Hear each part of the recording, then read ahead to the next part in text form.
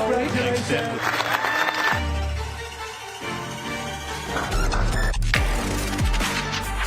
Wow.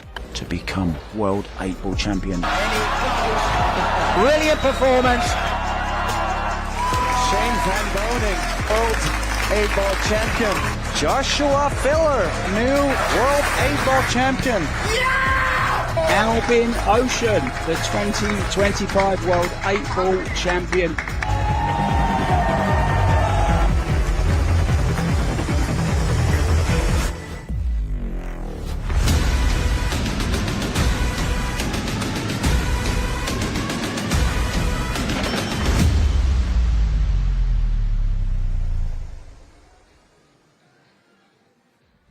Hello, pool fans. We're coming to you on this Easter Sunday morning on the banks of the Mississippi here in St. Louis, Missouri. And we are just going to be enjoying it with the sport that we love. That is world-class pool all day long. And we're in for some great matches and a jam-packed day all the way until this evening. What we've witnessed so far here in St. Louis is nothing short than incredible. We have had so many hill thrillers and shootouts, and the stakes are going to get even higher as we get closer and closer to the finish line and awarding on Tuesday and Wednesday the championships in all the events, and awarding over $550,000 right here in St. Louis. One of our biggest events here in St. Louis is, of course, the 2026 Yalin WPA Men's 8-Ball World Championship presented by Poison. 96 of the very best players in the entire planet all battling it out for that $300,000 purse. These next matches are huge, so let's get to them. First up in Arena 2 from Ho Chi Minh City, Vietnam. He's the Martian, Dong Qua Kong, and his opponent is from Vestbrain, Hungary. That's Oliver Solnoki. And back here in Arena 1, he's from Hilnocus and Leyte, Philippines, Mac Lady, Sean Mark Malayan. And his opponent from Bad Honnef, Germany, the killer, Joshua Filler. Lagging for the break and sending it to the Predator commentary booth. Take it away, guys. Hello, pool fans. And a very warm welcome from wherever you are watching. We are back live on day 5 as we have an action-packed day ahead of you. And as you can see, we will be following the match between Jean-Marc Malayan and Joshua Filler, raised to 8. And joining me in the commentary booth is none other than one of the most familiar voices, Tim de Ruiter. Tim, nice to have you with us. Yeah, thanks, Aria. Happy Easter, everybody. Hopefully you can get to enjoy with your family and enjoy some great action as we have the World 8-Ball Championship. We are slowly starting to get to the business end of the event. Who is gonna make it through to the late stages? That's what we're trying to find out. This is a loser round match though, so one of these two players are gonna leave us in, well, about an hour or 2 hours. And who's it gonna be? Yeah, that's the main question now. Obviously, Tim, I don't think the man in the right of your screen, Joshua Filler, needs too much of an introduction, as we've come accustomed to see him at the latter stages. Jean-Marc Malayan, he is someone that is, you know, ever improving by each season, and, well, he's got a chance to arguably, Tim, book his most famous victory if he can beat this man sat there in the chair.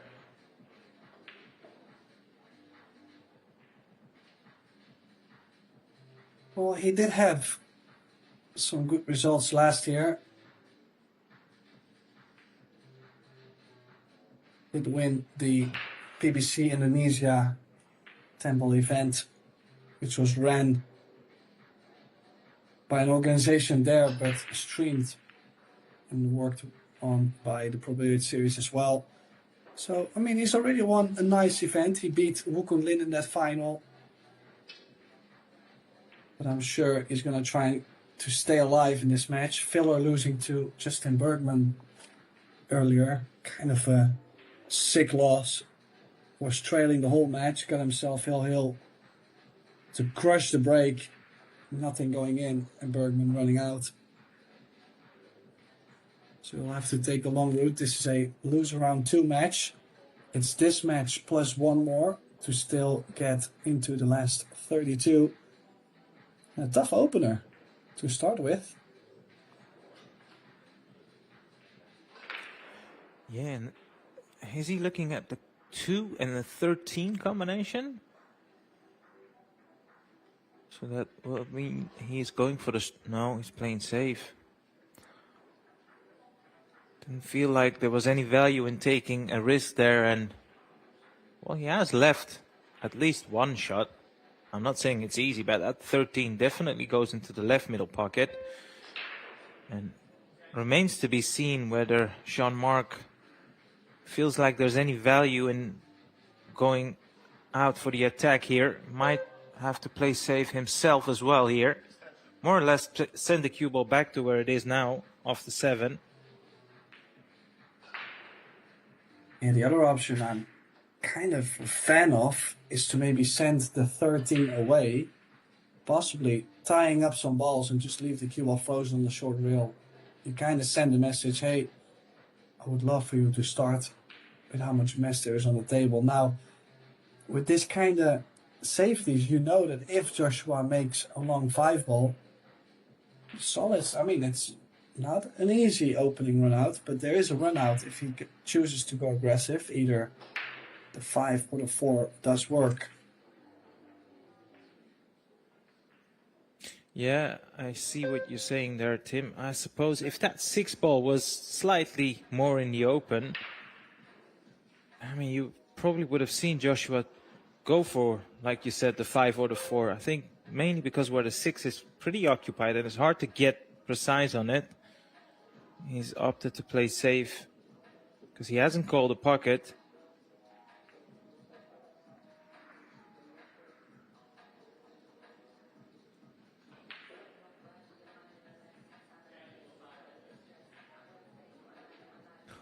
This is, of course, a huge element when we have a hand-racked discipline, and particularly with 8 ball. There'll always be some sort of a cluster, and sometimes that just dictates the play, doesn't it, Tim?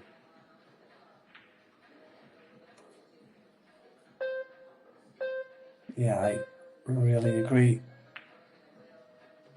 And he did take that 4 ball on, though.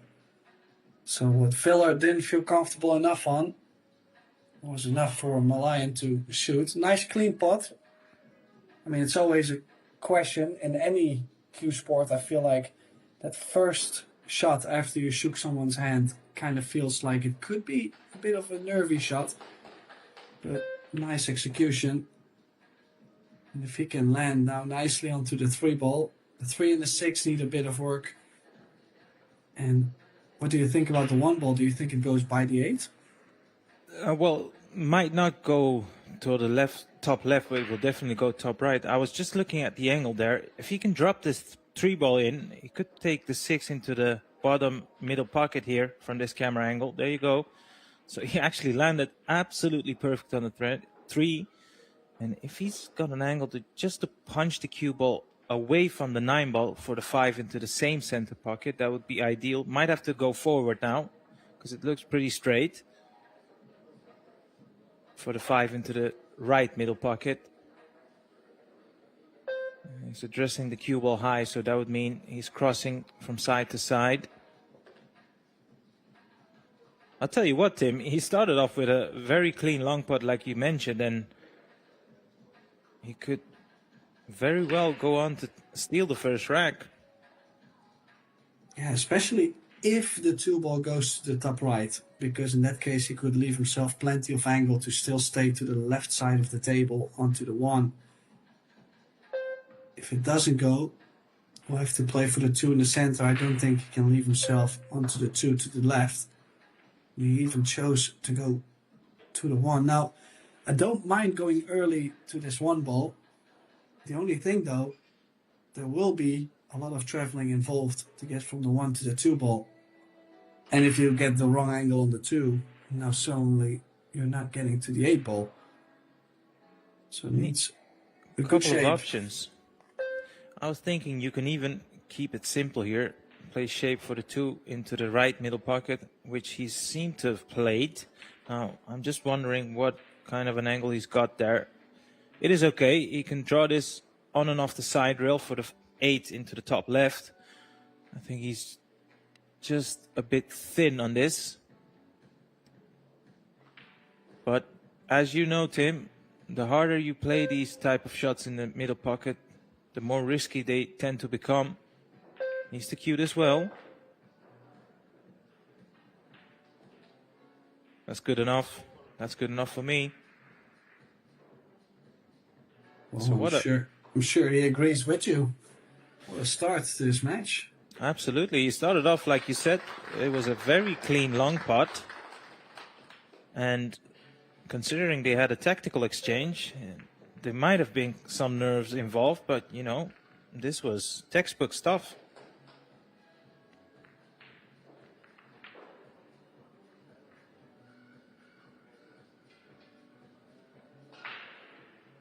Yeah, that's always going to be the challenge for Joshua Filler, of course. I mean, there's that lot of controversy. Is he the best player around? Who's the best player? Everybody agrees he's definitely top 3 at the moment.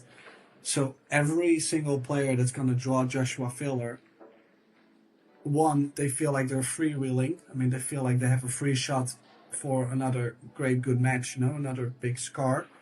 And, well, I mean, all the pressure is kind of on Filler. He's got the favorite role, and it's not always the easiest way to handle that. Oh, without question, Tim. When you're, you know, kind of the benchmark, to put it what you were saying in a different manner, you're always looking down, not up. So, you know, you're the man being chased, and like you say, you sometimes take it for granted because these top players, they're so proficient. We just expect them to play good all the time, but they're human as well. They can make mistakes, and when they do, it's very important that if you are playing in the underdog role, you have to punish them. You have to let them know any miss move you make, I will be all over you. I'm not so sure what they're waiting for. Yeah, me neither. I mean, the balls are racked. He's ready to break the balls. Joshua is still in the chair, so, I mean, it would have been weird to see a timeout at this point. The one thing that's kind of strange is the fact that if we look at the scoreboard, it's only 1 race to 8. We're not playing any sets, so maybe there is something happening. They're trying to fix the scoring. I'm not too sure. I'm sure everything is going to be fixed, yeah.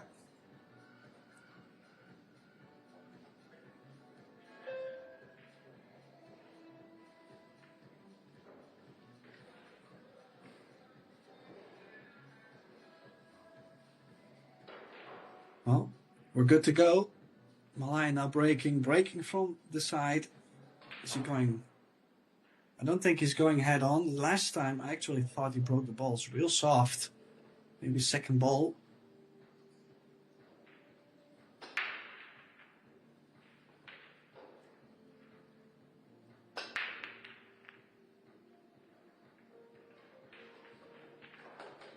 And I mean, I'm almost assuming that he just wants to give Filler racks that he won't be able to run out area. Look at this. Like, Yeah. I don't think he really broke him very firm. It's very messy. It's not impossible. Yeah, but still, Tim, it'd be unfair for me not to say the pack has barely moved. So maybe that wasn't the best rack the referee put for them. I'm not too sure if that. I'm not sure because I mean he really didn't break him hard. It was second ball break. I mean, the first break he actually it looked very similar with how he broke the balls. I just think he's tempting Filler into making something happen, which is most often not going to happen. Yeah, but we had like 11 balls in the vicinity of one another, which rarely happens. Even, I agree, you know, it is a tactical decision. He's going for the second ball for a reason. Yeah, I've not seen this happen too often at the TV table just yet, but you know, I'm sure there is some sort of a tactical mindset behind it.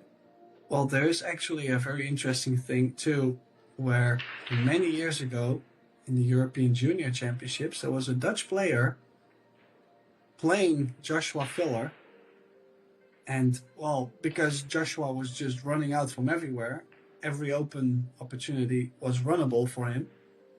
So they chose to, well, kind of leave it like it is right now. Like, just leave him as he started to do a soft break. Now you can say, come on, you know, you got to take your own opportunities.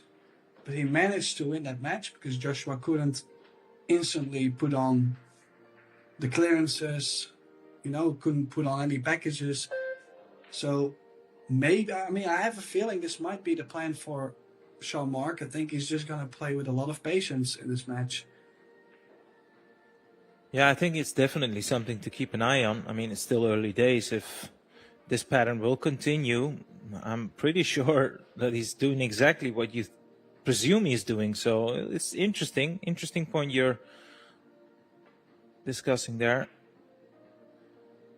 I mean, I'm not going to say Sean doesn't have a chance to beat Filler, but, you know, for the players that do not really have that much chance against such a high-quality player, who knows, you know? You're definitely going to get table time. He's already had more visits than some other players. So, now... And it's well within his right. I mean, when you have an opponent in any sport that is very proficient in a specific skill, let's say you're playing tennis and you know you have a big server, I mean, the first thing you want to do is take that big serve out, if that is even possible. So, you know, it's well within his right. And what a great shot he's played there, Tim. Yeah, just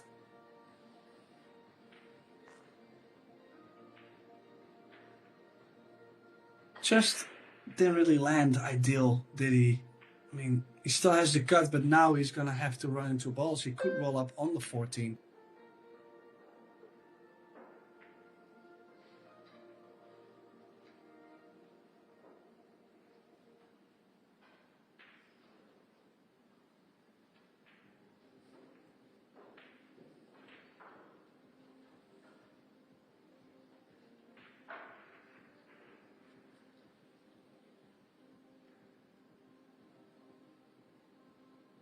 Yeah, just a nudge on the 3 ball.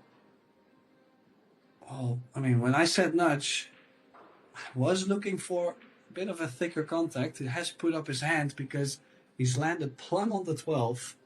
Can draw back for the 15 in the side. And the 13, as you can see, does go now by the 3. So everything working out well for the young Pinoy.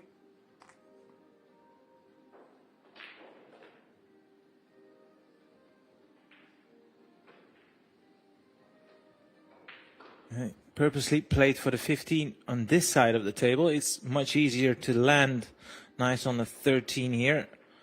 And I think he's got an angle just to screw his cue ball past the 1 here. Yeah, he has.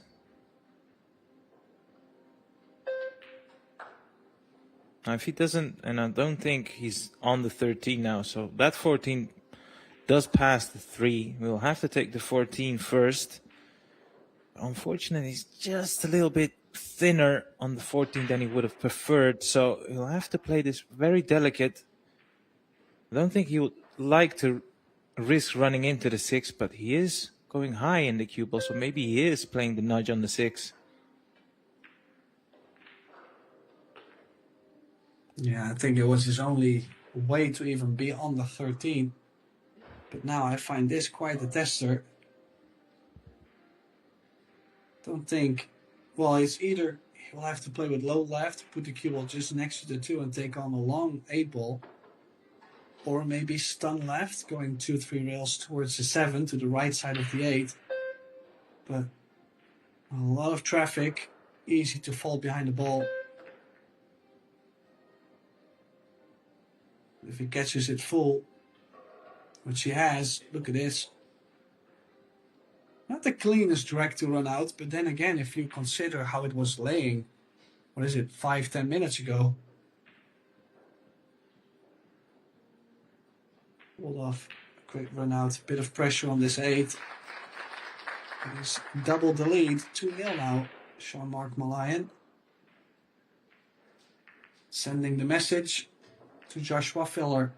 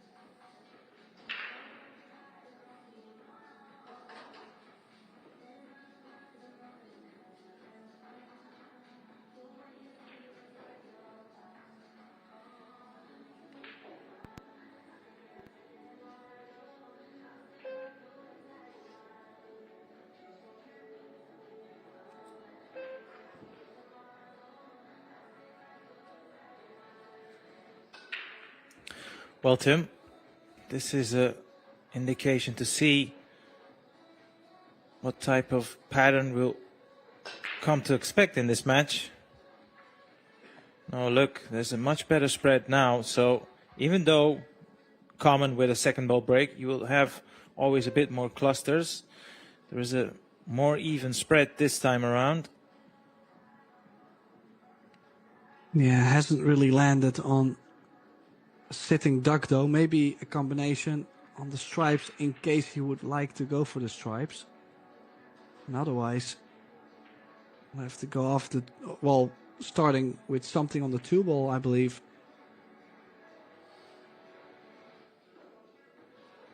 Now, I don't mind playing a 13-10 combination and then possibly off the 14 open up the 11.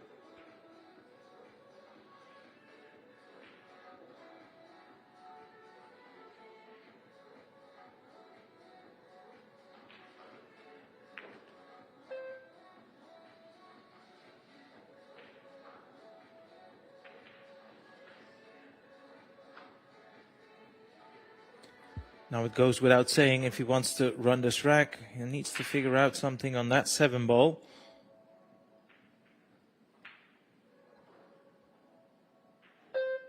Yeah, I have to say that the biggest problem for me with the solids was the fact that there's only the 3-ball next to the 7. For the stripes, you at least had the 15, 14, maybe even the 13 after the combination. But of course, the combination, you can miss one of those combinations at times. So I do understand he's gone for the solids, but soon he will have to develop something. I don't like leaving that cluster all the way till the end.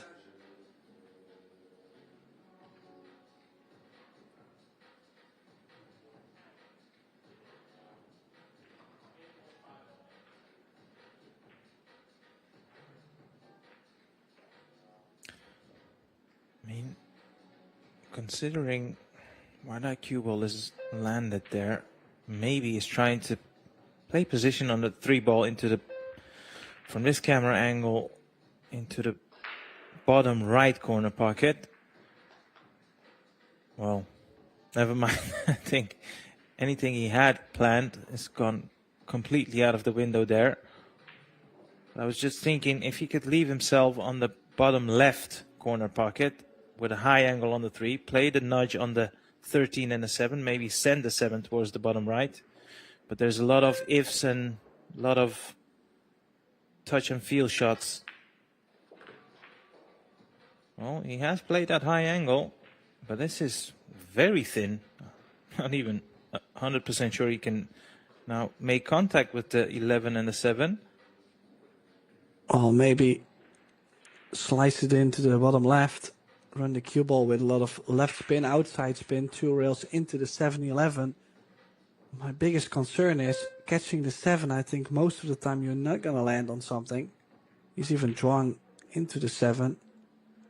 Taking the full risk. Look at this.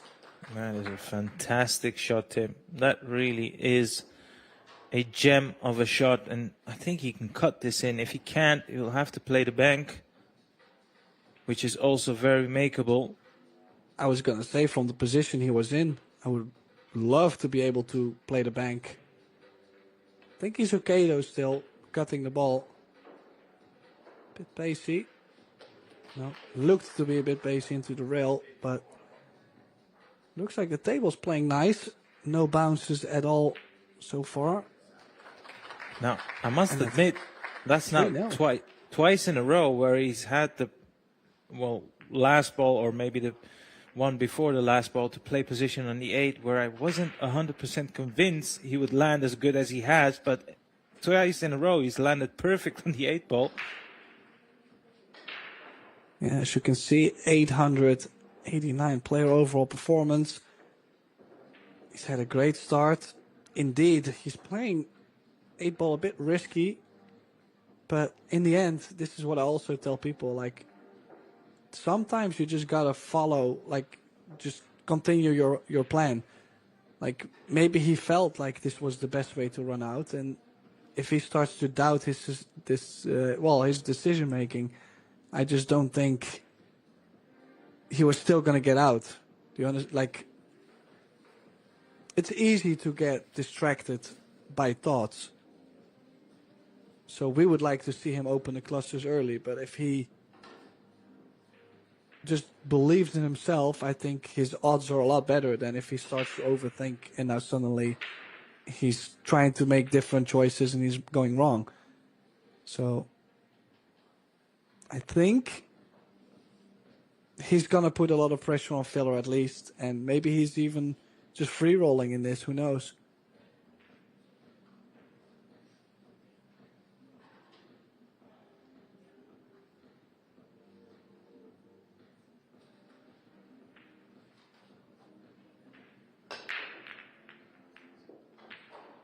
Well, he is hitting that second ball break so thin and not really that much into it. But 3 balls in. Look at this. You barely put any body into it. Barely any stroke. Super messy near the bottom. But yeah, 3 balls in, and with making that many balls on the break, you are going to get space to work with.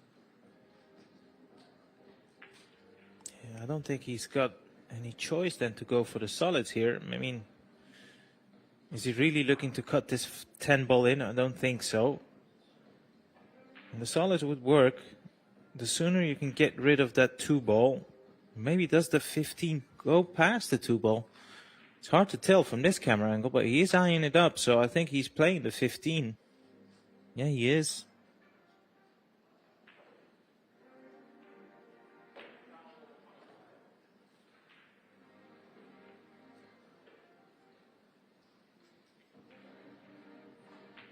Yeah, there's 2 ways of looking at this situation. Either he underdrew or overdrew, because I don't think he's comfortable on the 11 here. Neither is he on the 13, so he'll have to come up with a good recovery shot here if he wants to retrieve the situation.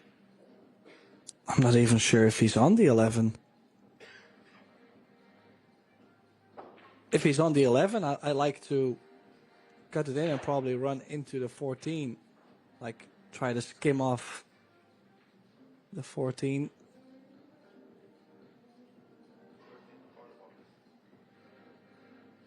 Oh, it looks like he's cutting this at 13. This is super thin. Definitely gonna open up the 14, but gotta make this first.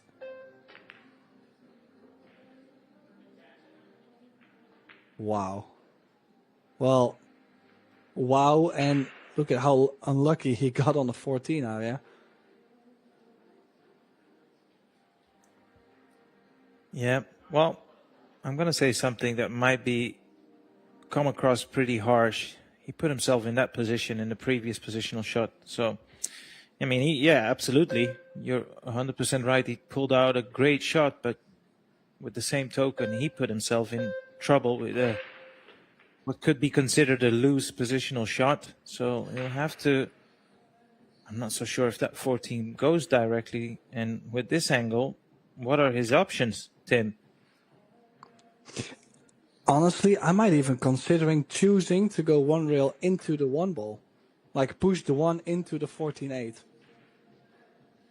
I mean, like top left, I just don't think there's anything else. The 14 definitely is not available into any pocket. Well, apparently it must go into the same corner as the 10. Well, I gotta say, I don't like the fact that he's played this shape to then now look if it actually goes yes or no. But it's just such a small... Can he still play the 14 off the one in the center? No, he called a corner pocket. I heard the referee say corner. Oh, wow, he still gets it, though. I mean, you gotta say he's getting himself in all kinds of trouble, but he's always landing perfect on the 8-ball. Yeah, he's keeping his composure, and every time on the 8, he gets a shot he's like very supposed to make. This is for 4-0. And it's interesting. The match Justin Bergman played against Joshua Filler went exactly the same way. Filler started to put a little bit of a package, I think 3 or 4. Then the break didn't really work. He missed the ball. Filler climbing back. Like, it kind of feels like I'm watching the same match. But I'm very sure this is not Justin Bergman. It's Jean-Marc Malijn who's playing fabulous 8-ball right now.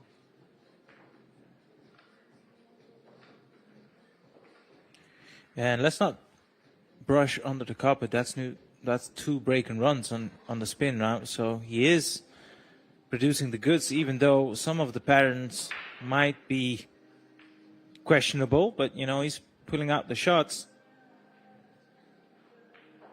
Well, also don't forget, like, we do have multiple angles to look at things. And for a player, I mean, it's not always easy to spot the right way, the right balls. There's a shot clock, of course, which makes 8-ball a lot trickier. The nerves, you are currently playing, one of the best players on the planet. So there is so many ways you can imagine. Look at this, balls pocketed 33 against 0 for Filler yet. Malijn is halfway.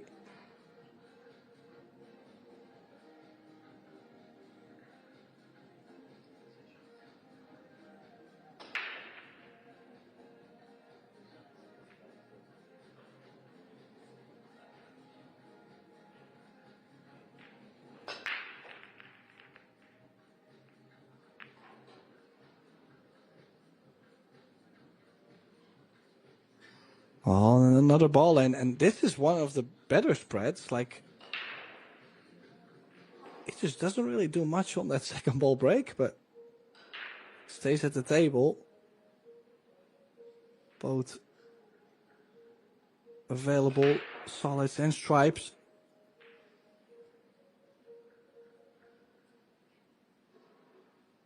Now, if I go for the 1 ball, I would like to get on the 7 ball very early. There's no real solid near, so maybe go 1 rail into the 11, try to land on the 7 into the center or make a bit of space. You can also choose to run into the 7 ball, you know, play it a bit wild. You got the 5, 3 and the 4 next. Always found the window, that's unfortunate. And the cue ball does stay on the table. But imagine catching a piece of the 11 or a piece of the 7, I think would have worked out great. Yeah, he's landed very awkward, and I agree. I think particularly on that shot, he was very unfortunate to land there with so many balls possible to hit.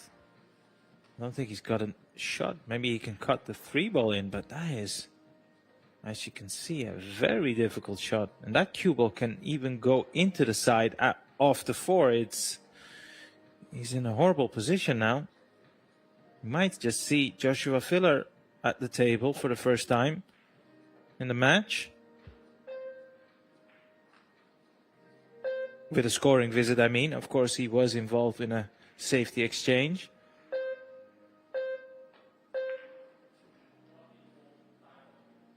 Yeah, not just to cut the 3-ball in, but also that cue ball that could have gotten close to the center. And look at that 4-ball tying up with the 15. That's kind of a welcome gift to Filler. It's like, well, let me just make things a little harder for you.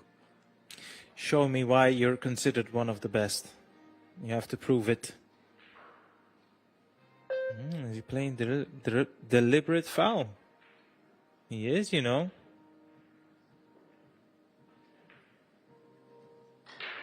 Well, I can understand. He's got some seat time. We started like, was it 30, 35 minutes ago?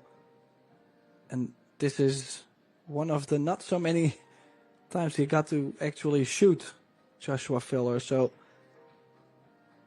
chose to make another cluster on the table.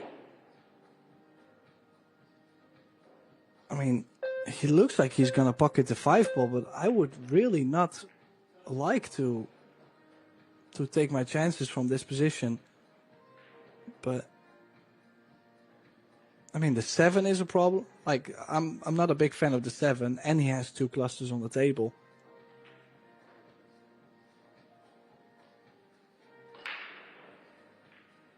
Do you have any idea what he could have planned? No, not really. I think considering with the 7 as well as the 3-baller is sitting, it's one of those racks where it doesn't feel like he can win it with one good shot. You know, you'll have to maybe buy some time and hope that Joshua will clean up some of the traffic here. But it's a risky game to play, Tim, with any opponent, not just Joshua. An 8-ball, the deeper you go in the rack, the more you feel like you're losing control because you've solved all the dilemmas for your opponent as well.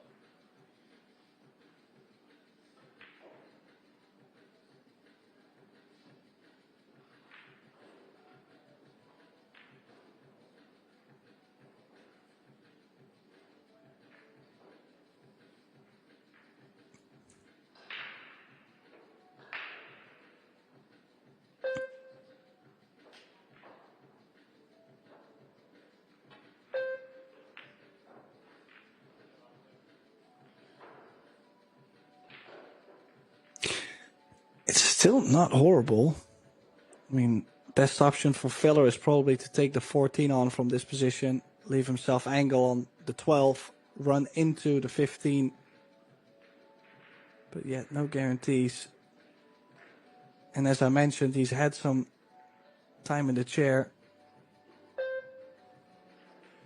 Doesn't give him any excuse to miss a ball, but, you know, there's a difference between being in stroke and being that cold in the chair.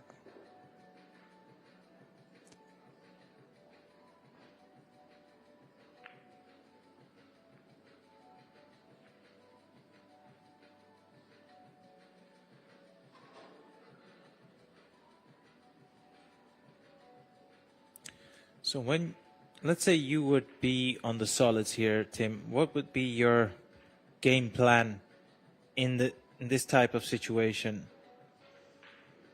Well, when he first got to the table, when he still had the 5 in front of the side, I kind of like this odds still to go for a moving battle, you know, like to still try and make something happen. But the more balls he is pocketing, the more trouble he's just going to fall into. And now, I actually don't think he was trying to make the 3-ball. I think he was trying to push it over to the corner. Now, from this point, this is where miracle runouts have to happen. Maybe leave himself. Oh, he's playing the 7 off, 1 reel off the 13. Just like that. Needs cue ball to stop though. I was gonna say, I think he was trying to play for a cross side on the 4. Cue ball too far. And just every shot, things get worse and worse. Yeah, he's well and truly in trouble now. Doesn't look like there's any possible pot on, and any sort of contact with the 4 will, you know, you're basically solving the one main problem for Joshua here.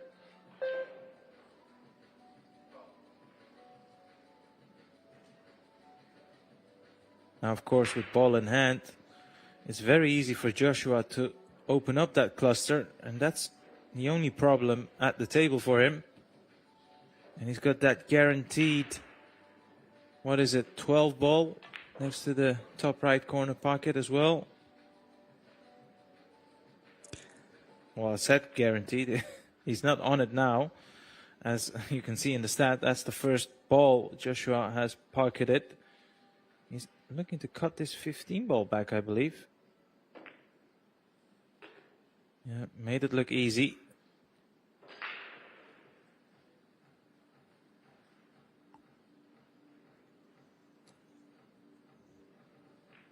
Yeah, that's one of the things, right? Opening clusters, just make sure you have backup balls. As you said, he didn't land on the 12, but he knew he was most likely going to have either the 10, that same 15, or the 12, so never really had a worry. He's going to do him well if he gets the run out.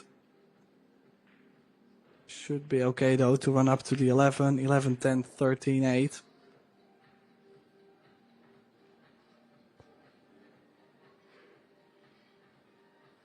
Put a little bit more stroke into that, so tells me he likes to hit the ball a bit more when he's cold instead of floating the ball around. So he could still play 13, land in between the 10 and 11, leave himself options.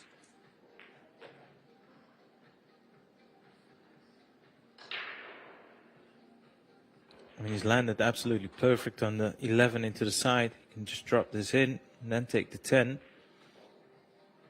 Or play the stop shot, or even screw back, whatever he prefers.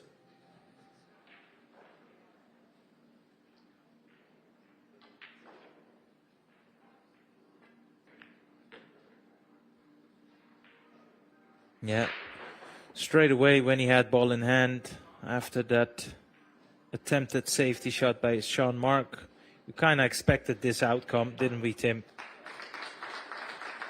Yeah, I agree.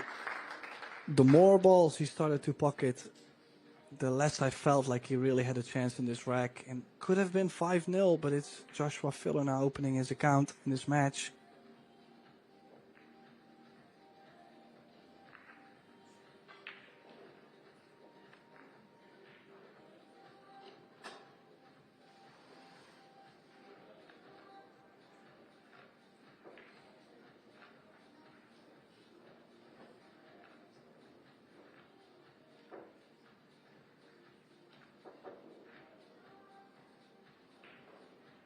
Yeah, this is the shot we were talking about. He was trying to skim off the 4 to still leave it as the problem ball, but, you know, he failed to make contact with the 4, and this was the result afterwards. And I'm pretty sure Sean Mark knew as well, by the time that cue ball didn't make contact with the 4, that his odds were very much in favor of Joshua Filler clearing the rack. As we'll get a chance to see how Joshua Filler will break in this match.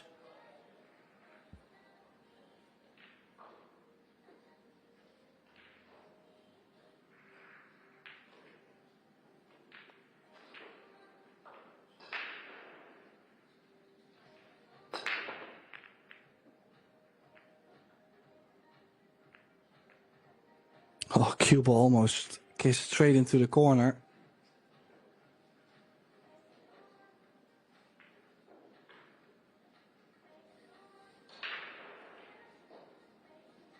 And yet, I mean, that's the risk also breaking from the center. Most likely going to be a wide open layout. Just what Malayan needs. Now the opening shot a bit scary though. Does he still have the long 3-ball, or is he forced into taking on the 9?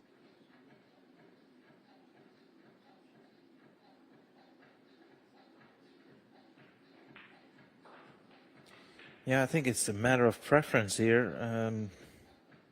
Now, I would probably prefer the stripes here. So there's your answer. He is also eyeing up the stripes.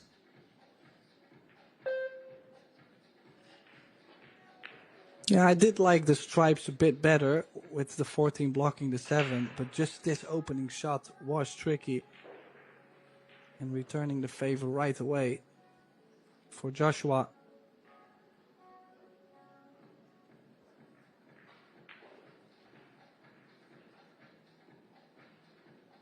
Just hit the near jaw, and as we've seen over the course of numerous events at the PBS series, these middle pockets aren't forgiving. You have to be very accurate. And also, if you are watching and you are very interested in some of the equipment, you can find that on our website, Pro Billiard Series. When you click on the equipment, you can get your hands on everything that these players are playing with. The balls, the rack, even the tables.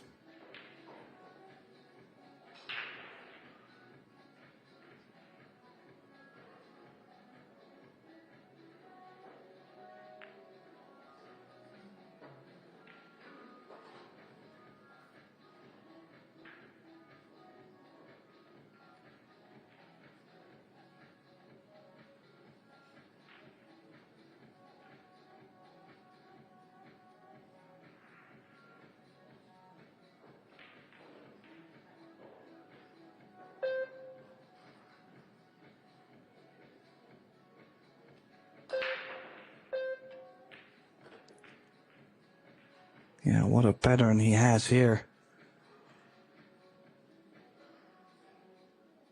Kind of fell in the middle of everything though.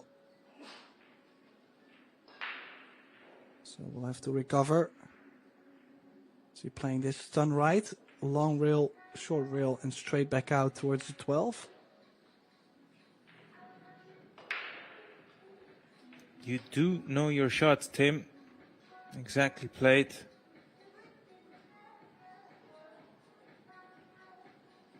Now, how would you go about this? I would feel like the 12 is the most sensible option here. Yeah, I mean, stun, just a drip of left, puts you onto the 10. The 15 connect, so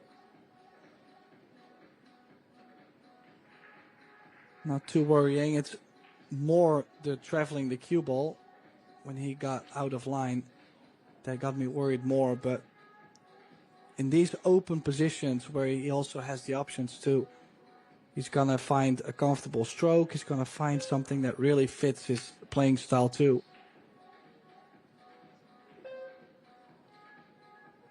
Yeah, that's fine. He can draw on and off the side rail, a little bit of left spin, just to send the cue ball around the 2 ball, and he would land very nicely on the 8 ball here. Can he just stun this? I don't think he can stun it. Maybe I'm wrong.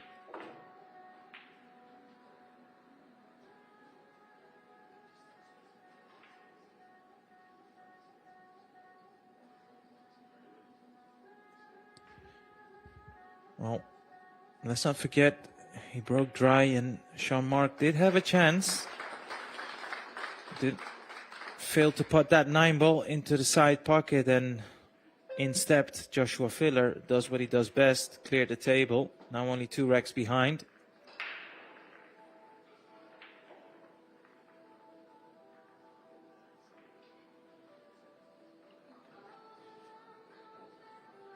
Yeah, there's that missed 9 ball.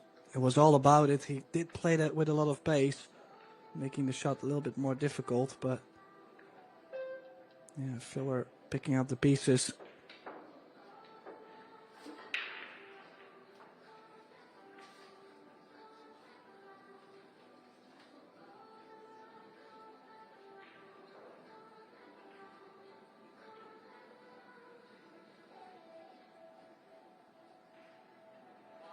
As I mentioned, this match has been going exactly the same like when he was playing Justin Bergman.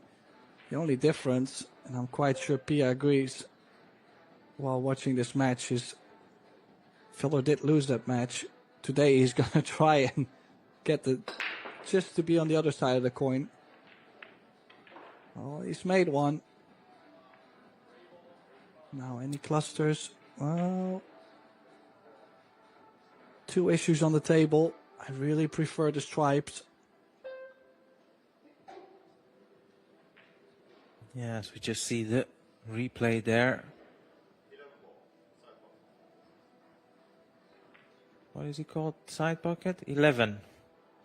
So he's playing this combination 1 onto the 11. Oh no, he can get to it directly. That's even better.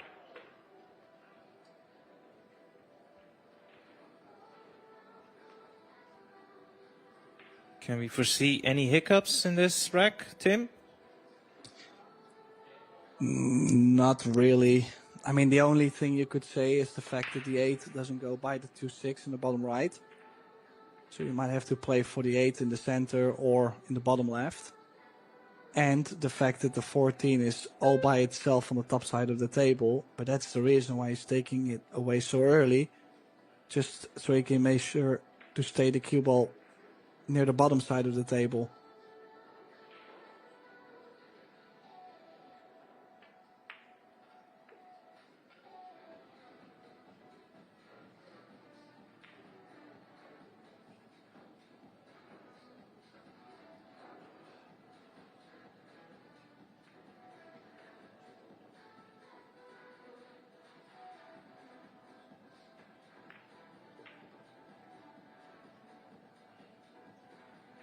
Yeah, kinda. Still has the chance to cross over for the 8 in the bottom left, same corner as the 13. So could play if he had left himself more angle. Now I'm quite sure he's gonna play himself for the center. Side pocket. If that cue ball can land exactly where it is now, that would be perfect. But anywhere in that line would do. Now, I don't care how tight these middle pockets can seem to play. There is no reason to miss shots like these. Absolutely no reason.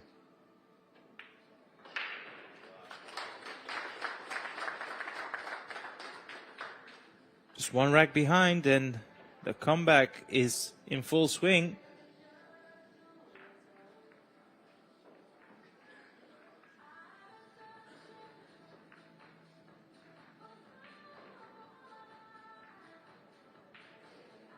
Yeah, so far so good. Good match from both. Not too many.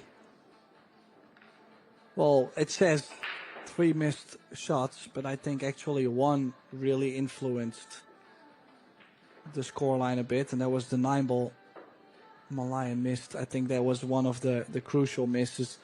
I mean, in 8 ball, it's kind of funny how you can miss a ball and yet still be...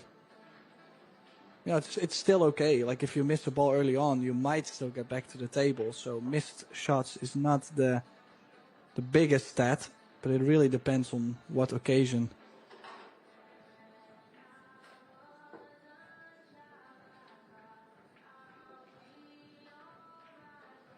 Yeah, ultimately the stats just give an indication, but I suppose with every match there is a storyline, and the best way to figure it out is, you know, watch it in its entirety. Ooh, that cue ball was very close. But even without the cue ball dropping, it's still dry, and he's left his opponent with options here, Tim. Now, first glance, would you consider the solids or the stripes? Well, I really like the stripes. I just want to see where the 11 ball finishes. No, it's okay. I like to start off with the combination 10 on the 10 ball, the 110 combination.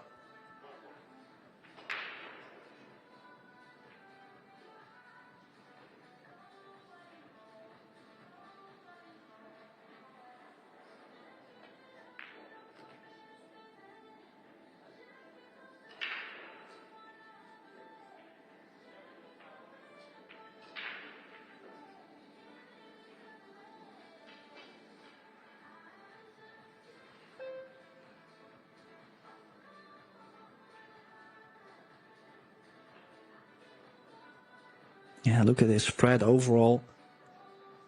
15-9-8 to end with, I feel like.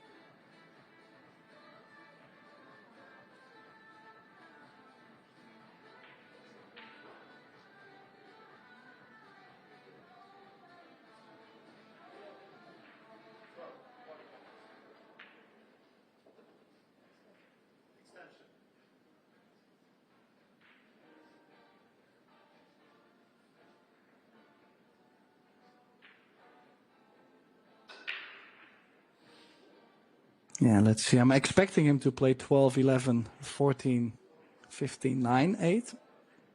Just gotta make sure he stuns the cue ball in between the 5 and the 2 now.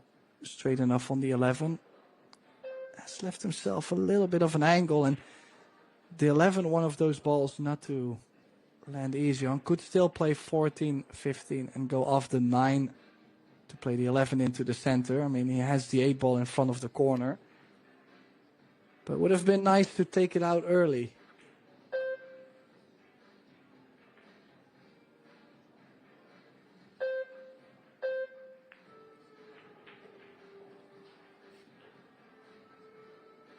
Yeah.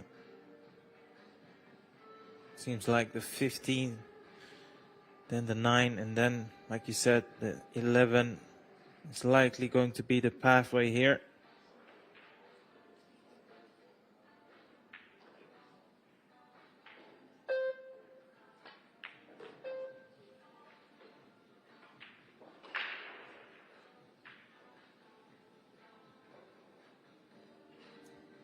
It's not the biggest of angles, but I think it's enough for him to work with.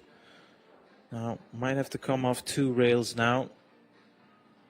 Put the 11 into the left side pocket.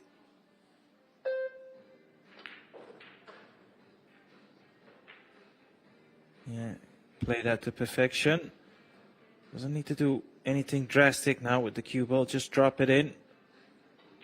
Or even play a stop shot. It will do. And this is, you would feel like a pretty important visit by Sean Mark, because after having built a lead 4-0, although he's had at least one chance on the break of Joshua Filler, we saw his massive gap disappear. Now we can regain some momentum. Gets the break, and well, so far, if you've just joined us, he has been breaking second ball, and he's had quite some success on his break. Be interesting to see if he can produce another successful break, even though the stats, as you can see, the stats indicate as well that his break success is nearly double as good as Joshua Filler. So yeah, that second ball break has been paying out for him so far.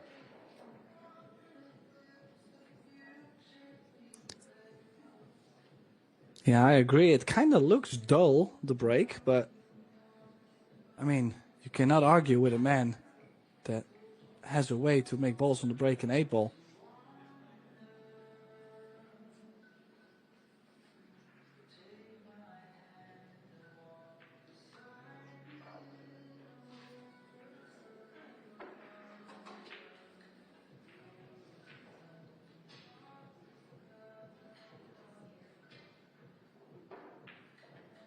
Yeah, it's evident to see that he had a clear-cut game plan coming into this match.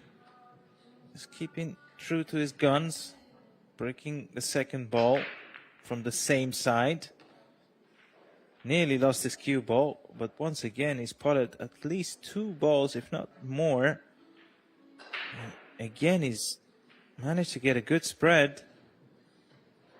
Yeah, this is what I mean. Like, it's kind of a, like, I feel like he's only breaking like 50-60% pace, and yet it's worked out nicely. Now, difficult layout. The 12 doesn't go by the 3. The 5 doesn't go by the 15. But you can take the 7 now, open the 3 ball up, and then later on, using the 4, maybe develop the 5. Of course, if the 12 ball goes now, I'm taking the 11, and I'm working my way up table to try and get on the 15 as soon as possible.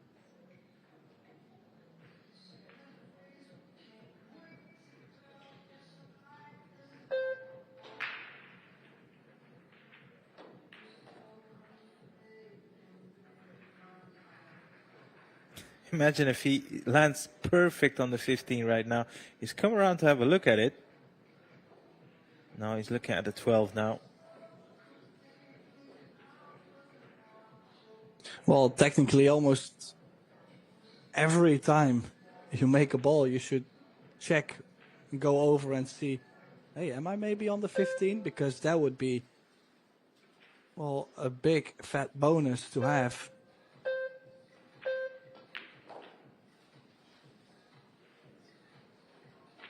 Well, I can tell you, he's not on the 15 right now. Yeah, and I'll tell you one thing. It sounds funny when you say it like that, but maybe in your mind you're trying to play like you want to land dead straight on the 4. Because if you can just see the edge past the 4, that should be exactly the putting angle on the 15. So if you're playing almost, let's say, straight on the 4, you would more often than not actually land on the 15. But it's a very narrow window, that's for sure.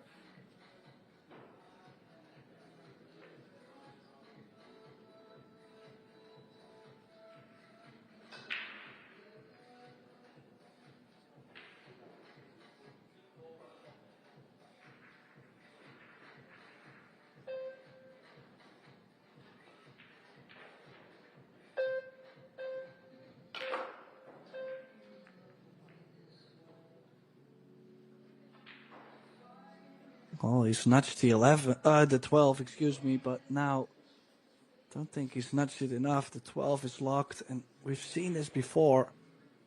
Like now, I know he's on the 13, but I kind of like my odds still to try and outmove Filler. You know, just maybe make sure his 3 ball is locked, roll the 12 next to it, you know, just stay patient. From this point, I'm not a fan of running the table anymore. Like, I'm not chasing the run out.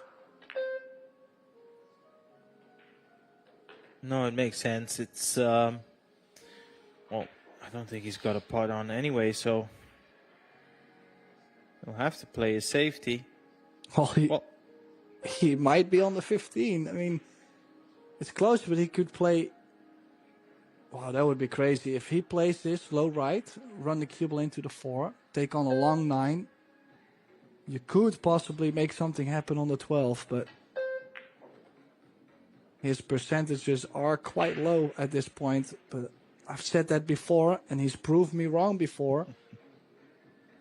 Well, Tim, the biggest question now is, does that 12 go past the 3? It doesn't feel like it does, but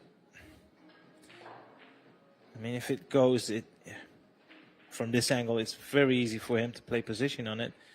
If it doesn't, he'll have to try and disturb it, and you always need a little bit of luck. Well, if he runs into the 3 ball, I think he could land. Oh, he did catch the 12 first. I was going to say, if he catches the 3 ball, he could have gotten the 12 in the left center or the top left. But, and this is just the point where, this is one of the reasons why we said he's getting himself into trouble early on. I mean, I'm not going to say it's impossible to make a hit on this 12, but... Yeah, he's got to try and pot it into the side pocket here. Because that 1 ball is a problem ball, as well as the 7. If you try to play the deliberate foul, you leave your opponent with many options to, you know, get rid of the tied cluster. So that, for me, felt like the right shot. But, you know, as you could see, it was a low percentage shot. Missed opportunity, Tim. That was.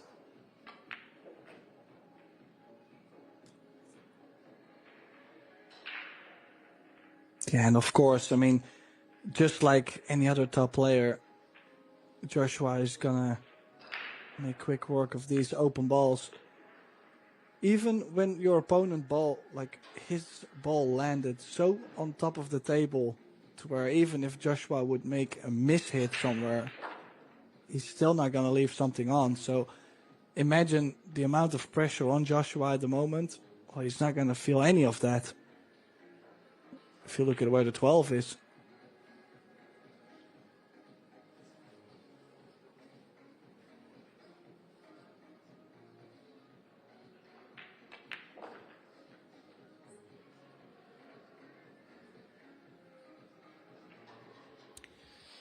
This match is poising up nicely, Tim, and it's interesting for multiple reasons because they have a different style, not only in the way they run the table, but also the break. You know, my mistake. Joshua is going for the full power break. Jean-Marc is going for the second ball break. So it's a fascinating matchup, this.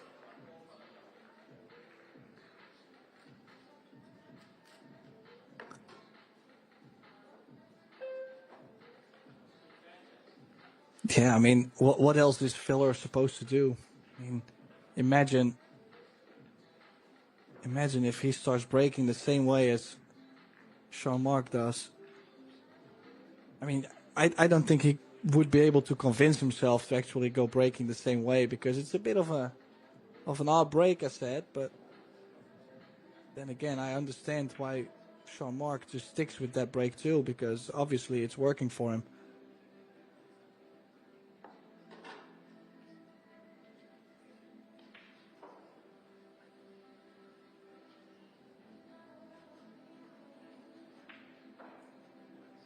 Now then, Tim, do you have any idea who is Joshua Filler his toughest opponent by the stats? I would have no clue. Well, I can give you a hint. He represents the same country as Jean-Marc. Carlo Biado? I mean, I'm literally straight guessing. Like not sure. Roland Garcia. Oh, He's wow. played him 5 times, and he's lost 4 of them.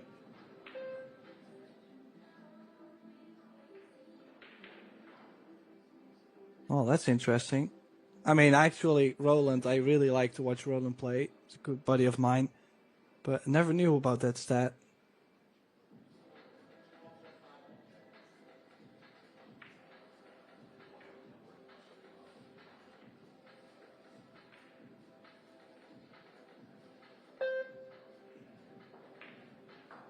Now, options, plenty he has, but now, would you reckon he plays like a 11-10 combination, goes up to the 15-9, and keeps the 12 all the way till the end? 14-12-8? I'm going to be honest with you, Tim. Every time you rack up the digits, my brain is scrambling to keep up with you. So you need to maybe make it a bit more easy for me to answer that question. Well, just in general, like I kind of like going to the 9 and the 15 now.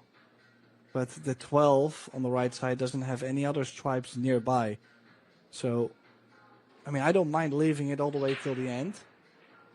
But if you leave yourself too much angle, perhaps, then it might get funny to go to the 8 ball. So, he's played a good cue ball there. Now, he still has the angle, though, to run towards the 9. That was inevitable. Don't think he could have landed much straighter. But that does bring up this question now. This is a frequently asked question, actually, very relevant, is how many shots are you thinking ahead, Tim? Because by the looks of your style of commentating, I think you look pretty far ahead. Yeah, I mean, I kind of like to look at group of balls. So, like, for example, the 14 and the 12 was a separate group. I considered it a separate group from the balls he took earlier on, because they were spread into a different side of the table. Most of them, like, they were both quite alone. And they were the only balls to really connect together. So if you get to the table, you can already say, okay, I've got 3 balls there and 5 on this side. Then you're already one step ahead. Now, did he run this cue ball too far. Looks a bit thin to me. Might be just enough. I'll have to spin this in, I feel. Or can he just see enough of it? Yeah, The referee called a foul, so I think he hit the 6 first. Well, it looked to be a little thinner, and then also he was playing with left spin, which throws the 12 more to the short rail. Honestly, No, I did he hit not the 3 spot- ball. He hit the 3 ball. Okay. I didn't spot it, but yeah, overall, tough position. And that's why I mentioned early on, is he going to take the 12 to get to the 8? Because it was so by itself. Once in a while, you're going to hook yourself. And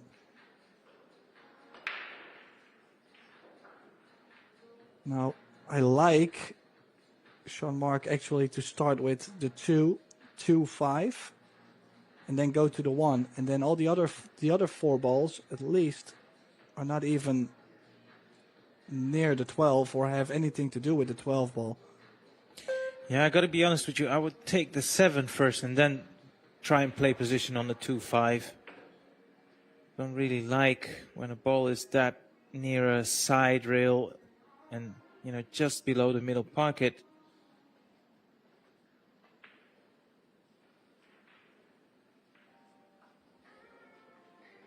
Even has the angle to stun the cue ball into the 12, opening the corner, and still have something on the 1 ball.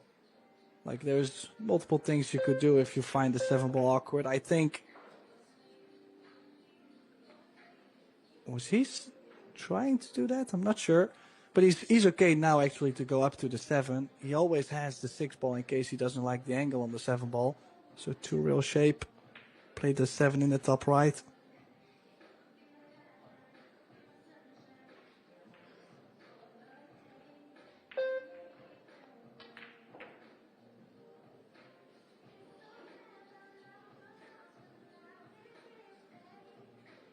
I did have a look at that 3-4 combination. That looks pretty dead set into the left middle pocket, and on this he's landed perfect on the 7 here. He's got a couple of options now. Try and hit this a bit harder just to get his cue ball a bit more in the open. That's exactly what he's done, and just have a look at the angle here on the 6 ball. It's okay. It's definitely something he can work with. Now, remains to be seen what the preference is here. If that 3-4 is a dead set combination, there's no need for him to take any undue risks. Maybe they weren't. Yeah, I have to say, he hasn't landed too great, though. Got a small angle on the 4, which actually runs towards the 3 ball. And do you think the 3 ball does go? It's where he can still play the 4 in the left center. He's gonna push the 3 ball down. Yeah, in the previous camera angle, it looked like the 3 also potted, but he's called a 4 ball, and it's not landed perfect. Let me put it that way. He's got definitely a very makeable shot, but have a look at this. He just grazes past the 3 ball, and he's slightly lost his cue ball. I mean, he have to do some traveling. Likely to play his cue ball from the top side of the table, maybe 2 or 3 rails come around the 8. Oh, played that perfect. I mean, he has been playing a great match. He has been making many good recovery shots, but saved himself from a bit of a scare, actually, in this rack, I feel like.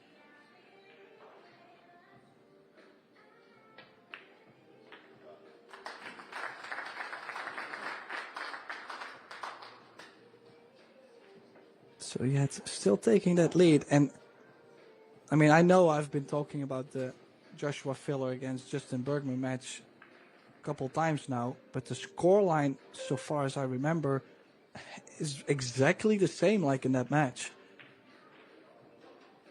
I mean, it was 4-0 and 5-3, 6-4. And it's difficult. It's tough to beat a player when he's playing an 881 overall performance. I mean, Sean is playing a good match. No way around it. The break really is taking its toll on Joshua Filler. Yeah, it reflects in the stats we just had there on the screen. Yeah, picked up on something. You know, a shot after the break. Sean is on 60% and his opponent on 40%. And that looks kind of right when you consider the score line.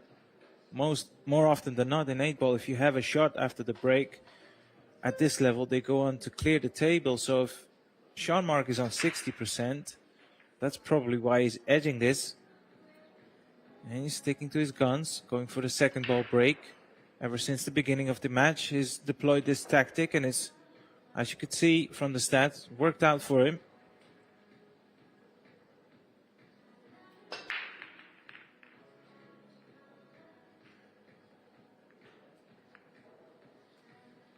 And for the first time, he's broken dry. Now, how costly could that be, Tim?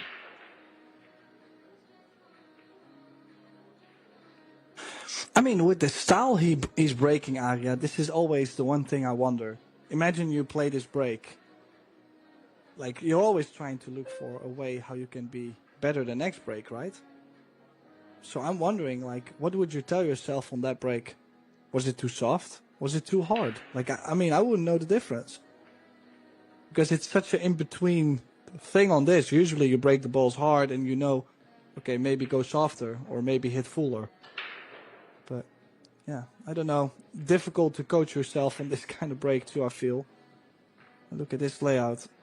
13-9, 12, 11, 10, 8.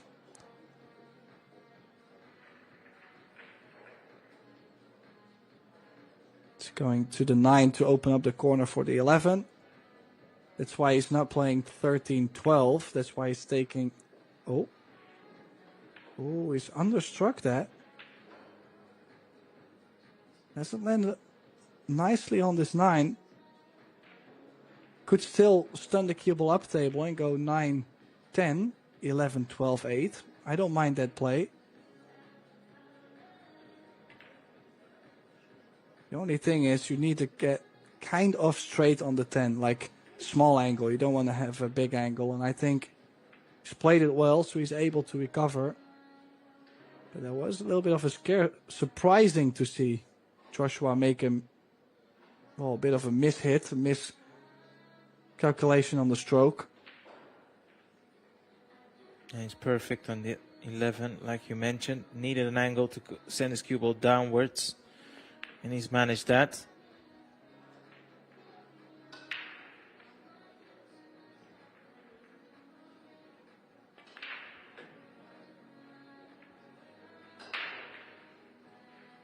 Yeah, Sean Mark went up 4-0. Then Joshua raced back at him, made it 4-3. And ever since, it's been nip and tuck.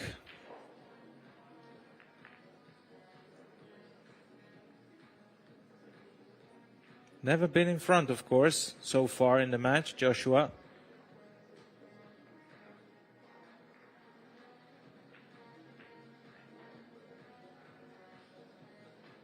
Yeah, slowly Joshua's player overall performance rising too. I mean, as I mentioned, it's not like he's missing many balls both ways. I mean, I don't think they're missing many balls. A lot comes down to the break. But yet, I have to say again, because we've had a couple days of 8-ball now, I feel like the table actually is giving nice patterns though. Like, it's not... Sometimes, and this happens in every pool room, there's that one table where you just feel like even if you hit the absolute perfect break, you're probably going to make 2 balls and get 3 clusters on the table. You know, just messy runouts. Now, a little while ago, I asked you, who do you think his toughest opponent is? Who do you think his 2 easiest opponents were? And I based that stat on at least 9 times or over played. Well, I'm glad I haven't played him 9 times then, because I'm getting close and he's beaten me almost, almost every time. So I'm glad I'm not on that list. I mean, I'm wondering, Shane Van Boning could possibly be one. The two men, there are actually more, but like I said, considering 9 matches or over 9 matches, Carlo Biado, he's played him 9 times and has beaten him 8 times. And now another one, Ko Pin Yi, he's played him 10 times and he's beaten him 8 times. Yeah, well, that's definitely something not a lot of people would do. Now, is the 8 ball? I think the 8 ball is open enough, right? To go in the corner. So it's going for stripes. Just that 10 ball needs a bit of work, but could take the 11 now and maybe roll slightly forward to leave himself the cut on the 10.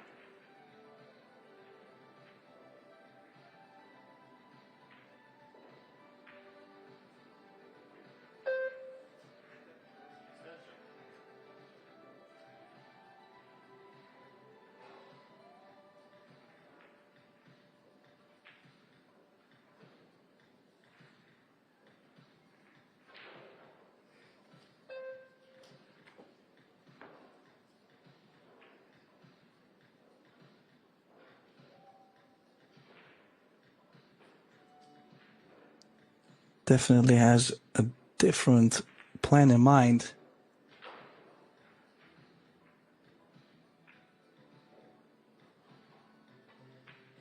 Maybe off this 13, can he at least go forward to where he goes full into the 7 with the 11 or the 12 as a backup? But you gotta play at the pace to where you do not push the 7 and the 10 together though. So it's still somewhat of a tricky bump to play. I'm not a big fan. That's why he's played this. Now actually he's got a better opportunity. Go 1 reel into the 7. It's guaranteed to have the 15 or the 11 afterwards. Or maybe the same 10. So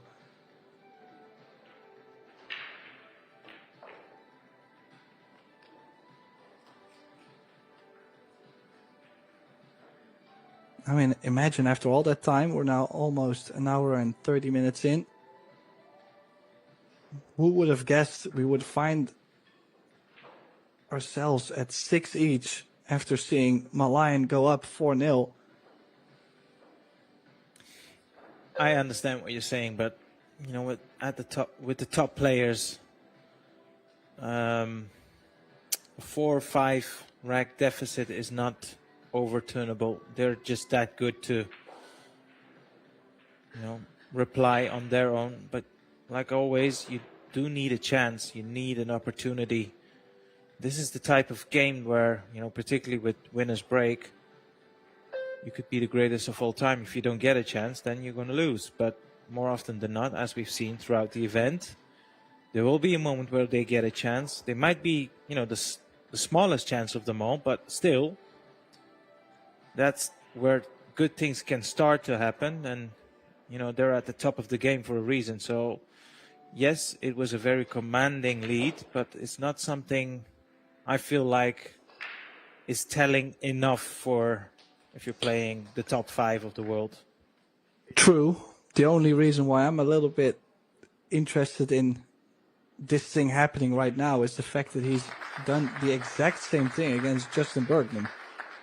Like, I mean, on the same table, the same kind of match. Oh, it looks like Malayan is going to take a timeout. He's probably going to try and change the momentum a bit. So that looks like we're tied at 6. And I think it's a perfect moment for us both, Arya Sarabi and myself, Tim Druit, to take a break. So we're going to take a short break and we'll be right back. It's only a race to 2 from this point.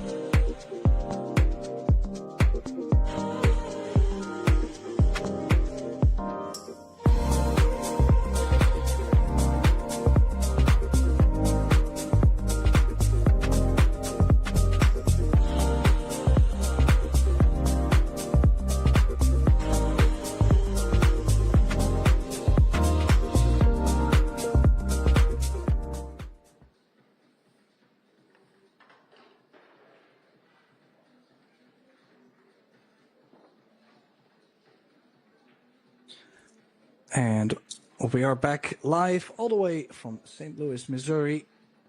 It's a race to 2 in the loser round 2 matchup. Joshua Filler to break the balls. Going second ball break. He's made one.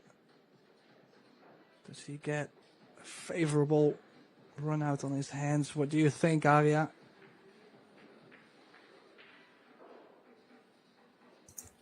As we just have a look at that replay,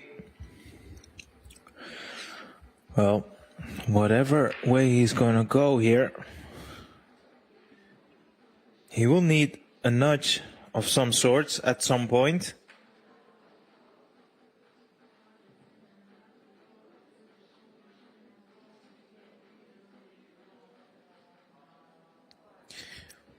Yeah, I feel like the solids is, considering where the cue ball is positioned, the way forward. Now, 2 problems. The 2 and the 3 ball. I don't think the 3 goes into the side pocket, so that might be, yeah, that goes open, so that's not really an issue. That 2 ball is. Yeah, and he's looking to come off the side rail, just hit a portion of the 8 ball. That would free up the 2 into the side. That would be the best shot available to him. You could see the disappointment there. Was trying to give that 2 ball a bit of a nudge.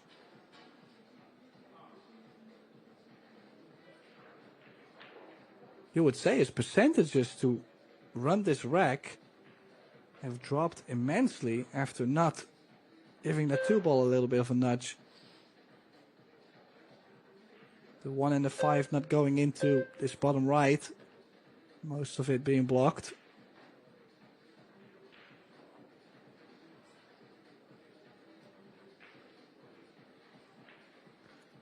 I think he's gonna, no, that's way too thin. I thought maybe he had a chance to cut this 2 ball, but, well, I mean, look, you can also consider a bank if you fail to develop the 2 ball.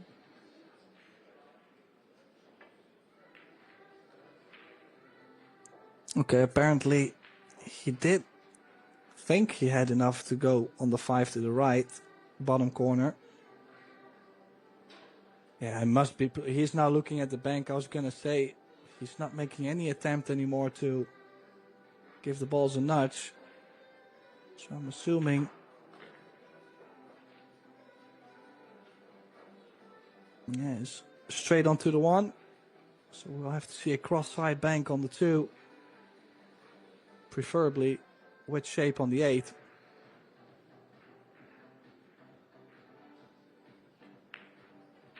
Yeah, and where that 2 ball is sitting, wow. I cannot believe what I just saw there. It just took it for granted. That's all I can say. Yeah, I have to say, like, it looked like he was really straight, and he was pointing a bit over, though, like he was trying to be a bit closer to the bank on the 2. So that gives me the idea that either he was telling himself he could put the cue ball somewhere, which was a bit tricky, or that he was trying to cheat the side pocket, but I would not really recommend on these tables. Now, this is no cookie either, though. The 10 and the 12 can be challenging, with the 2 and the 8 playing a big part in between.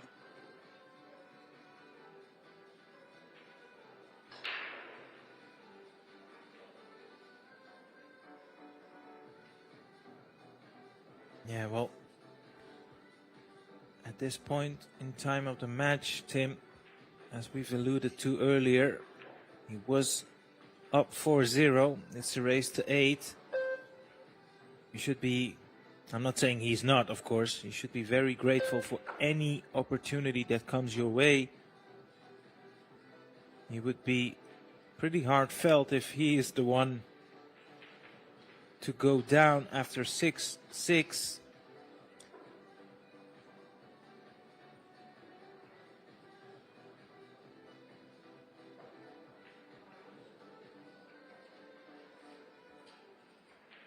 I mean, he's got the opportunity to come on and off the bottom rail, maybe run his cue ball into the 8 and the 2 ball. Yeah, you could give things a bit of a nudge. Yeah, look at this. He's nudged the 2. He's pushed the 8 out. I think he's got angle on the 10. Yeah, even if he goes with the cue ball just forward, he's always going to be on the 12. The 9 is next to it.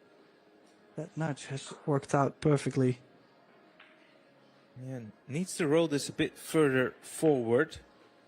Just to guarantee that you can see the 12. Now he's landed pretty straight, so he most likely have to accept a thinner shot. This is a common shot in straight pool. The cut back on the 9.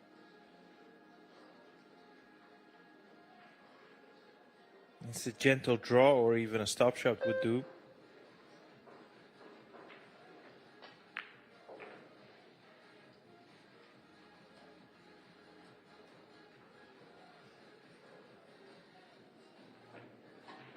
He's got options here. You can run it to rail or try and draw it. I think running it through is the easier way to playing this. That cue ball will be going into the line of the 8.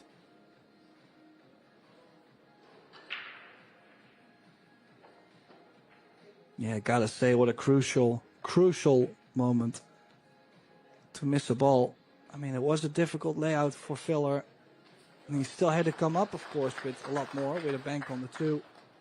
And that means he has missed the opportunity to put himself on the hill first. And it's now De Pinoy, Jean-Marc Malayan, who's in the races still to make it through to the loser qualification round. Yeah, break success overall has been going up. I think stats looking much healthier now. Just a solid match from both. 880 player overall performance against 866. I think this is a treat for everybody to watch.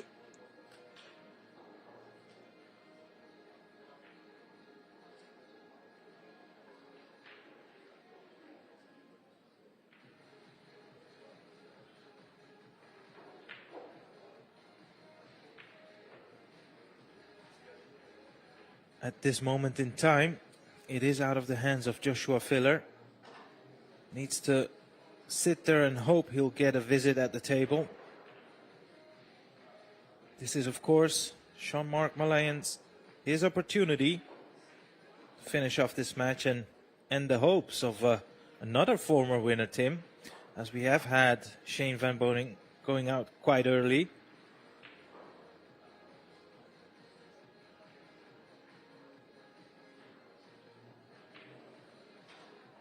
Well, he's still staying with that same strategy. Second ball break is not going to crush it. It's just, yeah, that's it. I mean,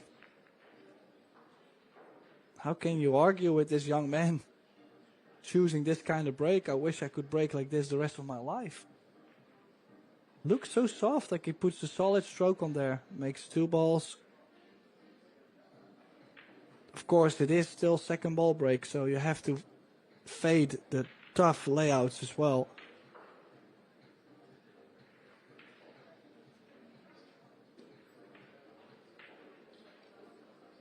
So what are we thinking here then, Tim?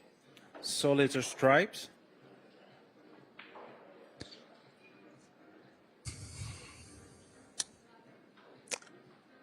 I mean, if you go stripes, you have the 9 to open up the 12, so I'm not so much worried about the 12.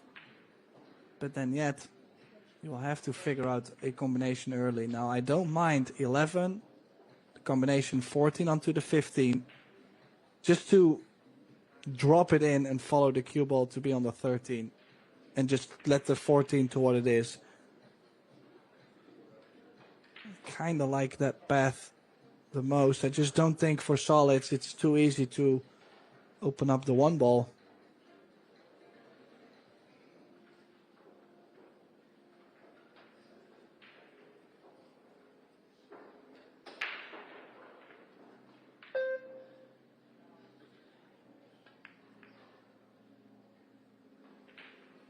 And he's missed at 9. Arya, I just wonder, why did he not take on the 11?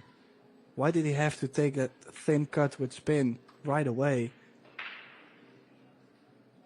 Yeah, that's always the question when you miss a shot like that. But look, he had a clear-cut strategy in his head, and he just came up short there. And I did say before the rack started, Joshua Filler sat in his chair hoping to have a visit at the table. Well, that's exactly what's happened here.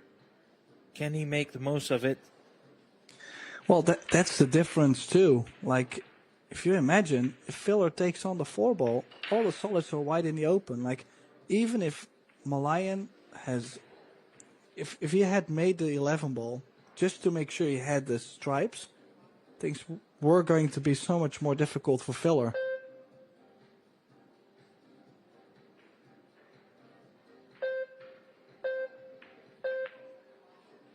The 9 ball, you meant?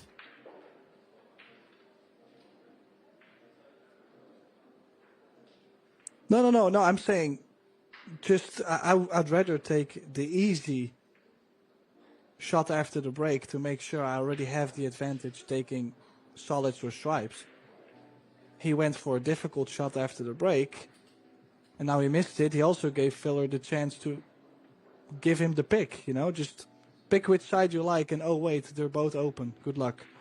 Like I mean, I just don't think I fancy the cut that much on the 9. Sure, he should have made it, but Yeah, but you know more than anyone, Tim. You know, in Q Sports, when you take a chance, when it pays out, you look like the greatest player of time, and when you don't, you get criticized about it. But in the end, you know, he made up his mind. I don't mind it when a player goes for a shot full-blooded and they come up short. You know, that's the risk you take. You're right. He had an easier pot available to him, but you know, he felt like by taking the 9, he would have opened up the rack to go on and win the match. And now, like the scenario was prior to the start of the rack, you have to sit there and hope he'll get a visit, because Joshua Filler now only needs to pot this 8 ball, will get the final break of the match, and that could also be the last we see of Sean Mark in this event. That missed 9, all to play for. yeah, he is inviting a former world 8-ball champion to come back to the table and break the balls on a scoreline of 7 each. We're hill. It's just 1 rack to see who stays alive in this year's WPA Yalin World 8-Ball Championship. I mean, based on the break success, well, technically, what is it? 2 out of 3 breaks he should make a ball. So the odds are in his favor, but are they going to be in his favor this time? Here you see, painful miss on the 9. Could be the last shot he's played for this championship. You know, there's one stat that really pops up for me, Tim. 5 missed shots. Sean Mark versus 2 by Joshua. Yet he's bossing the table time. It's almost 60-40, and he could still end up losing it.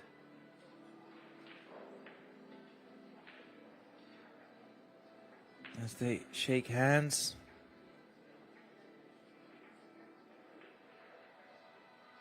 Joshua Filler also going for a 2nd ball break. He's seen how good that strategy has been paying out in terms of a ball pocketed after the break, and he has managed to pocket a ball as well. Now have a look at this layout, Tim. How do you like these? I mean, at 7-7, you have to take anything you can get, but very sure you would have loved to see a nicer spread. Now there is a 15-11 combination, I feel like. So if he can get to the center of the table, play the combination, and then work its way up to the 9 and the 13.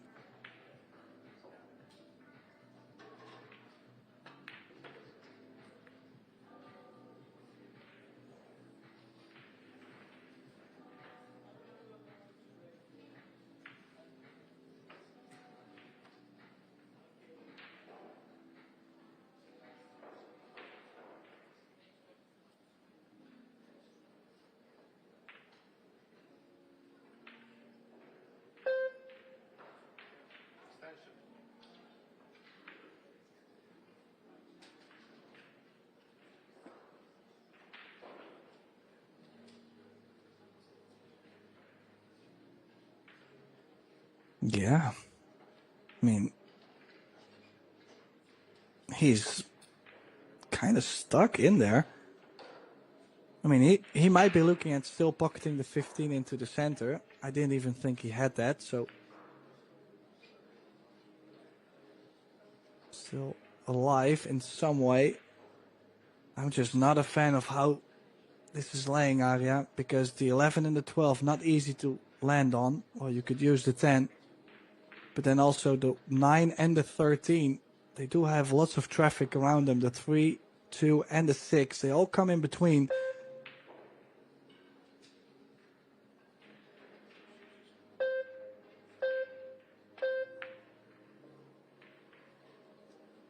This is really one of the main reasons we love live sports. You always want to see under the highest pressure who can keep their nerve, who can come up with the good shots. And as you mentioned there, Tim, this is not a straightforward run out. This is not a roadmap by any means.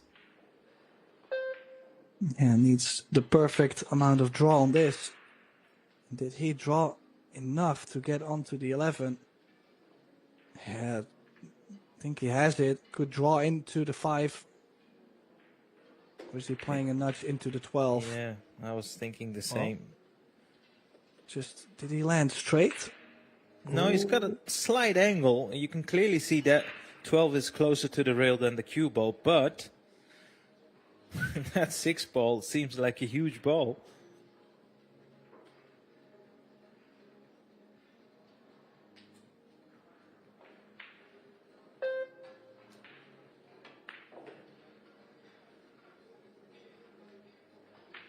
That 6 ball, which we cannot see right now, is a huge ball.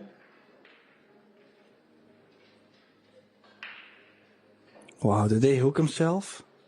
Yeah, he did. Yeah. Oh, I mean, sloppy, but yet the only shot I like is either a little swerve or the jump. And he is messing around this 6.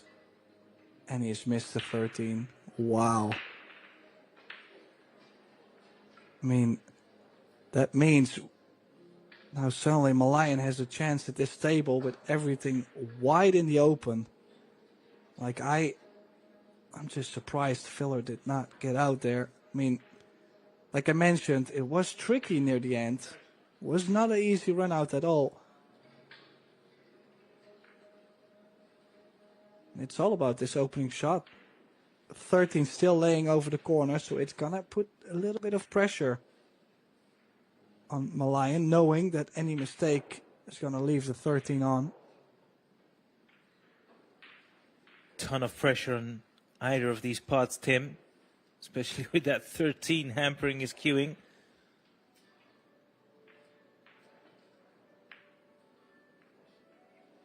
And that's why he's tried to play safe behind the 8 and look at what he's given up. No, that is unfortunately just not good enough. And yeah, obviously, needless to say, he had a better shot in mind than he played. Not so sure about that one, Tim.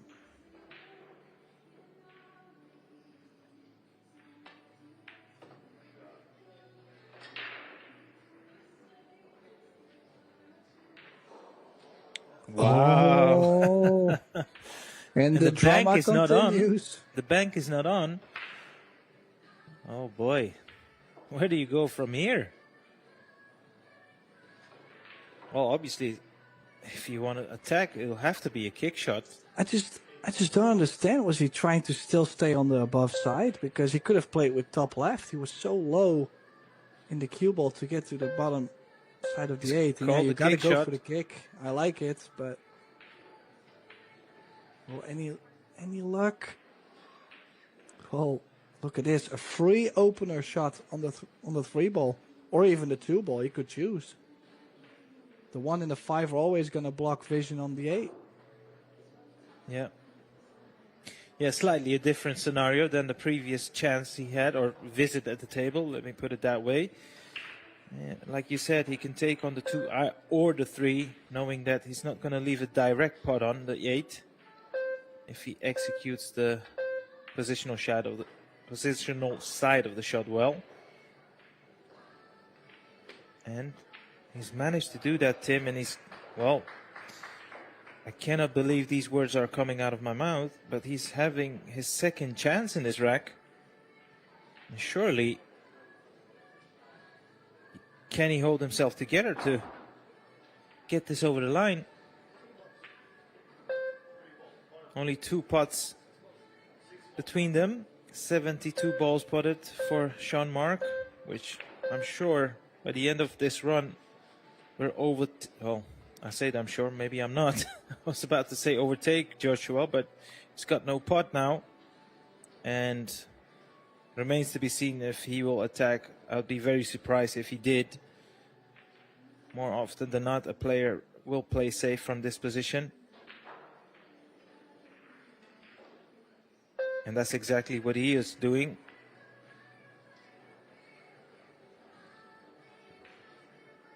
It's not a hook, Tim, so there are opportunities. None of them are easy, of course. Long straight bank.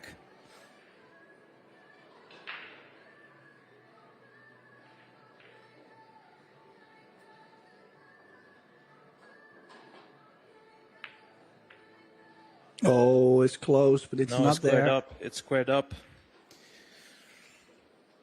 And even this, Tim, I wonder if he's going to play the hook behind the 1 or take on the 1. Well, I am playing safety on this all day long. Or maybe he can cut the 3-ball in. Yeah, I think that's, well, yeah, he's going for the 3-ball here. Well, the thing is that you have to run into the 5 for the 1, otherwise you're not going to get shape. This needs to work. Well, he's played a good shot. He's played the bump, and he got the reward straight in on the 1 ball. That means Joshua Filler is going to be out of this World 8-Ball Championship as well in the loser round 2 match. That's now 2 former World 8-Ball champions likely to go out. I mean, remains to be seen. Needs to hold his nerve here together. When he pots this 5 and eventually the 8-ball, we've got Shane Van Boning leaving the field. And now Joshua Filler.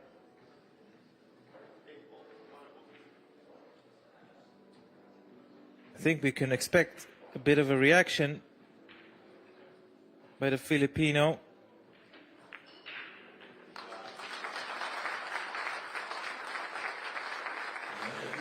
Well, there it is, Tim, and there it is, pool fans. This is the conclusion of the match we had.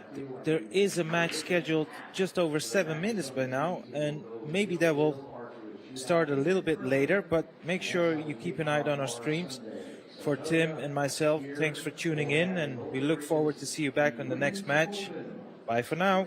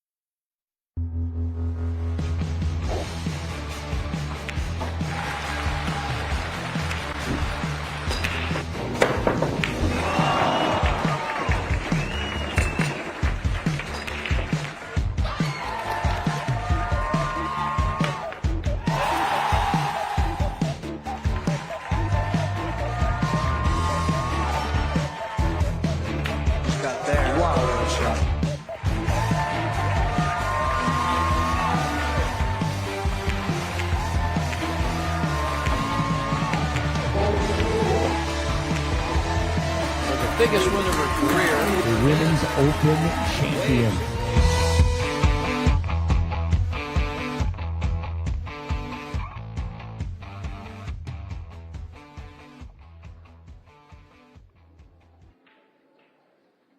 A very warm welcome back all the way from St. Louis, Missouri. This is the Seyberts Women's Open, and we've got another exciting match coming up for you as we have Shashalu from China facing Sakura Muramatsu from Japan. The game is 10-ball. It's best out of 3 sets, races to 4. And in the commentary box for this match is myself, Tim de Ruiter, gladly joined by my good friend and colleague Arya Sarabi. Welcome back, Arya. We've got another great matchup coming up. Thanks, Tim. It was just too much fun with you in the commentary box. I refuse to leave you. So let's see how we can see this match unfold. Shasha Liu, 3 times world 9-ball champion. And I tried to do some research on Miss Muramatsu, but she's not established herself in the international scene as this young lady here in our screen. Her first world championship she won in 2009, so she's been around the block. Be interesting to see how this match will unfold. Yeah, I have to say, yesterday I actually got to witness Muramatsu's first loss in the event, caused by Savannah Easton. But you would say, maybe some people would ask themselves, how could that happen, or in any way? But Savannah did play really well on her. I don't actually think she really had a chance to win that match either. So just hoping to see a bit more from her. You know, like I barely got to see her play. That's a bit brutal. So let's see. Shashalu is going to take this match on the way. Nice cut break. 1 ball dropping into the center. Now already a tough opener on the 2.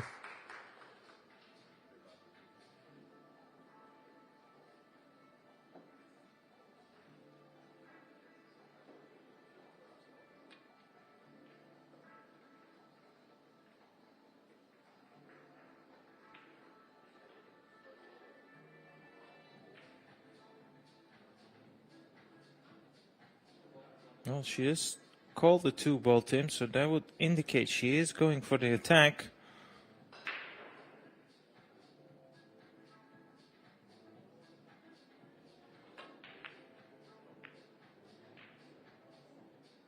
Yeah, tried to hit the, well, not even hit the 4, but if she was trying to hit the other part of the 4-ball. And she can see just a small portion of the 3-ball, so the safety now also becomes very challenging.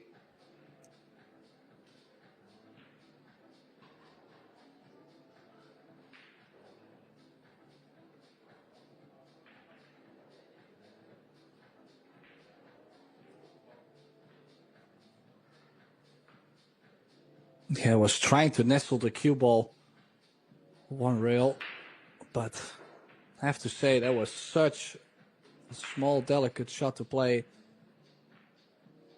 think she was most likely, if she had caught it a bit fuller, she was most likely going to hit the 4-ball a bit fuller.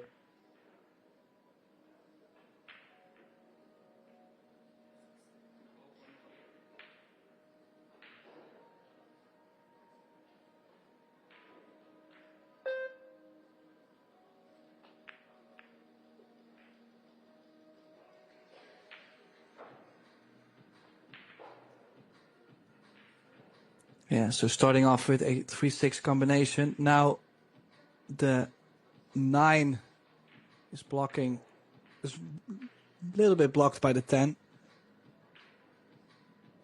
Overall, I don't think too much issues on the table.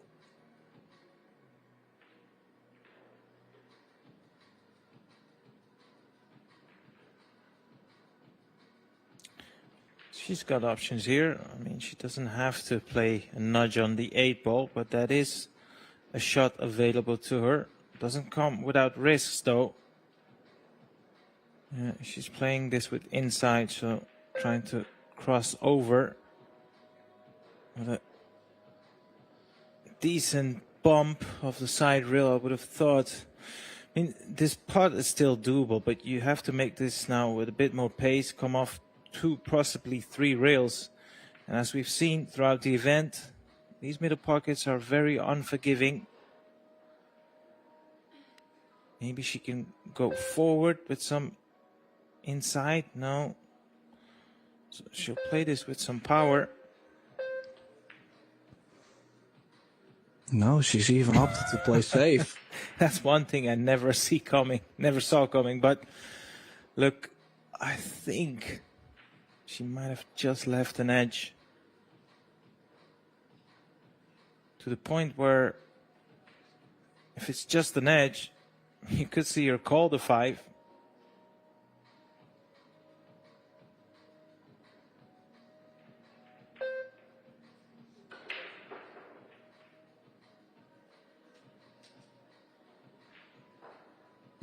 Yeah, the only thing is, I mean, I'd rather not go for a cut. I'd rather just spread the balls, you know, play the opposite sides. I just don't think going for a cut has any value.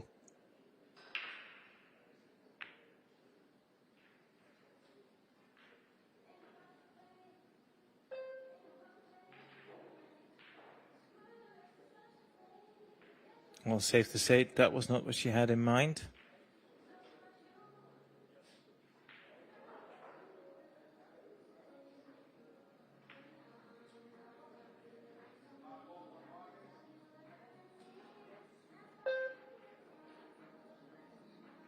Yeah, I could go aggressive on the bank, would give the shape.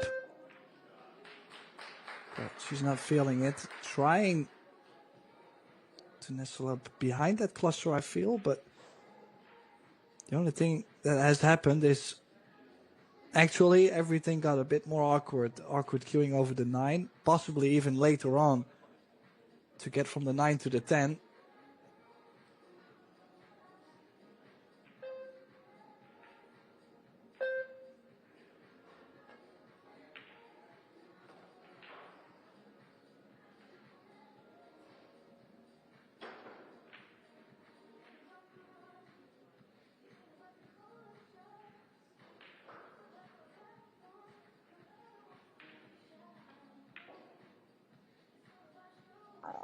Now, if she lands straight enough on the 9,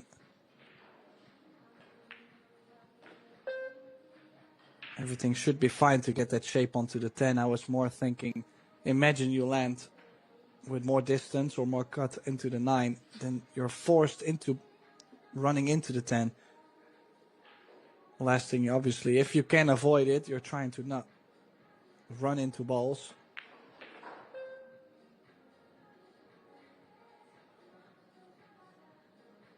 Yeah, probably leave your cue ball more or less where the 9 is. Just roll it in. Or can she just draw past it? That would be a lot easier if she could. Yeah. She was straight enough to do that. That's obviously the better option. So she's going to take the first rack.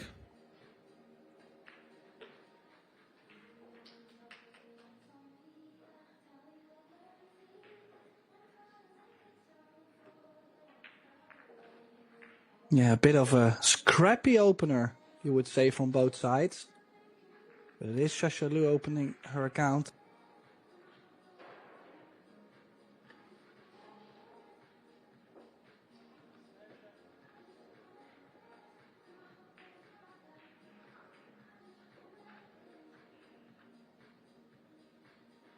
Now, Shashaloo has a very interesting stat. She has a remarkable win rate against Yasmin Ushan. She's played her 6 times. She's beaten her 5, so that's 83.3% win rate. That is quite remarkable considering how big of a name Yasmin Ushan is in the sport.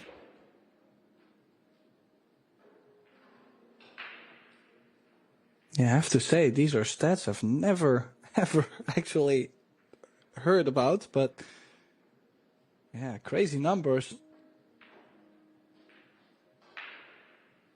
I mean, the most difficult thing though for Sasha. I know she hasn't, like, she took a break from the scene for quite some years, and now that she's fully back, it's not always easy knowing that maybe, like in the past when she was playing her best pool, she won, for example, world championships, to then now perform the same way. But I mean, she came back and right away was already right up there, right on top of the game.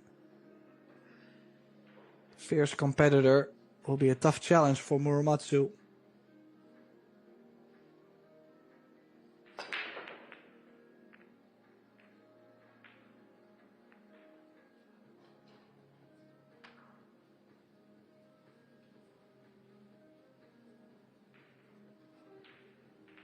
Down.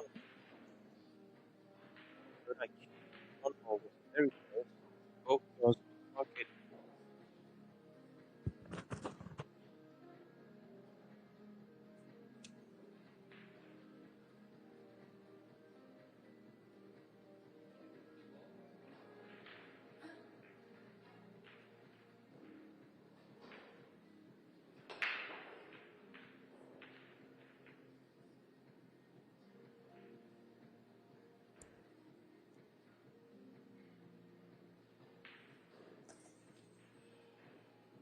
Yeah, tricky combination to play.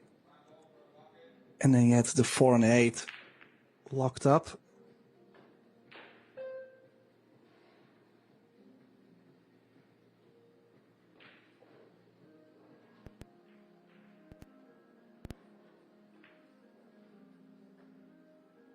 Yeah, as you can see, that 4 ball is still causing some trouble.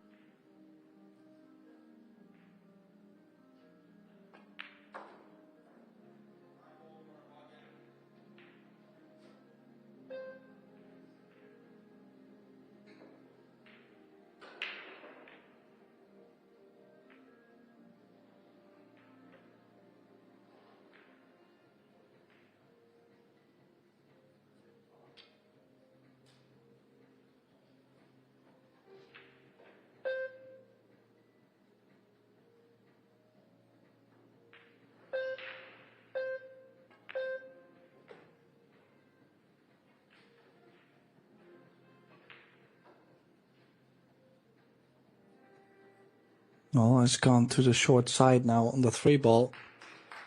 Is she going to find a way to even get behind or like into the 4-8? The only thing I can imagine is a safety behind the 10.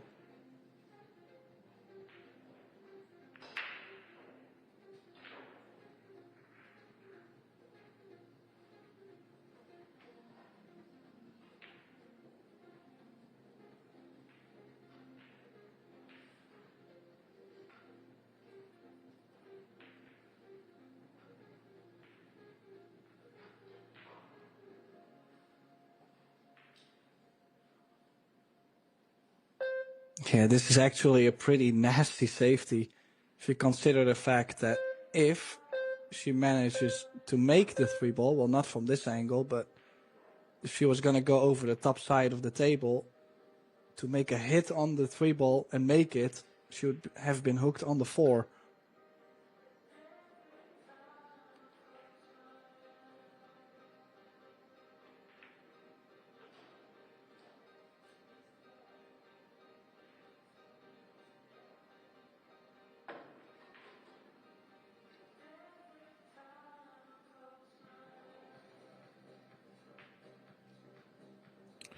I do wonder, Tim, what she's got in mind on this shot here.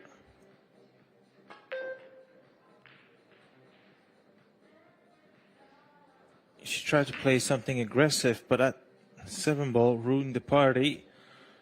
And if you can have another camera angle, I don't think, yeah, she's completely hooked on that 4 ball. Not even a 1 railer available to her, so I have to pray of 2 rails now around the back of the 7. There's a lot that can go wrong in this shot.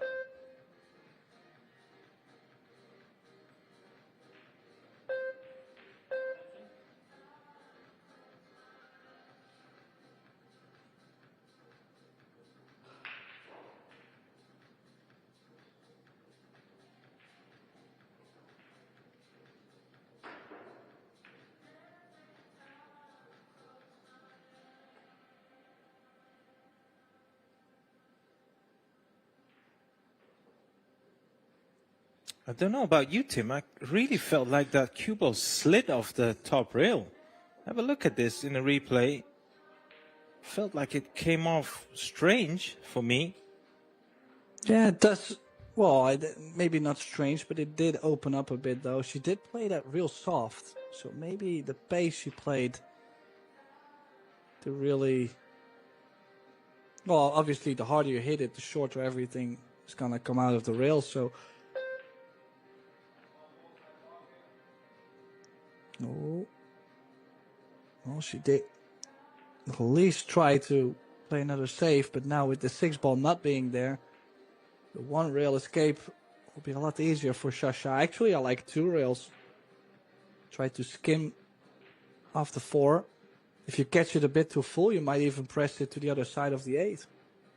Yeah, so you can use that second diamond as a reference point if you're going for that second rail.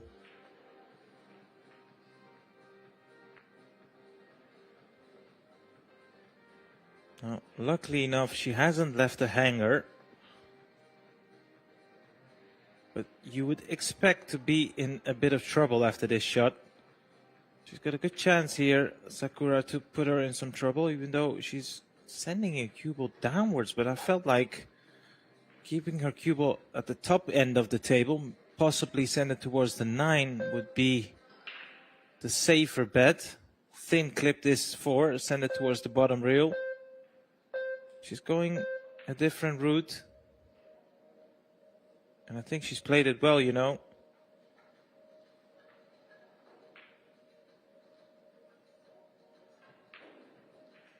Yeah, these shots always difficult to defend yourself against.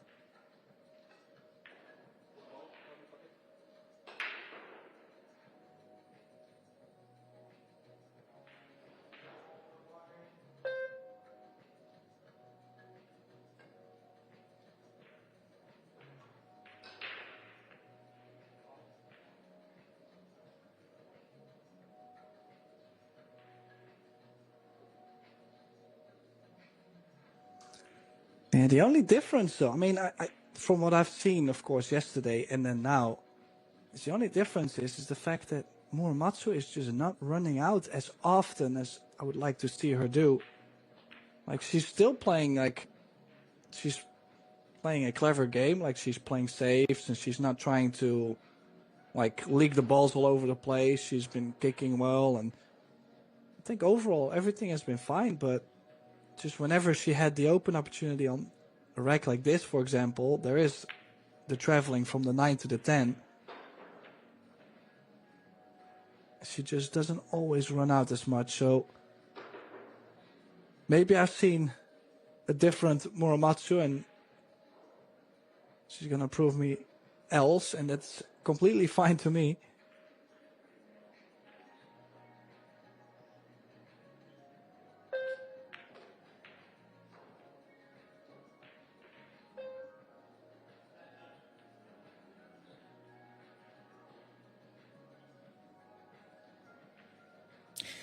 Kind of feels unnecessary risky to draw it straight back. Be probably more sensible to send the cue ball on and off the top rail.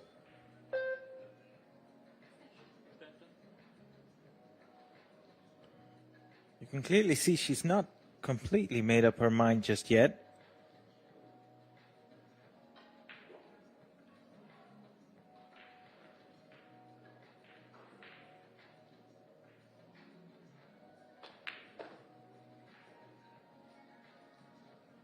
Kept it simple, that will work as well. And she's left herself an angle to come away from the side rail, so all in all, that was a good shot.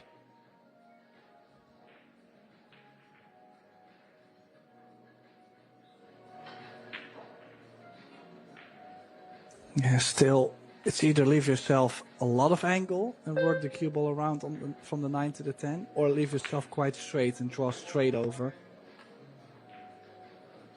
I don't think I like low left on this.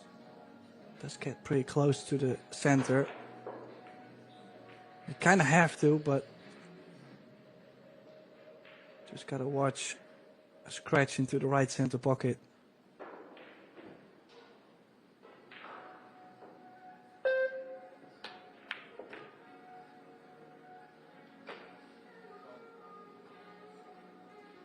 Well, what do you know, Tim?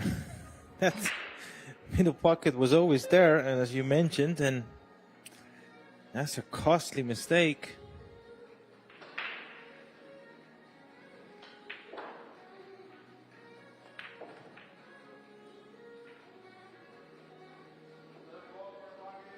The most annoying part of these rotational games is when you put the penultimate ball and give your opponent the ball in hand, knowing that you're guaranteed to lose it. Part of the game, of course. Yeah, but early on, quite some trouble for Muramatsu.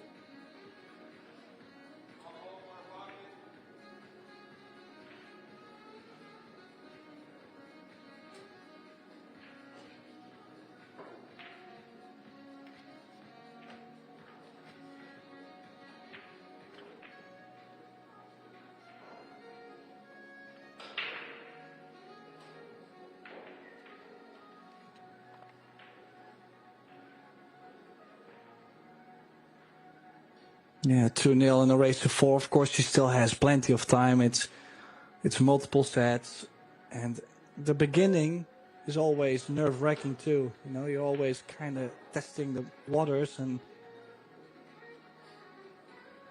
Shisha looking a bit more comfortable around the table.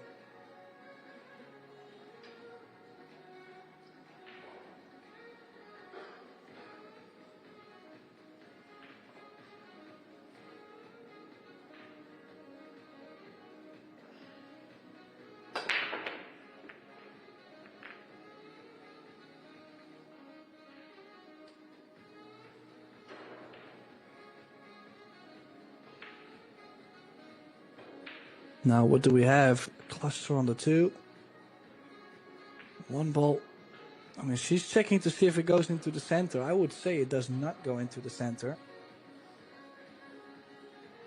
I'll make it easy for you, Tim. What we have is a messy layout.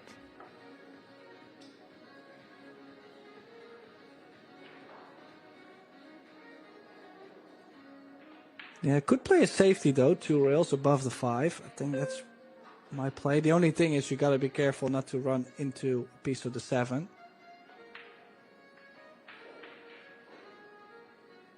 She must feel she can see the 1 full enough to try and keep the cue ball here at this end. Well, nicely played. She made that 1 look easy, but actually, considering the angle she had on the 1, it had to be played to perfection, and I would say she's done that. Yeah, I didn't think she had that much actually of the 1 ball, but indeed, this is quite a trap. I'm not even sure if she can go by the side pocket.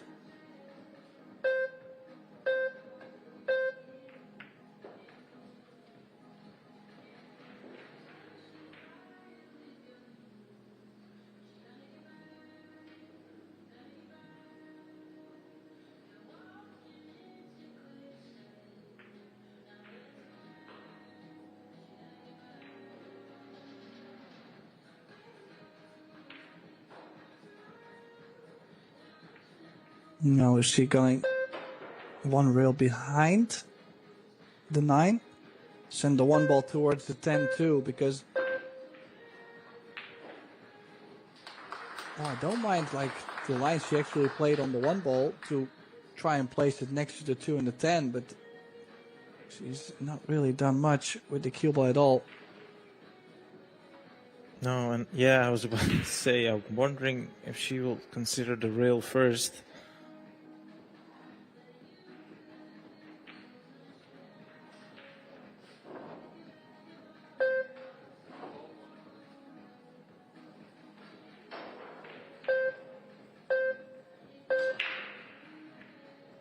Yeah, I like the pace he's played that at, but that's the problem. You have to be absolutely sure how much of the 10 you're going to hit there, which is very hard from that distance. Playing this one left-handed as well. It's a thin cut, Tim. It was a thin cut. And Yeah, I was about to say a little bit fortunate where that cue ball has ended up, but that 2 ball is, of course, pretty deep in the pocket, so she can afford to putt this pretty thin.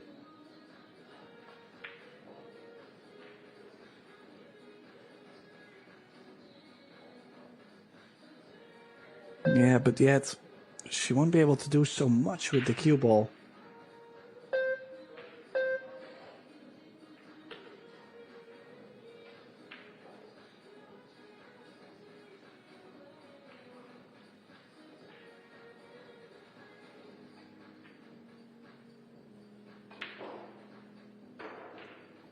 Send the cue ball around the angles. We've seen these type of shots being missed numerous times already in this event. Not by her though. Cleanly in. Nice angle on the 4 as well. Yeah, but then again, remember what I said last rack, the fact that she just doesn't close out as many racks as the top women players do. And I'm slightly worried because that 9 ball is in a very similar position as we've seen last rack, but then on the other side, there will be some traveling from the 9 to the 10. And also, I mean, still from 5 to the 6, maybe even to get decent on the 7. Like, there is quite some back and forth on the cue ball. So, I mean, I would like to see her get out here and build more confidence on it. Yeah, you're right, Tim. I mean, when you look at the Fargo ratings of these two ladies, she's, well, 78 points below her opponent, Shasha Liu. And Shasha, her WPA ranking is currently sitting at 16th. And, you know, that nearly 80 points gap does explain what you were alluding to, is that she's, you know, finding it difficult to close out. But she'll have to come up with the goods, Tim. She's already 2 racks behind. Let's not forget it's a race to 4 and a best of 3 set. So this is one of those racks that she cannot really afford to lose just to, you know, keep this set alive. Well, this is already a bit more of a cut, so the speed will be more difficult to hold the cue ball. That's why she's chosen to play the 7 into the side. And then now, like, this is where things get tricky. She will have to play with some inside spin to get closer to, like, towards the 8. But then on these sides, I don't really like to play with that spin and be a bit more pace.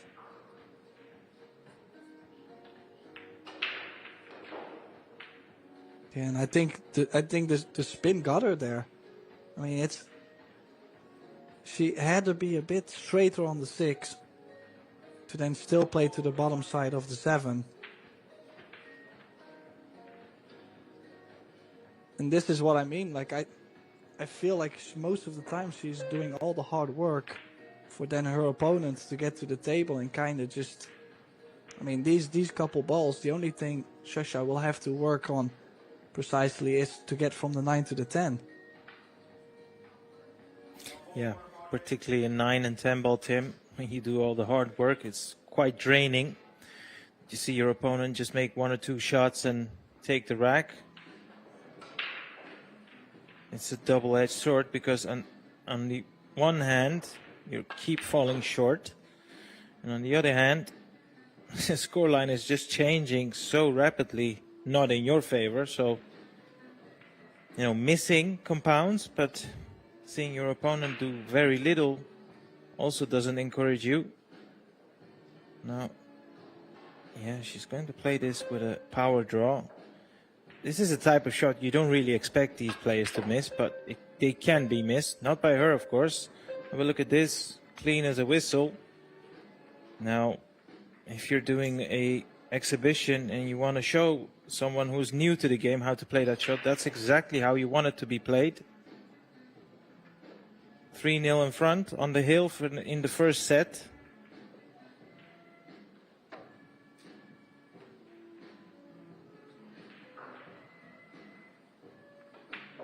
Yeah, I mean, with all due respect, of course, to Shasha, but I kind of feel like she didn't really have to do too much in this match so far, yet she's leading 3-0.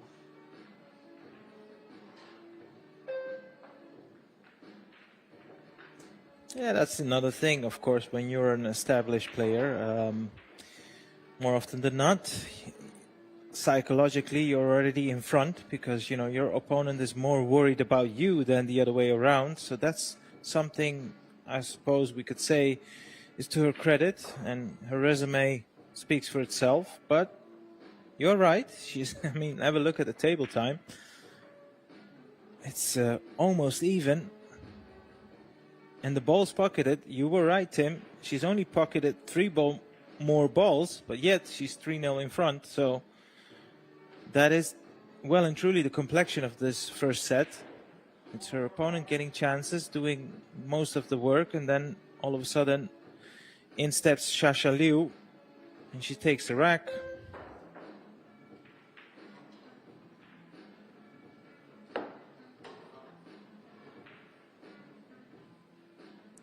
Well, the one thing I can say is I do like how Shasha is breaking the balls. The one ball is getting pretty close towards the left center most of the time. Nice space at it too.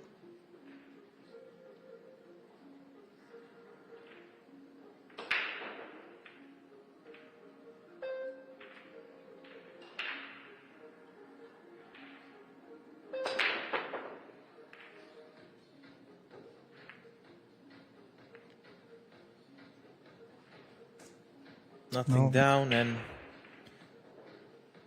unless Sakura can come up with a great shot here. Hard to see. Well, I don't even think she can get to the putting angle, so it's likely that we're going to see Shasha back on the table. Well, she might be taking this on. Now, don't forget, she could play a push out, tap the cue ball technically anywhere on the table, and have her opponent make the option if she plays it from that position, yes or no. Maybe even Mess saying this. I mean, probably rather get the jump cue out than Mess saying this.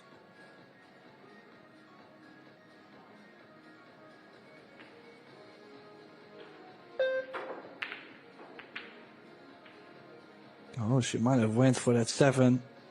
Good attempt. Any luck? Well, you could say second prize. I must admit, I did not see that 4-ball combination safety, but she's landed very, very nicely there. Well, in her defense, I'm quite sure she was trying to make that ball as well, so, you know.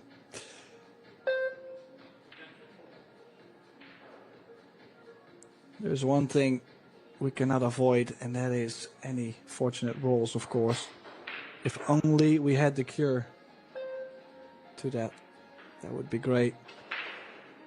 Now, is she going to... Like, I'm wondering, what's the idea behind this contact? Cue ball could go in off as well. No, she just only tried to push the 10 in between. Has it gone far enough?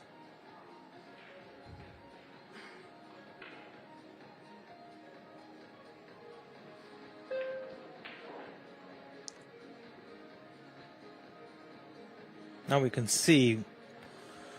Yeah, I think the safety would be the order of the day here behind the 6.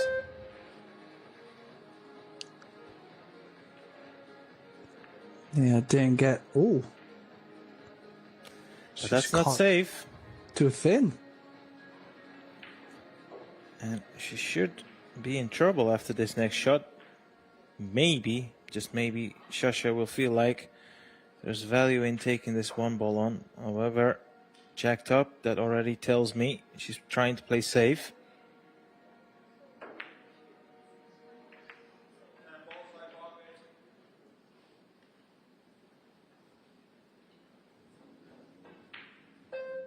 Well, now, this is not something everybody likes. I mean, you're like frozen to the rail, almost straight onto the 1 ball. And if you drop in the 1, the cue ball is kind of following to where you could hook yourself possibly behind the 9.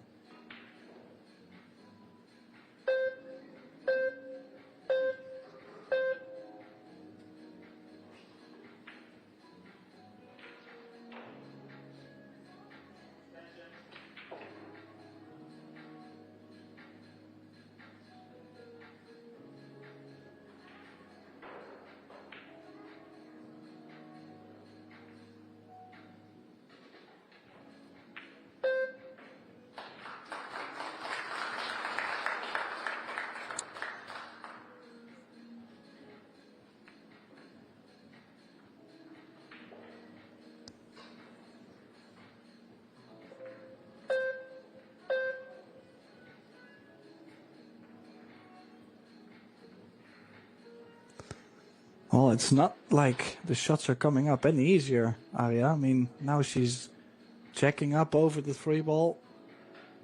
We'll have to put on a big stroke on this 1 ball. Probably low left draw away from the 9 into the rail, back out. No, you're right, Tim. It's not getting easy, but something we cannot glance over is the fact that something you also alluded to is that her opponent is failing to punish any opportunity that comes her way. So Xia Liu in itself is already a danger for the field. But when she's playing a type of game where she feels like she doesn't even have to produce the best, it feels like she's got many gears left in the gearbox. Even though that cue ball is lost momentarily there.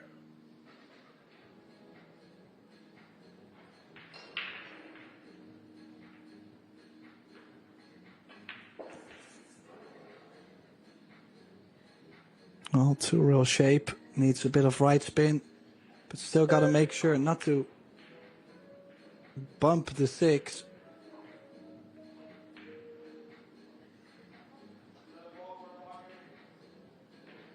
I mean, still, it's a tricky layout still. The 5 doesn't go by the 9 in the top left, doesn't go in the top right by the 7.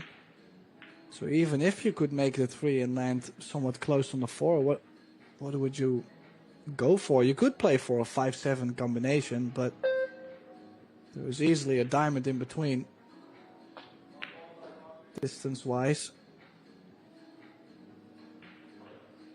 Or at least I'm assuming the 5 doesn't go by the 9. I didn't think so. Well, she's come around to have a look at the putting angle, so it's hard to tell, of course, from this view, but either she's eyeing up, like you said, maybe try and putt the 5 off the 9, or is she looking at a safety, or it might actually go past the 9. If that is the case, then everything is fine. Yeah, she's eyeing up the putt, so she will be going for this, Tim. Yeah, it does go.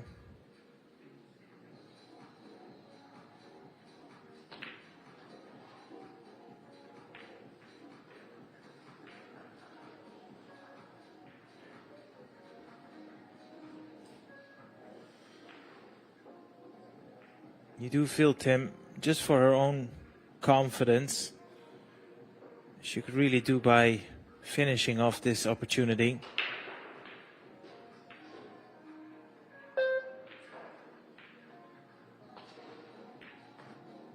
Yeah, this is a must, or she might lose the opening set.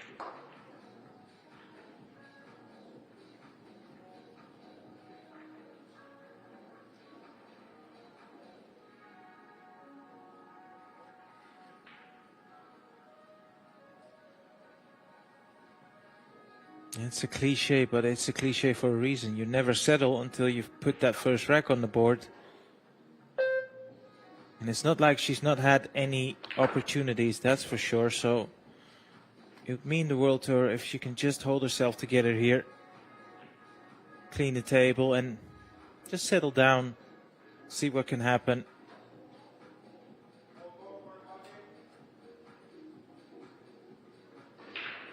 Now the only thing on this shot here, Tim, if she wants to play this with pace, off 2 rails, maybe even 3, now she'd love to have some sort of an angle on the 9 ball. Doesn't want to fall straight on it.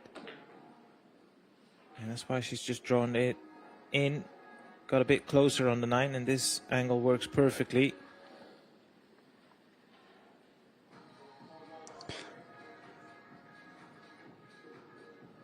Would you go straight down, top left?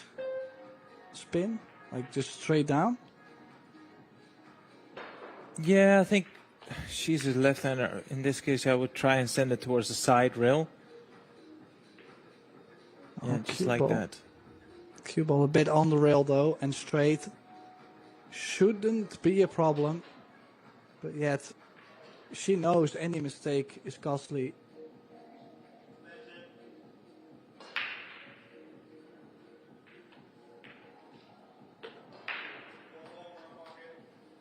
Yeah, and it goes.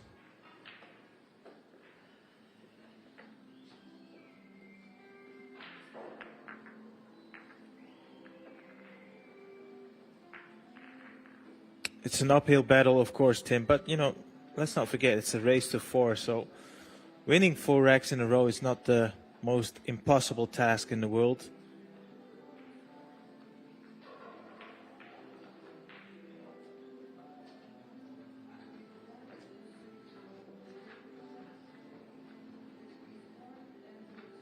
Yeah, the only player so far that could have had any break success is Shashalu.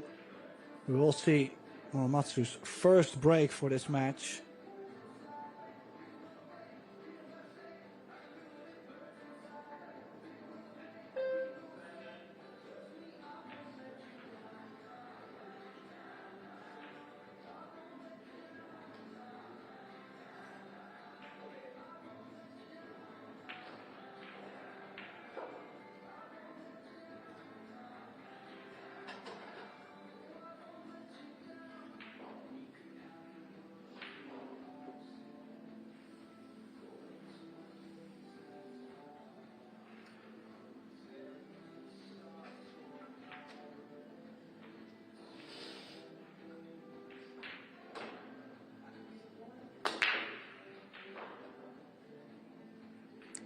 Well, probably the best break we've seen the whole match.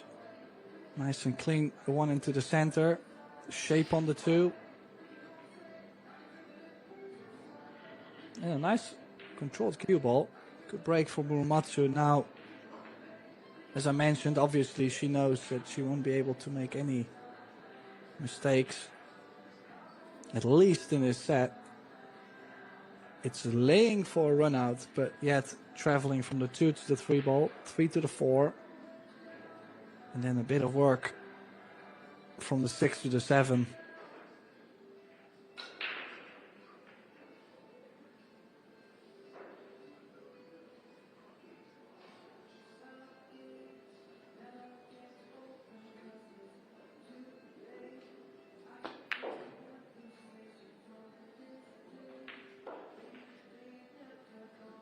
Nice line for the cue ball. Like you alluded to, she'll need that cue ball on a piece of string because it feels like the first 3 or 4 shots there will be a lot of traveling for the cue ball.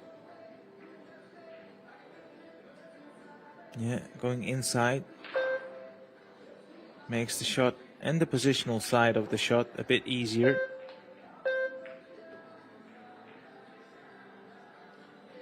Wants that cue ball to travel though. This is very thin, I feel. Yeah, that's a lot thinner than she intended it to leave on the 4.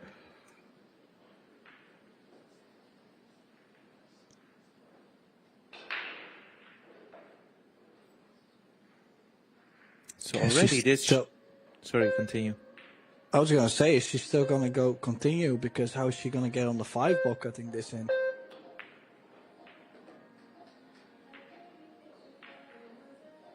Okay, a hint of inside. Missed the 8 ball, the 8-7. Gorgeous shot. Recovery shot, has to be said, but she played it nice.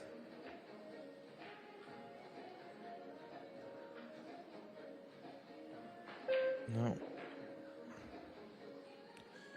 I wonder if she wants to risk hitting this one hard. Doesn't have to, of course. Yeah, leave yourself an angle. Now, needs to decide whether she wants to play a delicate positional shot. She can even drop this in, take the 7 top right.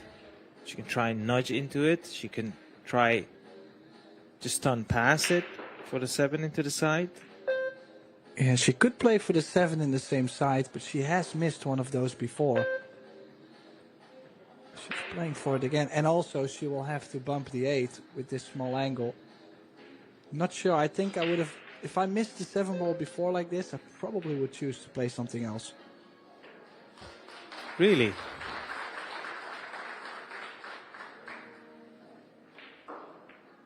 Well, the shape on the 8 not guaranteed either. So she's gonna have to put a bit more pace onto this. It's hard to tell what type of an angle she's got here on the 7. Yeah, so she had to play the nudge, and these can be missed, Tim. These are not easy per se. Well, the only thing I'm wondering is she going to let the stroke out? 2 rails, maybe around the 10, low left. Or is she going to just drop it in soft? And you see the shot clock now getting to her. Called her extension.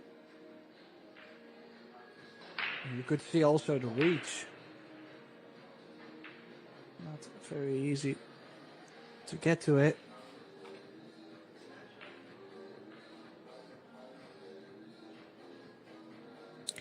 She might go twice across, you know, side rail, and then the cue ball back towards this side of the table. Time is up. Oh, yeah, I mean, she waited so long to pull the trigger too. Yeah, and once again, as we've seen throughout the match, she's done pretty much the hard work. Leaves her opponent in with a nice easy shot. Just needs to put 3 balls and take the first set. Thank you very much. Yeah, it sounds rude, but it truly is how this match has been evolving. I mean, every time she's opened up the clusters, she's played good stuff to all the way get there. But then now, these 2 balls, is she going to stop the cue ball? She looks like she's going forward to play the 10 into the center.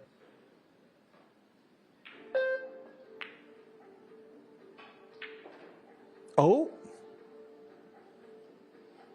Well. Story gets another tail. Trying to bring the cue ball just a bit more off the rail. Well.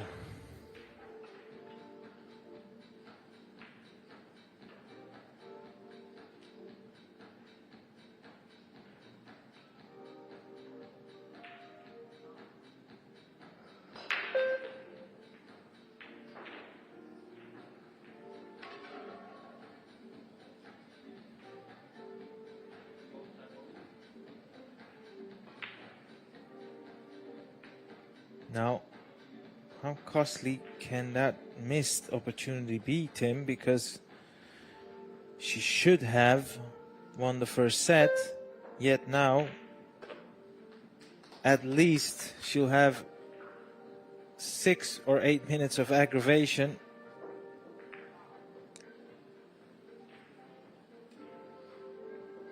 Yeah, I don't think any of us were expecting that 9 ball to be missed.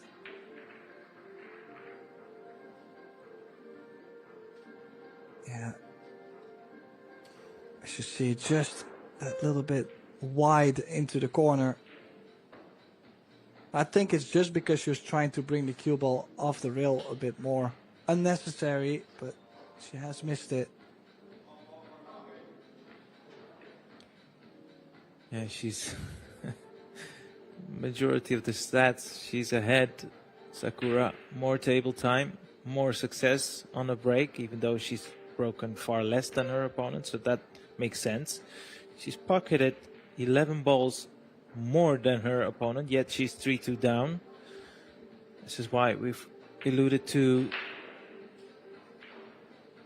the fact that more often than not, she's done all the hard work yet fails to finish it off.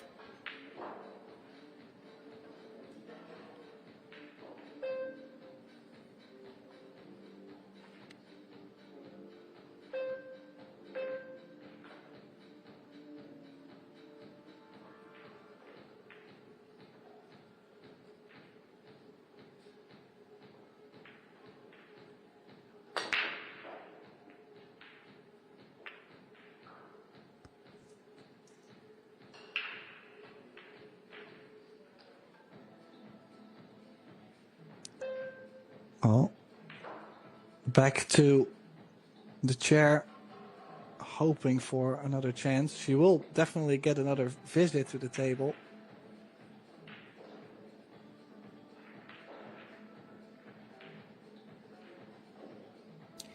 I did mention the equipment, Tim, but this is slightly off topic, but I like that little table they have next to the chair.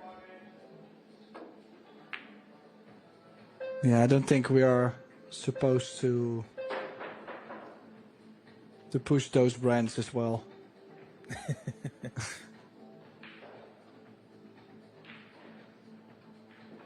Well, I think this is the first jump shot for Sakura we've seen so far in the match, so this will give us an indication how comfortable she is with the jump cue.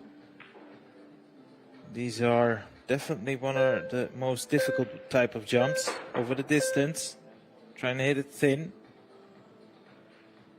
Has she been fortunate? Decent hit. Leave is not too bad either, I feel like. Most likely gonna see another safety. I don't think she can cut this and have something solid on the 2.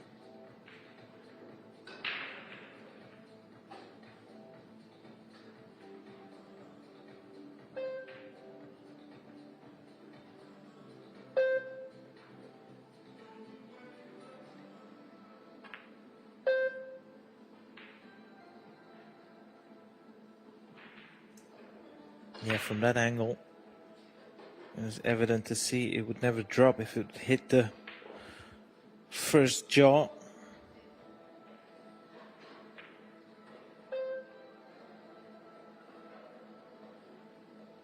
Well, from this camera angle, you would feel like she can hit this full ball, play a power draw. Needs that cue ball to travel at least towards the 3rd diamond or further.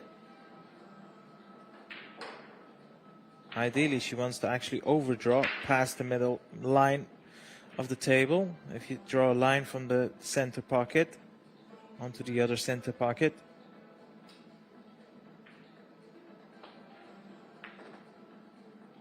Going around the angles, and look, all things considered, she's not landed horrible here. Yeah, things could have been way worse behind the 8, behind the 310. But yet, looks like she's quite straight on the 2.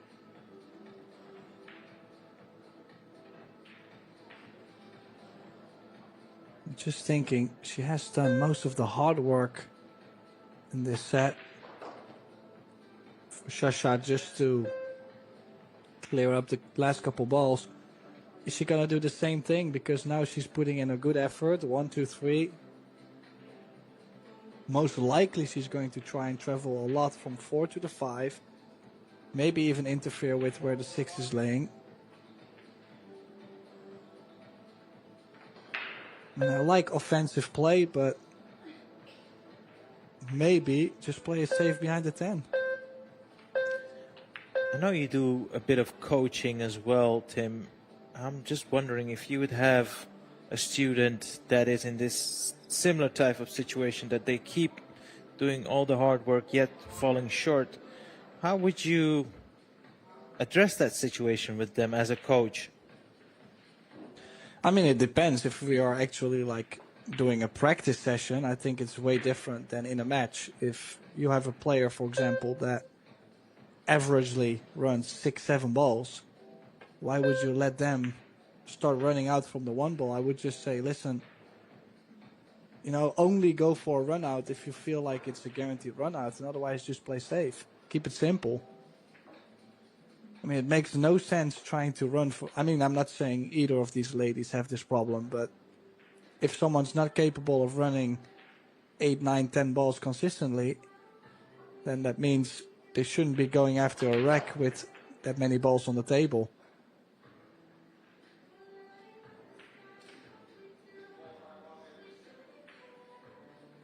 Meanwhile, key shot coming up. I think, considering where she pointed her cue, she will be trying to attack that 6 ball. Needs to play this with a lot of side. She's trying to develop the 6 ball, of course. Could use the 9, and she's been unlucky there. She tried, rolled the dice, but didn't really get rewarded, so she'll have to play safe now.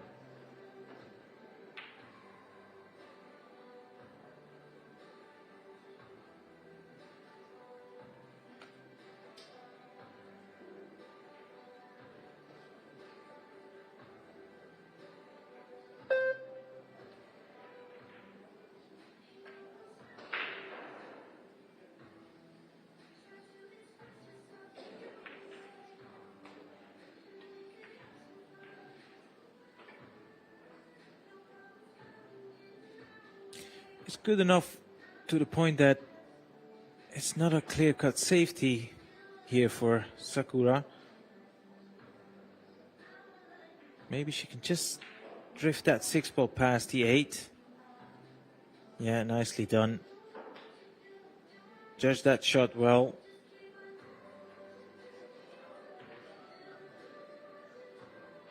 And it doesn't feel like Shasha has that one railer available, so she's actually trying to hit the 6 off 3 rails, I believe. 2 at least. She's got the 6 into the side pocket, the top side pocket from this camera angle. And so I think she is, like you can see, eyeing up that 3rd rail as well. So that cue ball will be going close towards that first diamond. Up right to the bottom right corner pocket.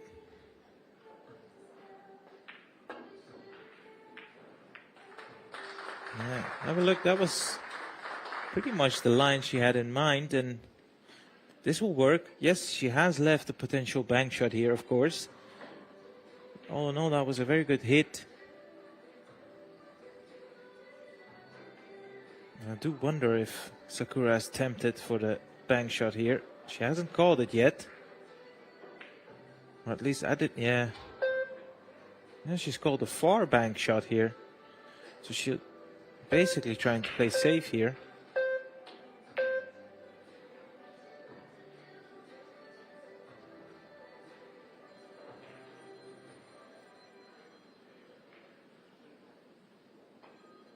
Oh, very tense 6th rack. I mean, of course, one player feels like, oh, I already had the chance to close it out. There was Shasha Liu missing the 9 last rack. And the other player feels like, oh, maybe I can make this a 3 each set.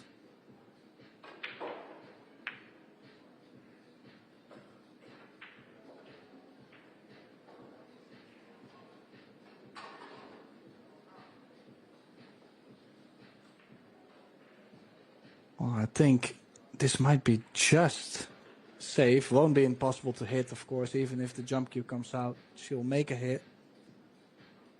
So she's playing for a jump cut.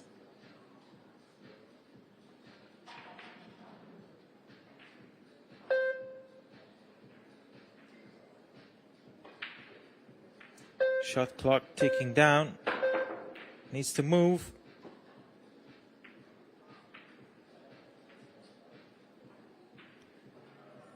Yeah, I think she's got a bit fortunate there, Tim. One thing I can say for guaranteed is Shasha cannot cue this comfortable enough with that 7 ball being a hindrance, but she is trying to cut this 6 ball into the bottom right here. So maybe she can see, yeah, she can just get through to the middle of the cue ball, but still that 7 ball is in your eyesight, doesn't make it easier. Good shot that was. Yeah, she struck it beautifully and now back in prime shape. Indeed, a lot of players, this is real good advice for amateur players, they would try to put themselves quite straight onto the 8. But then most of the time you're going to get just that little bit too much angle to stay with the 9. So it's a way better option to just give yourself plenty of angle. Now she has plenty of options, could go back and forth, could go to the short side, could also go to the top side. Key shot coming up. Yeah.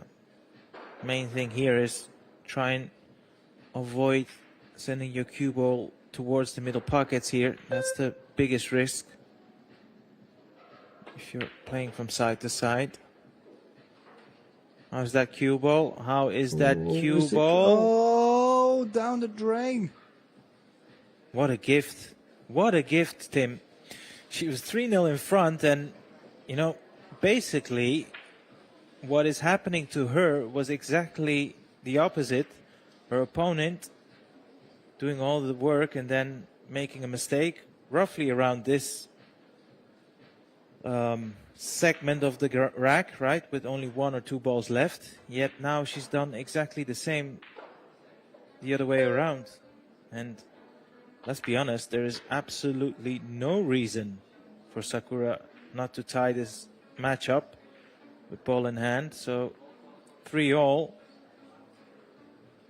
lurking, and we'll have one rack to decide who will take the first set. And let's not forget, we'll have another set at least, if not even 2.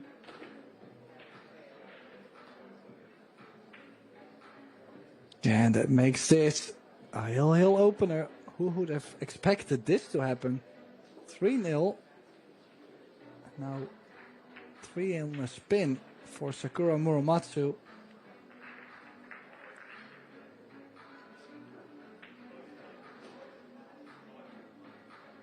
She does have a 50% break success. Is this gonna be that one side of the coin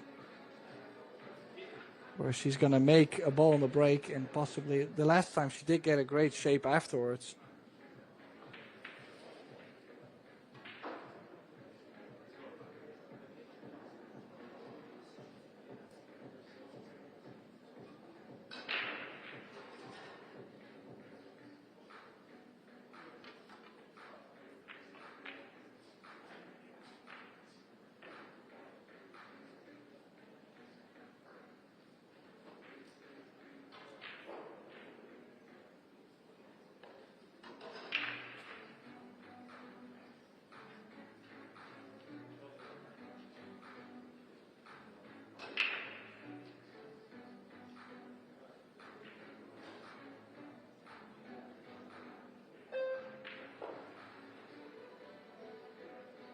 Well, there we go then. Probably the most important break of this match for Sakura Muramatsu. Watch that one ball. And it stays up.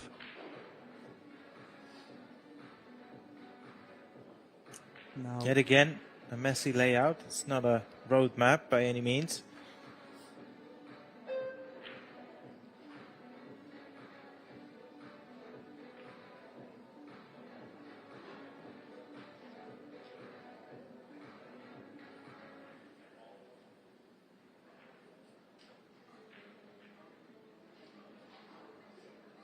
yeah, difficult shot already. Cut into the side. Is she going to the short side of the 2-ball? Bit pacey. Well, I think it's just enough though. I mean, drop this in with top spin. We'll have the 3 into the center.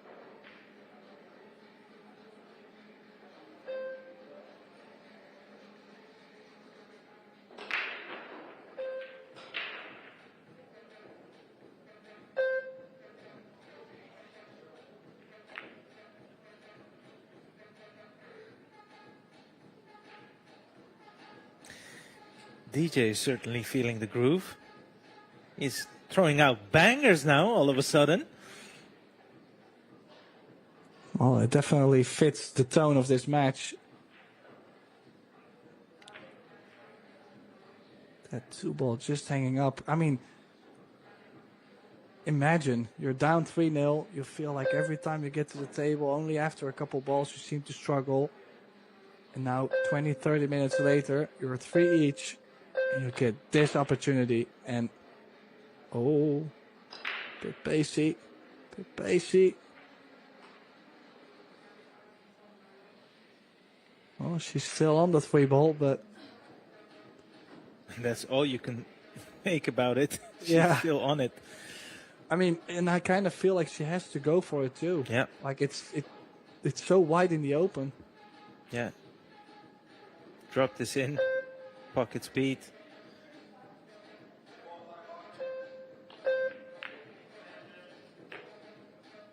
In it goes, but I said pocket speed, but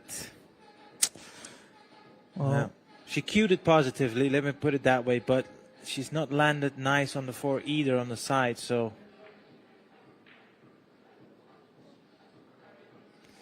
Well, this 4-ball must go into the center. I mean, there's no way you're going to play safe at this point. No, she is looking at the putting angle.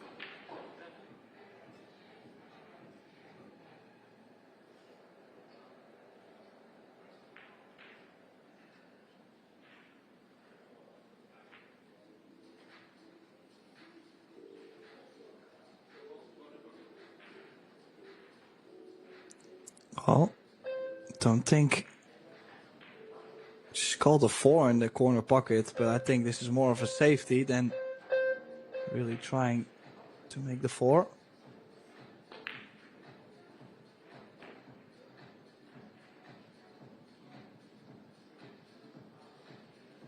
Yeah, that's not worked out.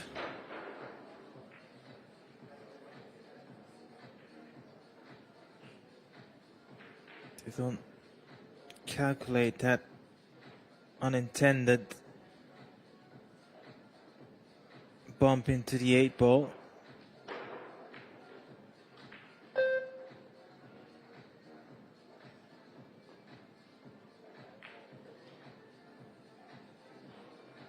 Yeah, a bit pacey.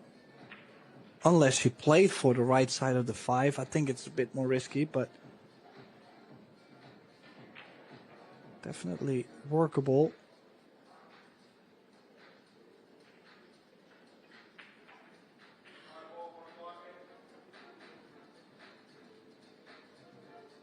I would say she's playing low right though. It's not easy to get any straighter on the 6.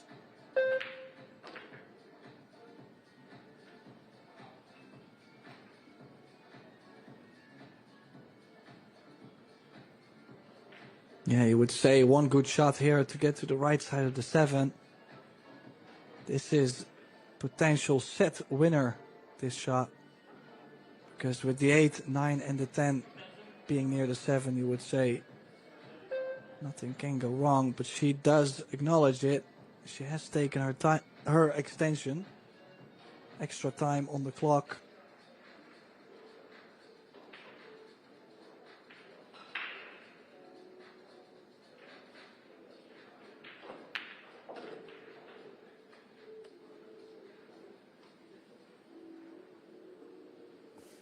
Yeah, that's okay.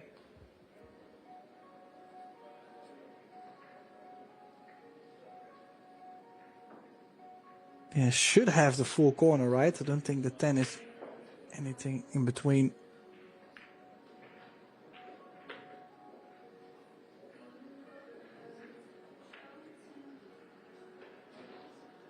Yeah, with how nicely the 9 is laying over the corner area.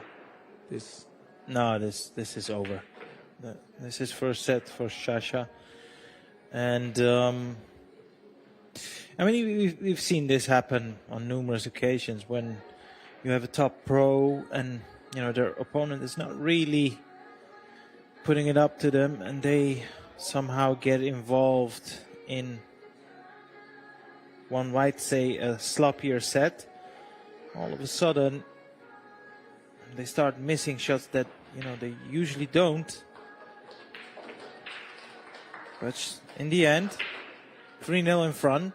Saw this go 3-all, still won the set. So I'm sure she'll be very relieved, and not sure, but feels like one of these two ladies is taking a timeout.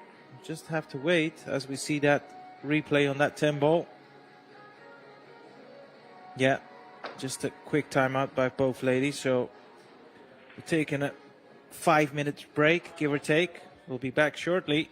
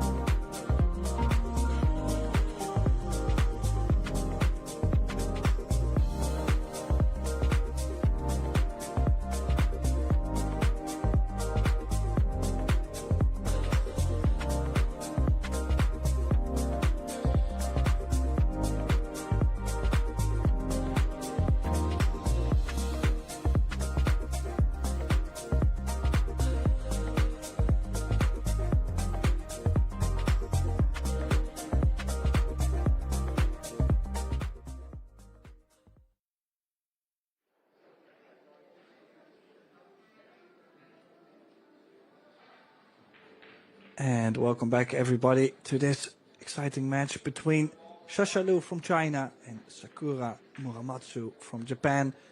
The first set ended up 4-3 Hill for the Chinese lady.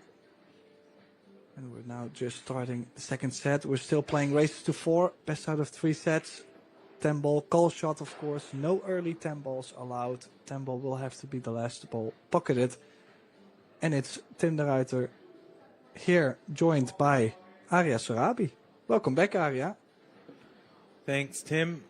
Well, the complexion of that match, for those who might have just joined us, Shasha Liu, who ended up winning the set, she went up 3-0, and, well, she was picking up the pieces, really.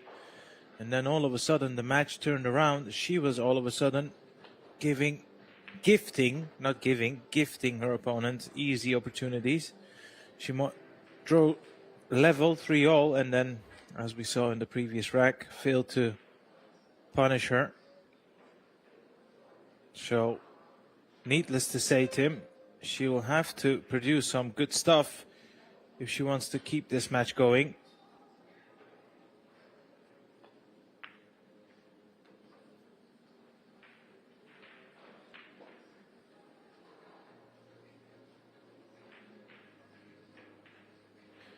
And if you're wondering what is coming your way throughout the rest of the day, you can head over to the Pro Billiards website and you can have a look at the schedule, which I'm sure we will have on our screen at some point. It's a action-packed day today. We've got a bit of everything going on.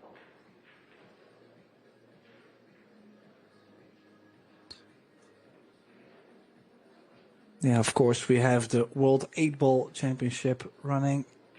And this Women's Open. The mixed doubles is going on at the same time. We finished the Bank Pool Masters Showdown. Federgorst happened to win that. They went to the last ball, actually. Jason Shaw having a chance to shoot for the title. But eventually it did go to the Ghost. And here's the schedule for you. As you see, still a lot more to come. We will continue with the mixed doubles after this. Or, well, we will have one more men's 8-ball World Championship and then 2 rounds of mixed doubles today. So make sure to always follow us on all the channels. Make sure to be subscribed on our YouTube channel, Billiard TV, Pro Billiard TV, and to set your notifications. Now, in the meantime, Matsu, I hope that after the break, she's going to step it up and not leave the last couple balls on the table too often like she did before. For now, she is well on her way.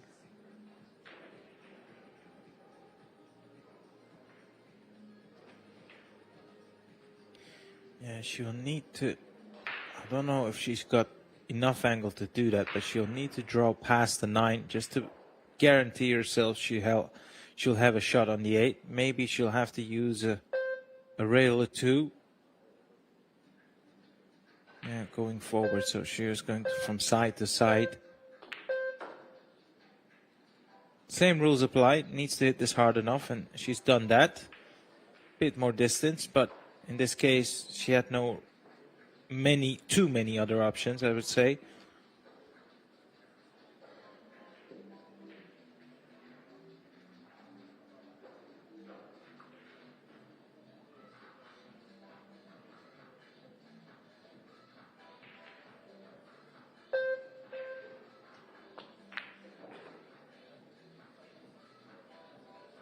Yeah, that's in the middle of nowhere, in all honesty. I mean, she's got a couple of pots available. It's not like it's a total disaster, but nothing is straightforward to the point where you go, this is unmissable. Well, she's trying to cut this one back into the top left. This is not easy, Tim.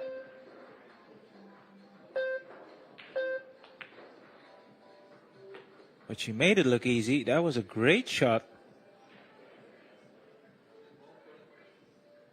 perfectly on the 10 ball. This is one of those where I would consider unmissable. So that was a very good recovery shot. And she takes the lead for the first time in the match.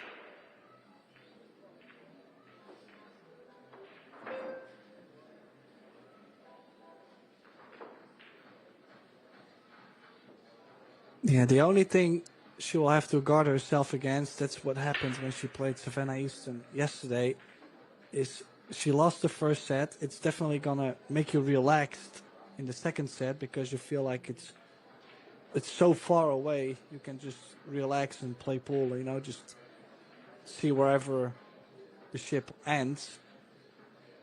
But then she was 2-0 up and yet still lost the second set. Like, I feel like towards the end, the nerves really got to her. So the fact that she's now has the lead doesn't say much yet. I feel like she will have to push herself to the limit.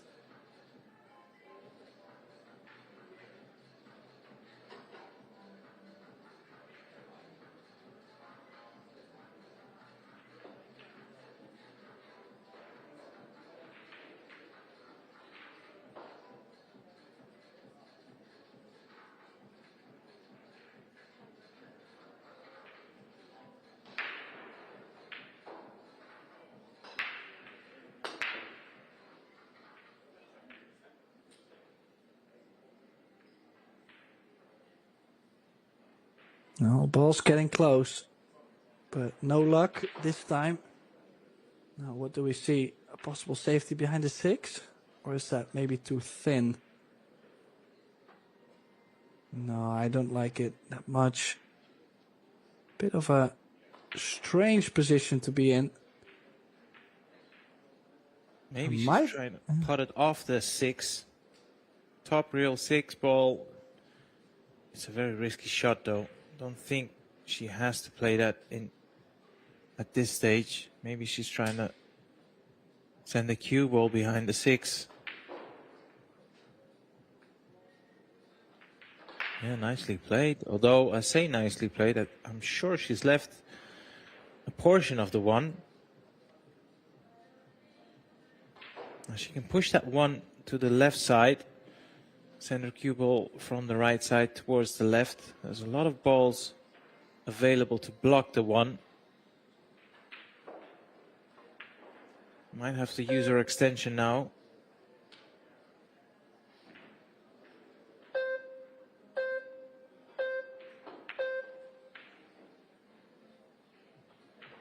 Oh, could be speedy. Needs the 1 ball to slow down.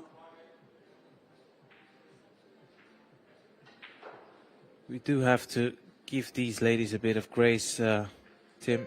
This match has been going on for quite some time, and it doesn't matter who you are or how fit you are. It does take a toll on your concentration and your energy level.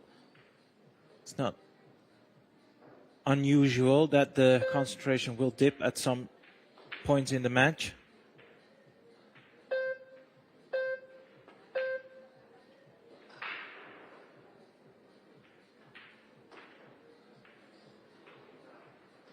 That looks like a better safety return.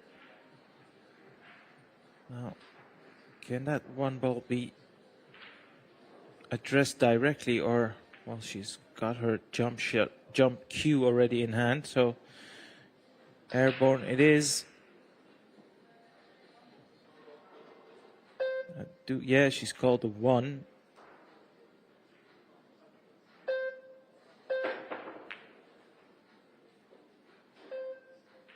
Oh, good hit.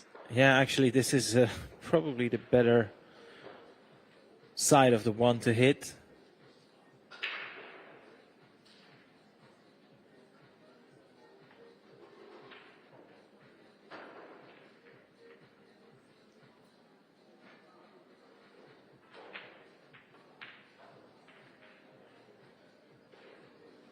Yeah, Jürgen Sandman in the crowd watching.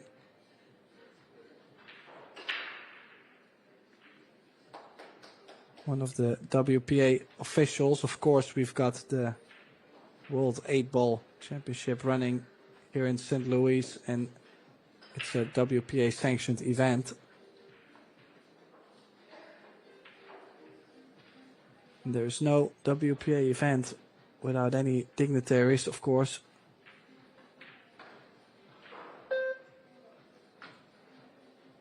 Now, kind of feel like the 3-ball might be a bit in the way.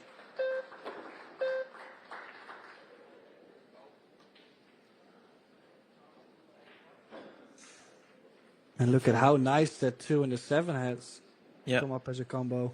Yeah, exactly. For a moment, it looked like she might have just got away with it, but that's not the case.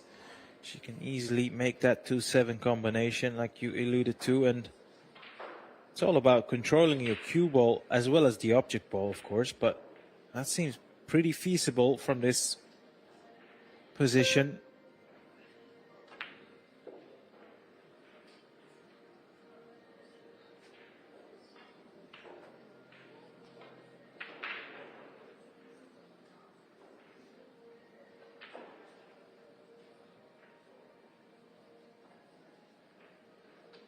Is there anything else? Actually laying not so great. I mean, she can play low left now to go into the long rail and out to play the 3 in the center.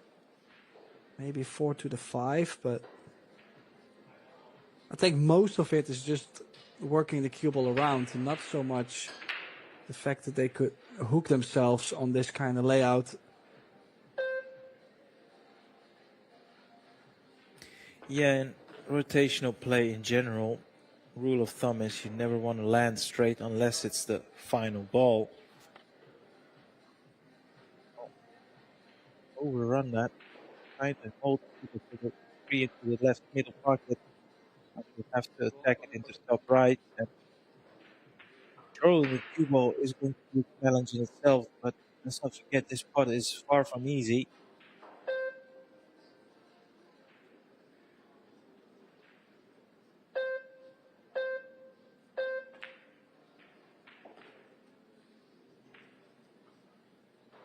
Yeah, nice and clean. But then again, queuing is awkward. Difficult to put your bridge hand over the 8-5. Yeah, she's looking to send her cue ball into the center line of the table. If you draw a line from length to length.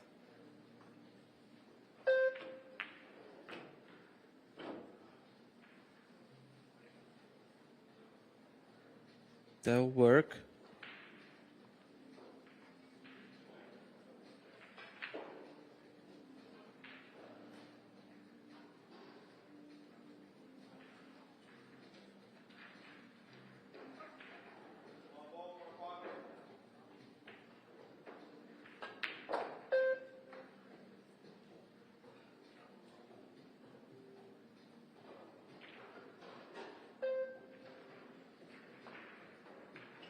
Again, center table would do fine here from the 6 to the 8.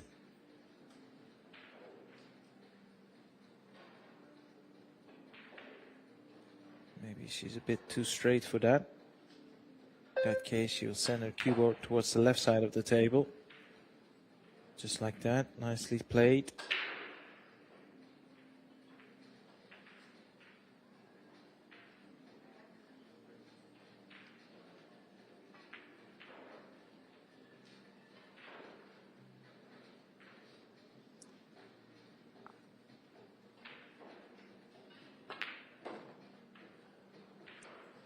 Yeah, looking more confident now actually than in the opening set. Feels like maybe because she actually gets to run more balls now, she's gonna slowly start to get into more rhythm as well, because, well, if you only get to play 1 or 2 balls at a time, it's not really gonna make you get in stroke that much at the same time. Yeah, that's an interesting point you make, Tim. I learned this, I believe, in practice. I think we've all done it at some point throughout our career when you're playing a practice game and, you know, you miss and you can just tell that, you know, it's 1 or 2 shots and you basically forfeit the rack. And I had a sparring partner. He eventually, after 2 or 3 racks, told me, he said, listen, can you stop forfeiting, because you don't give me the chance to actually pot a few balls. It's just, I'm trying to play the game as well. And that made me realize that what you're saying is, you know, even though you feel like, oh, it's only 1 or 2 shots, they also require some rhythm, some momentum. And like you said, if you can make a couple of balls and keep your cue ball under control, that also fuels your confidence and your rhythm.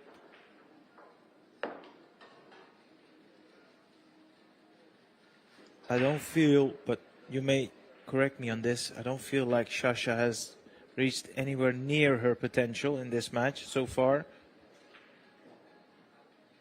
No, and like I said, I mean, Muramatsu made a lot more balls in the opening set, well, till like 3-0, 3-1, 3-2. It was Muramatsu getting more feel, actually, cueing-wise.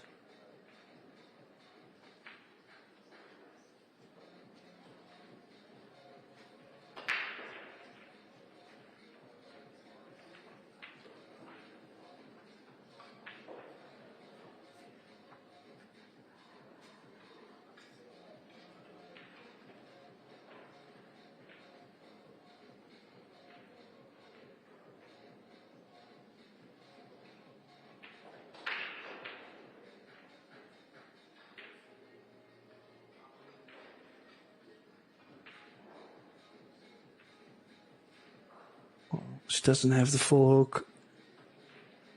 What would you like to play? Maybe 2 rails behind the 4?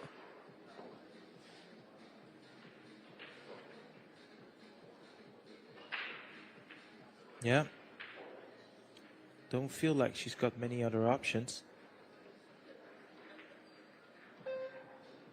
It's a risky shot, that's for sure. You need to judge the pace.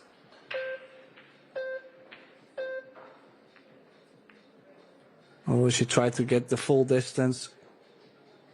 No. She's left it on. Yeah.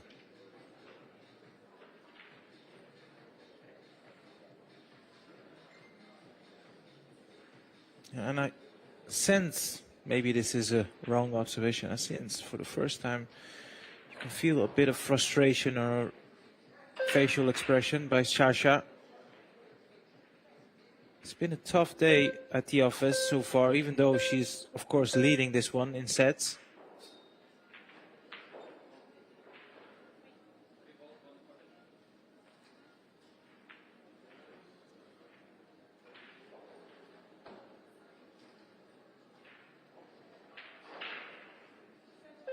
Yeah, I mean, 1 is, of course, to win the match.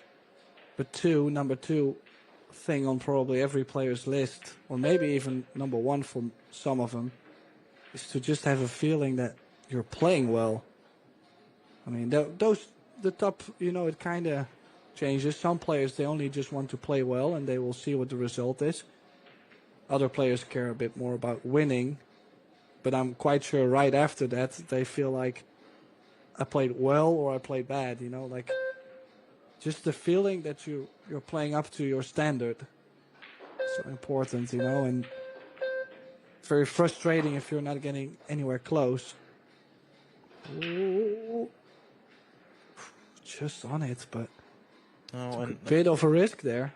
What you were saying there, Tim, is a very interesting topic because they do go hand in hand, right? And let's be honest, of course, winning always counts more than form, but form also plays a huge part because, yes, you can end up winning, but knowing that, you know, I've got lucky or, you know, I got it handed to me on a silver platter, that might get you by 1 or 2 rounds, but eventually, because the confidence is low, you're going to come up short. You're going to miss easy shots at some point. So they do go hand in hand, and yeah, it's always fascinating to see who puts the emphasis on what. But I would argue, in sports in general, the result is the only thing that matters the most.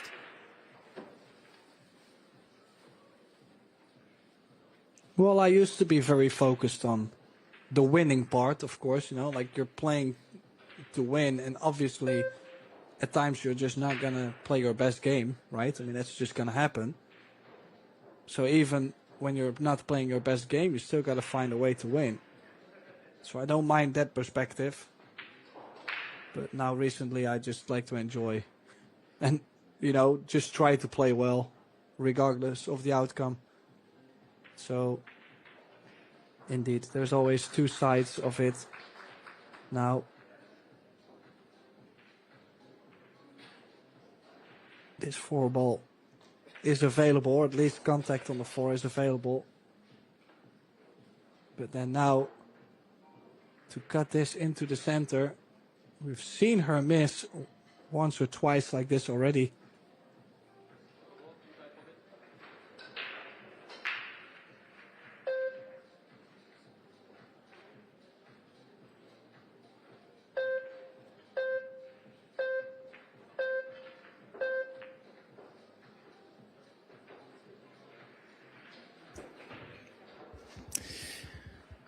What do you make of that shot selection then, Tim? I mean, I actually was considering to play a safety on that. The angle is just so steep. And like I mentioned, if I have missed that shot once or twice before, and I just feel like it's not there possibly you wake up tomorrow, you feel like $1 million on that shot. But today she's missed it already a couple times. So then I like to turn it down at some point.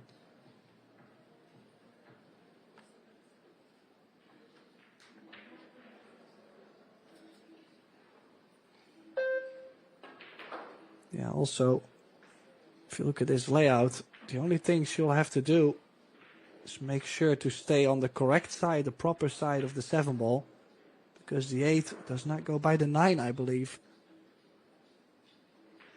Unless she likes to go back and forth from the 7 to the 8, but if you can avoid cue ball movement, you should.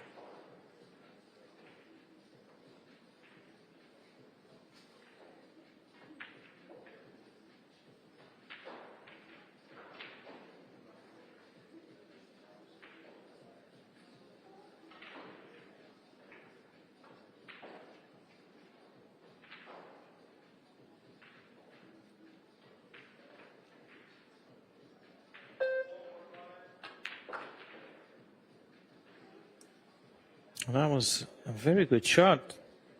I was wondering what she was up to because it felt like she didn't have the angle to draw it in between the 8 and the 9, but she played that to perfection.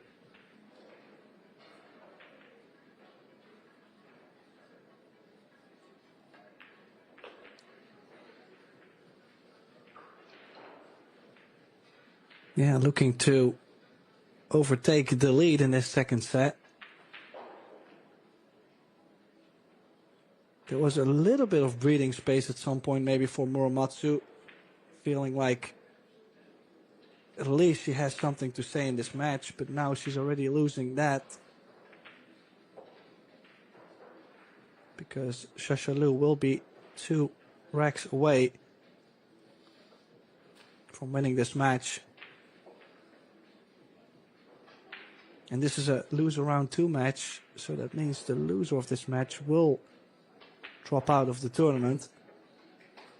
Shashalu losing to Brittany Bryant from Canada, 2-1 in sets.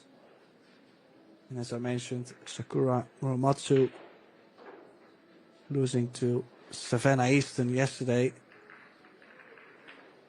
The initiative is with the Chinese, Arya. Here's some stats for you. Yeah, and you just mentioned that Brittany Bryant match. I was commentating that with, I believe, Ben, one of our colleagues, and that went to the shootout. That was quite some excitement, and yeah, Brittany took that one.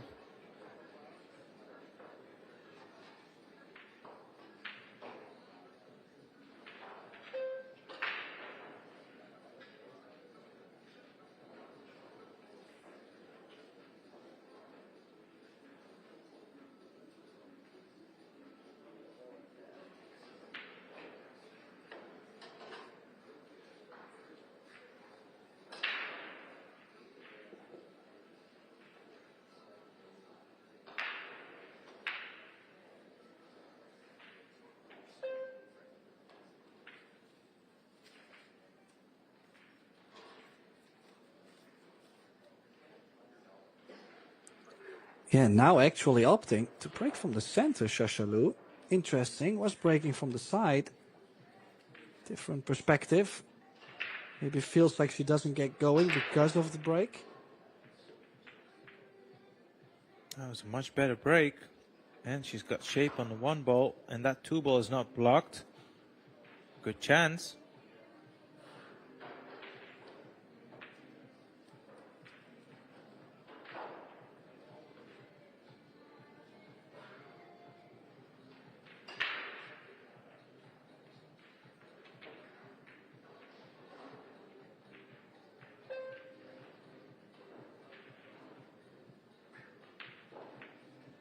Yeah, do we see any traps? I mean,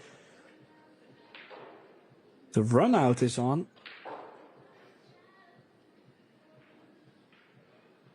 If you think about it, you have to land quite straight onto the 6 to stay on the same long rail as the 7.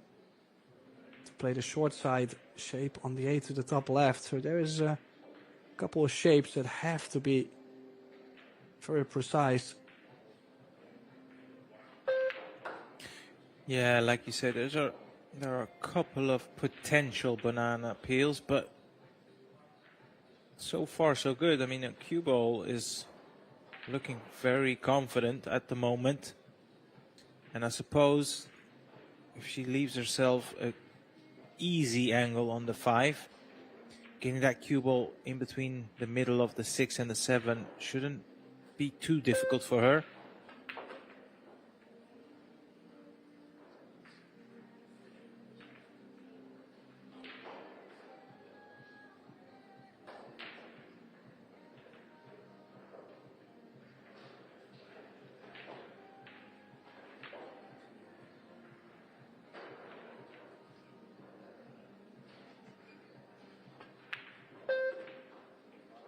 Oh, she did get straight enough.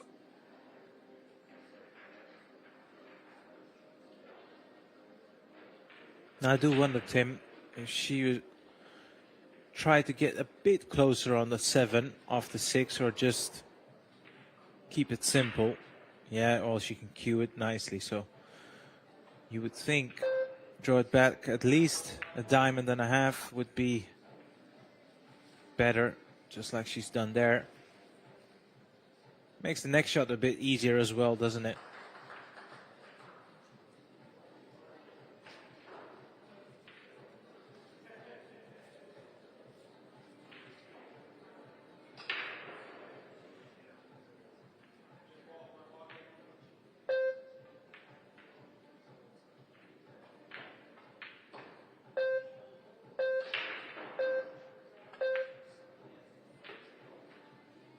Ooh. Bit of nerves. This is to put her on the double hill though, so nerves are understandable.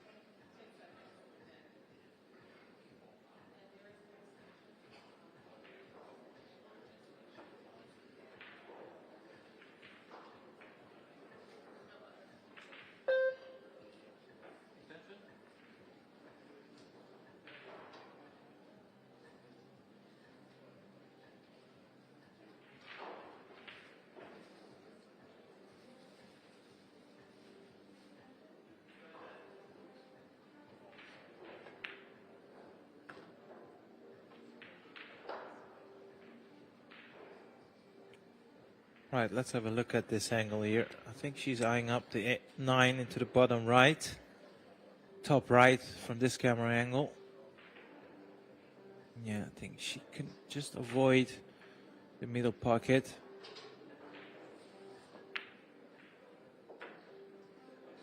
Yeah, nicely done. Now, there was one shot in that previous set she missed.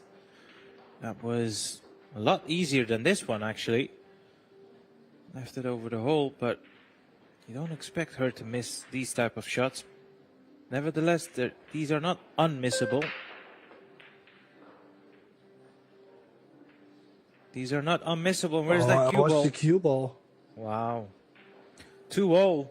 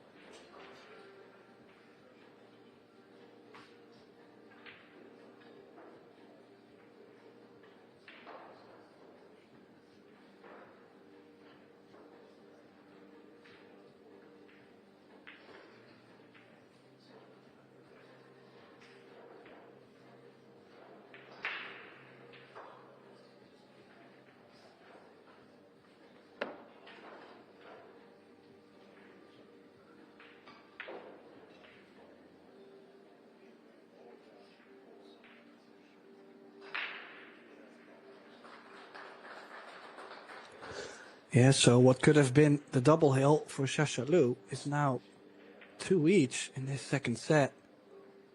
I mean, Muramatsu must be feeling like she's awful close.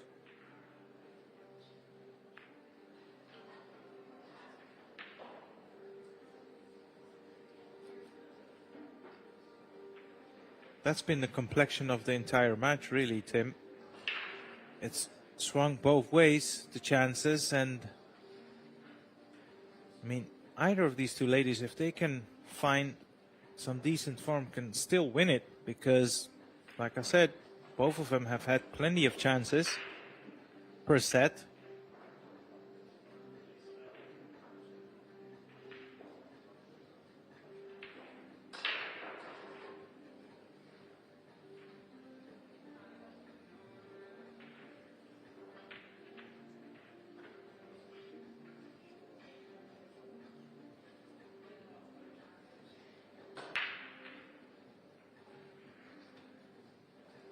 Well, the push to a jump.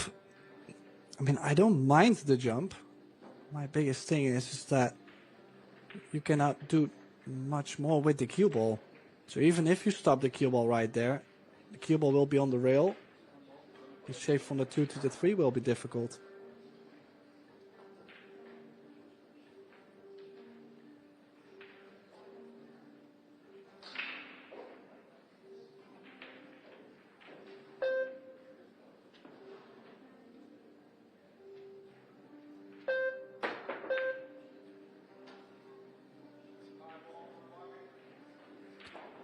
Now, any caroms or combinations on the 10 are not a win. The 10 ball will be respotted. Now, if she calls it and it goes in, of course, she may continue. I mean, I'm not assuming she will do it, but just making sure everybody is aware. It's not a direct win.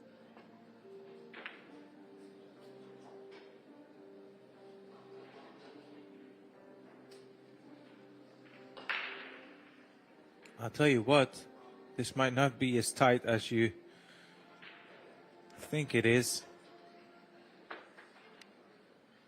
For the, let's say, the average jumper, this is a very gettable jump.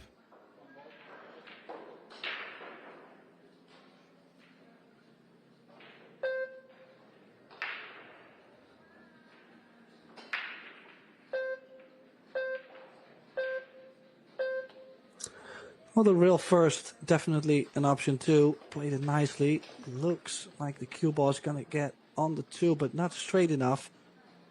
She might have to run into this 3 ball.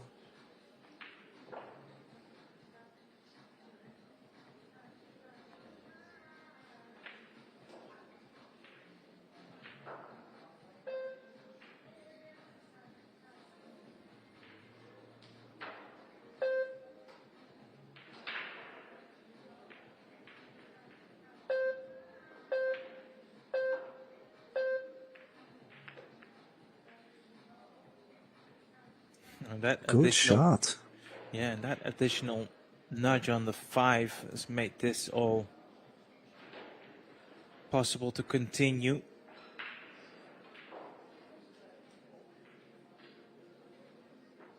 I was just wondering if she could go forward here, in between the gap of the 5 and the 8, or draw. Well, I mean, if she's going to draw, it's going to be a lot harder in terms of pace in the cue ball.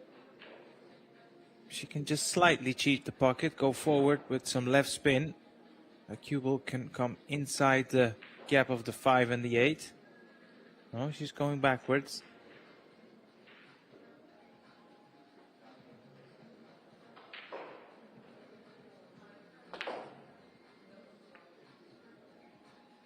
No, did she hook herself too behind the 8? No, that not, but...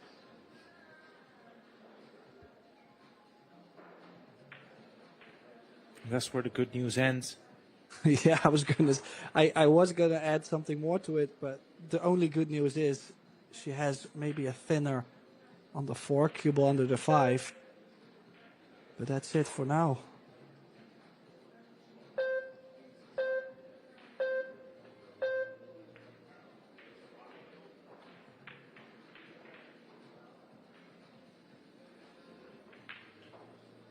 this is a chance.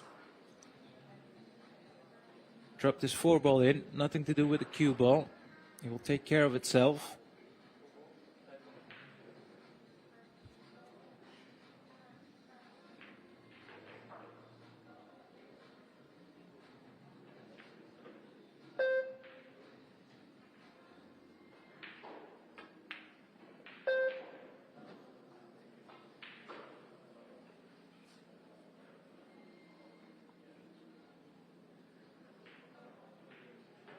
Now, considering the angle, as you can see, it's a much more sensible option to take that 7 into the top left.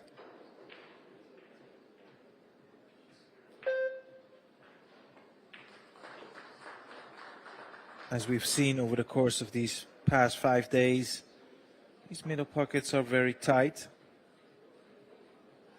She would have loved that cue ball to roll one extra revolution to have a bit more angle. So there's not a lot she can do in terms of getting away from the side rail. Might have to settle with a stop shot here. Well, I'm not sure if the 8 goes by the 10.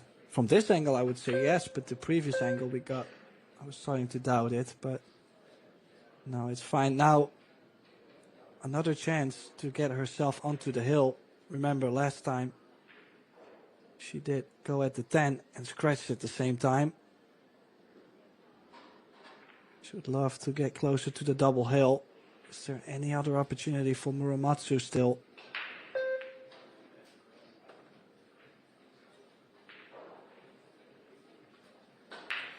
It's all about making this 9 ball and leaving your cue ball on the table.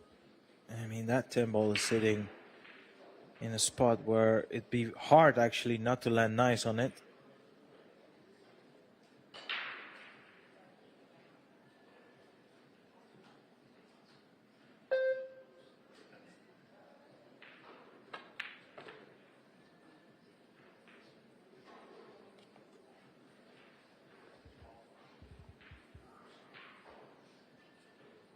And that is now a 3-2 lead. A double hill for Shashalu. Yeah, what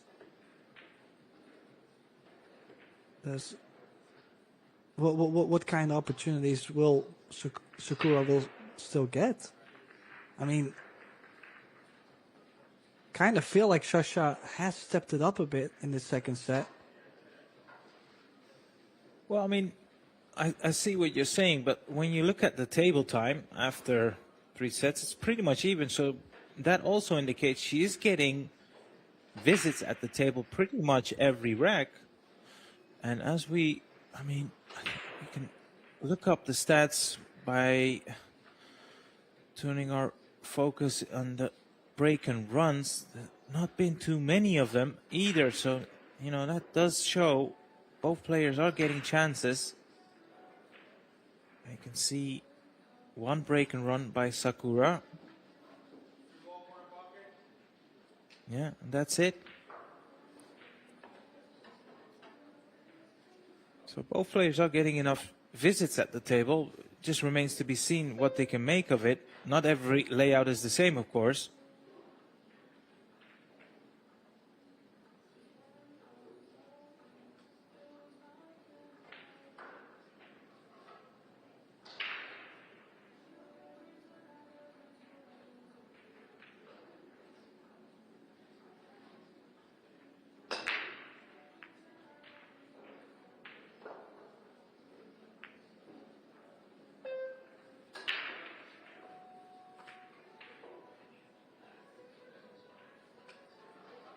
Yeah, makes the 1. Was about to get the ideal shape on the 2. A couple bumps, and now the jump cue coming out. No. You know very well, Tim, that making the jump is not that difficult from this position, but getting shape on the 3 ball is going to be the biggest task here.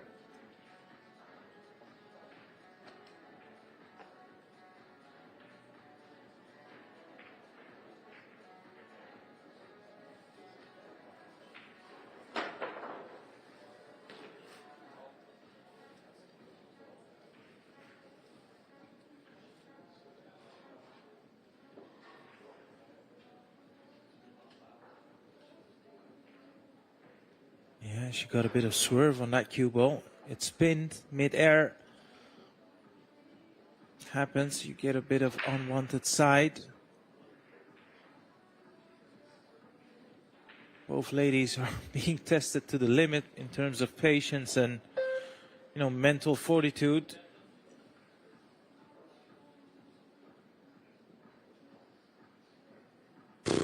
What's to play on the 4? I mean, maybe the 4 does go in the left center, but then you already have to get the ideal shape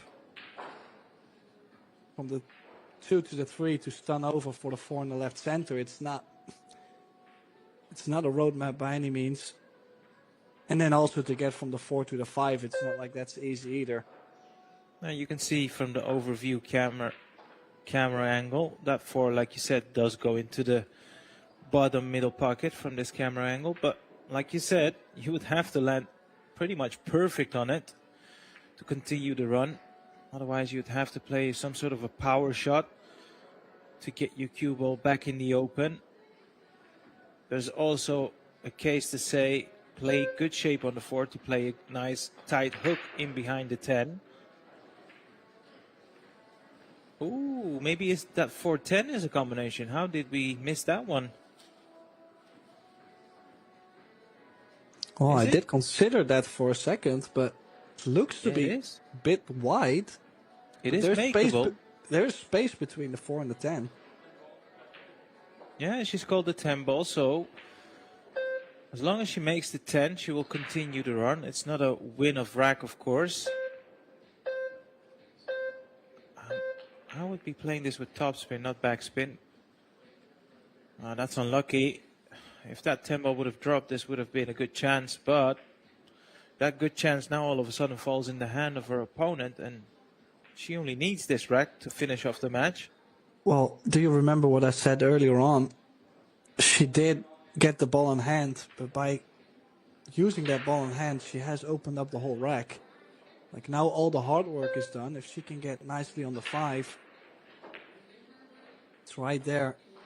Just feel like Muramatsu comes up with good shots and really works her way nicely through the rack, then to trying to solve that one big problem and just not getting there.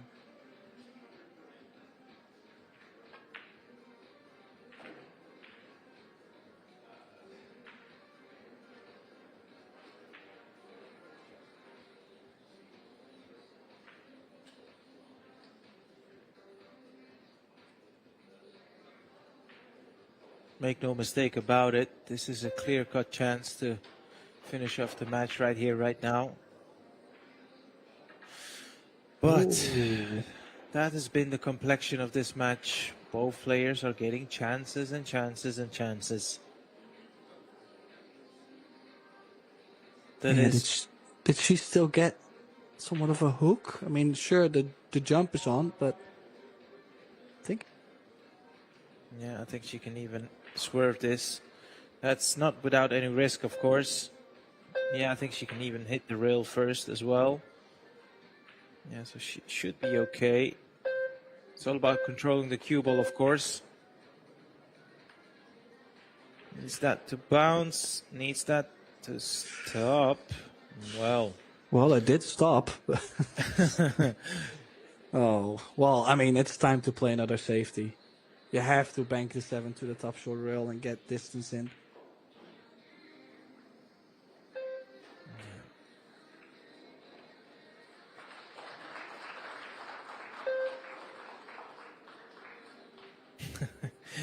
I think she's out of extensions as well, so she needs to hurry up now.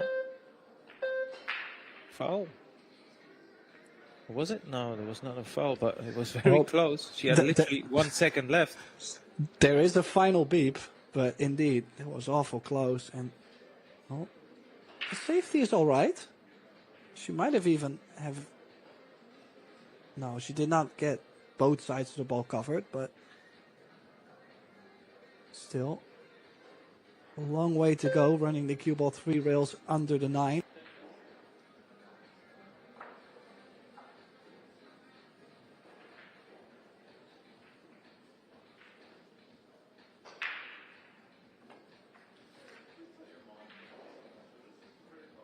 Wow.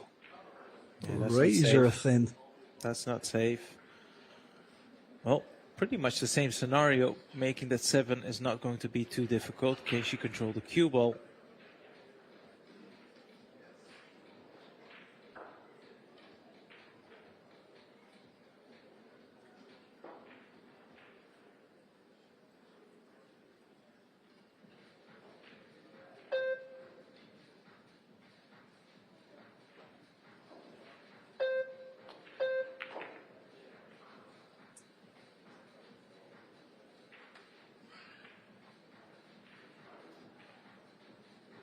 Well, the nerves are definitely in this arena. Any mistake will make her drop out of the tournament, but she does have a chance to go to another hill set.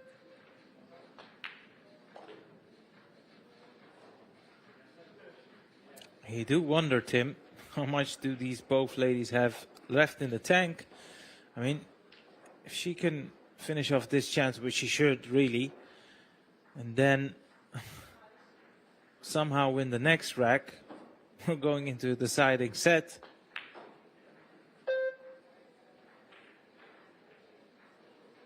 Oh, did she? Oh, she's come up too short. She will have to play this 10 into the top right corner, and the scratch is alluring for the cue ball.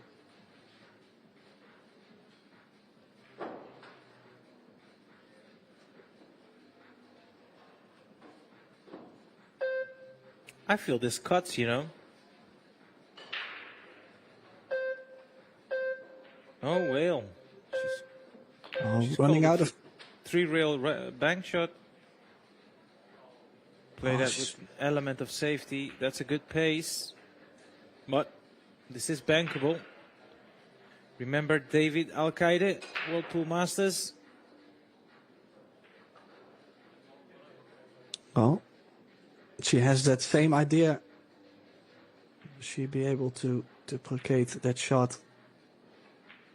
Kind of feel like you gotta shoot this to win. You know, there's no safety in mind on this.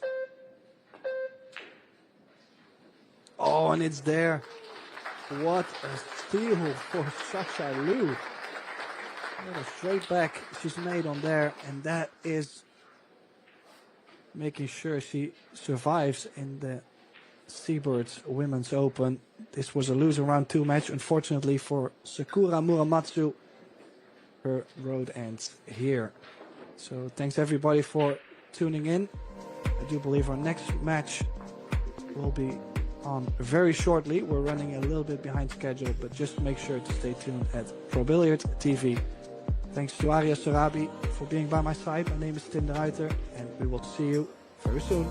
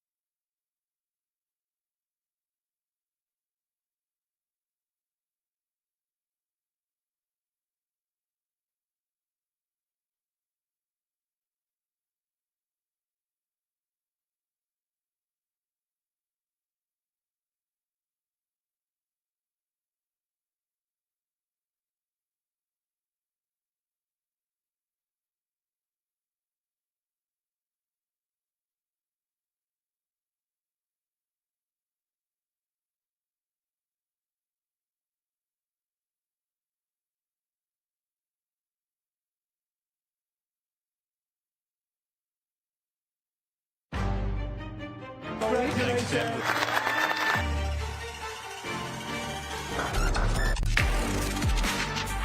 Wow, shot. To become world 8-ball champion. Brilliant performance. Shane Van Boning, world 8-ball champion. Joshua Filler, new world 8-ball champion. Albin Ocean, the 2025 World 8-Ball Champion.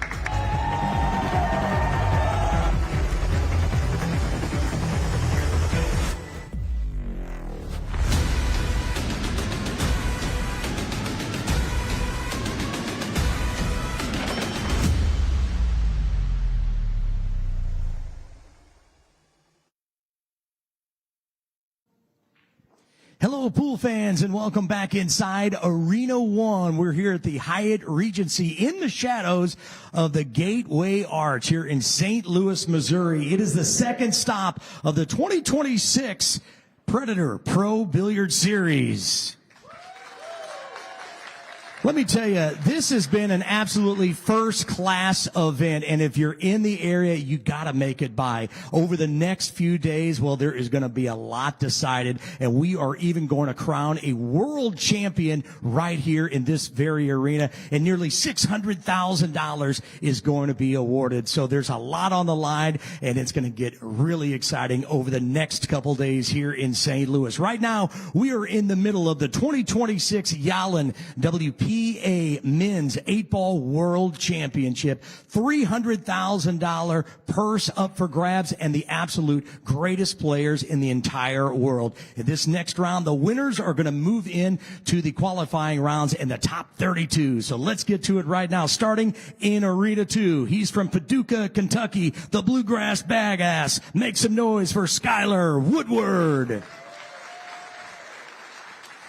And his opponent from Lonian in the Philippines, the Black Tiger, Carlo Beato. Back in Arena 1 from St. Louis, Missouri, the Iceberg, Justin Bergman. And his opponent from Lima, Peru, the pride of South America, Gerson Martinez. It's a race to 8. To go to the final 32 and lagging for the break, sending it to the Predator commentary booth. Take it away, guys. And thank you to our ring announcer, Derek Cox, for the nice introductions. In the final 32 match here between Justin Bergman and Gerson Martinez. This is Eric Horlifson, joined by Aria Sorabi. Close one here, Aria. Justin, the man of the week so far. Hi, Eric, and hi, pool fans. Yeah, I'm looking forward to this one. Justin, as you heard by the announcer, he is the hometown favorite, proudly representing St. Louis. You could say he's playing in his own backyard, and I was just doing some research on his opponent, Gerson Martinez, the pride of Peru, Lima.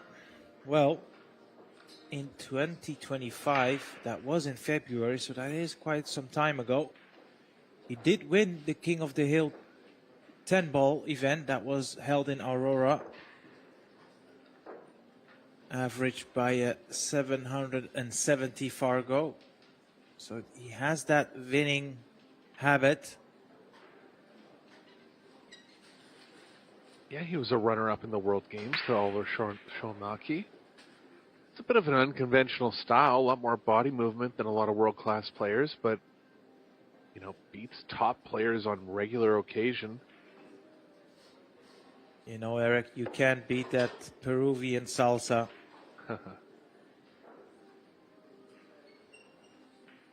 think our friend John Schmidt, who does commentary with us sometimes, said he's the only player that might need hip surgery after his career is over. Kind of uses a lot of body English on a lot of shots, but gets the job done, no doubt. Breaking from the middle, offensive break here.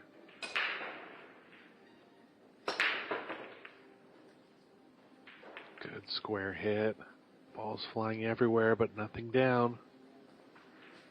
First chance to Bergman. I don't mind that break, Aria. It didn't work out this time, but I think it pays dividends when something does go down. Yeah, absolutely.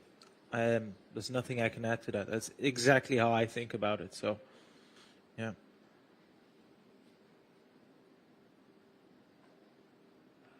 Two balls going to have a bit of a problem for the solids. Actually, don't mind starting with the 15 here. He's looking at the 12. That's okay, too.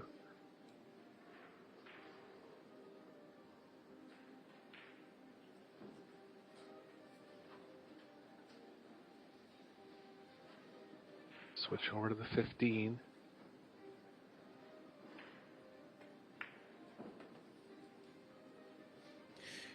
Look, just like myself, Eric, you've called so many matches over these past 5 days. Would you consider Bergman one of the title contenders, in all honesty? Well, yeah, I mean, he's beat Filler to this point. He's beat Duong Kwok Hong, two of the pre-tournament favorites. I mean, Bergman is just such an enigma. He hasn't really competed in international competition in the last 10 years, but he's finding a way to come out there and make good things happen. It's so tough when you haven't been under pressure like this in that long. He has made a bit of a comeback in 2026. He's played in some WNT events. He's had average results. But I think he's just kind of making a statement overall that he's going to try to qualify for the American Moscone Cup team, and seeing some of these PBS events in the U.S. that doesn't like traveling as much as some of the other top players, but just kind of seeing more opportunity at home now. And yeah, I mean, he's been a great player for 20 years. Yeah. And that's what you mentioned there, is that traveling, all the expenses that come with it, it's not something you can take for granted. And like we mentioned about his opponent, he has a unique style. When you have a look at Justin, the grip of the cue, it is very unique, and I like it. It's very loose. Doesn't really pinch the cue. It's just, he's sitting on his fingertips. Yeah, you can see the back two fingers off the cue there. But he's a very rhythmic player. He strikes me as though type of player that when he gets on a roll, he's pretty difficult to stop. Yeah, he came with 4 break-in runs down from 7-3 down to win the match against Kwok Hong.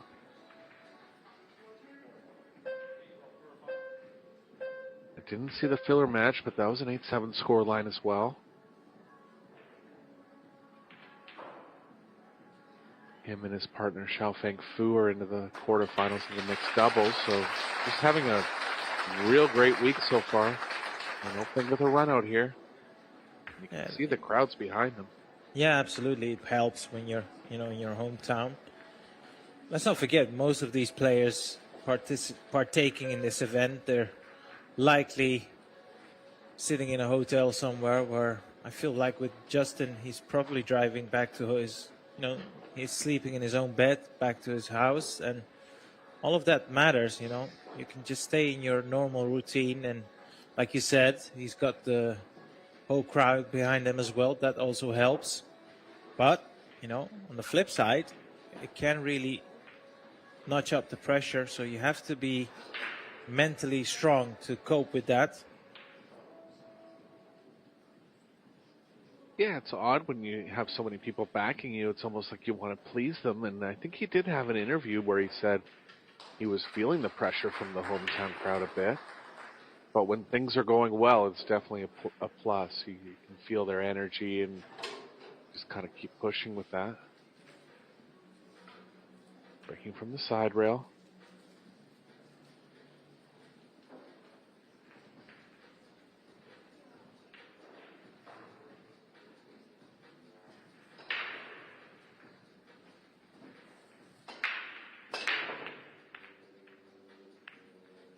Good power. Going for the head ball in the opposite side pocket. Hasn't made it, but he's got a ball down. Cue ball a little bit surrounded by the 1, but he has the 2 for an opener. Yeah, what else has he got available to him? 2 ball, maybe even the 9 ball, if he was to consider the stripes. Yeah, that would help to have a shot on stripes. I didn't realize he was at the 9, but he is, I think.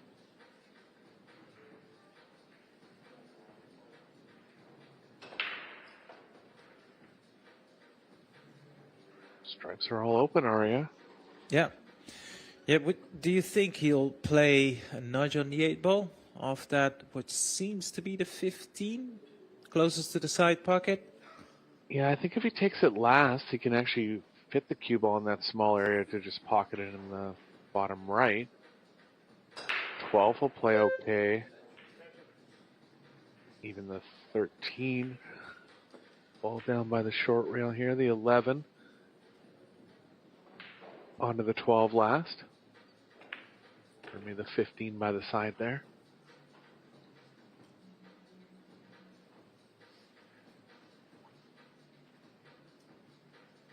Key is just really getting straight on the 15 on the last ball.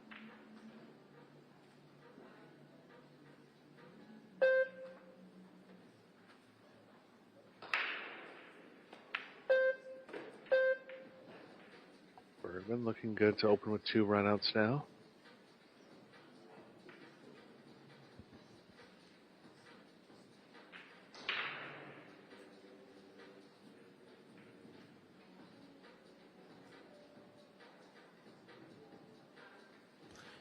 I actually do realize now, when he puts that 15, he can even just drop gently onto the 4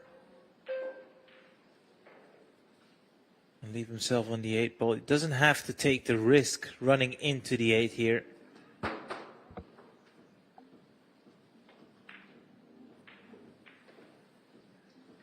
Well, he's now not got the angle to run into the 4. So it's a matter of, look, if he can land, touching the rail, the same distance that 15 has on the 8 ball, there is absolutely nothing difficult about this shot, and he's landed perfect there. So we're going to see the first break and run of the match. Out to Bergman.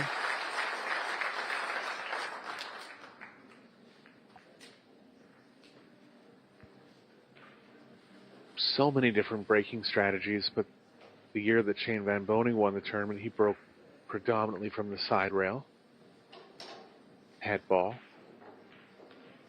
Like Bergman is, and Bergman has enough. You need good power to really power through the rack, because you're kind of attacking it diagonally, and balls won't spread as much if you don't have good power, but Bergman does have enough.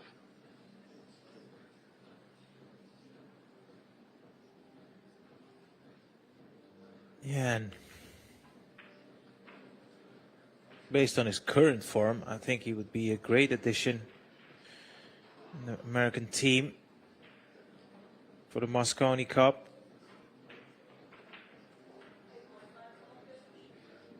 Yeah, I don't know if he'll play enough WNT events to qualify on prize money, but he'll be at the U.S. Open this year, and there are a couple secondary WNT events being held throughout the United States, and he'll probably play those.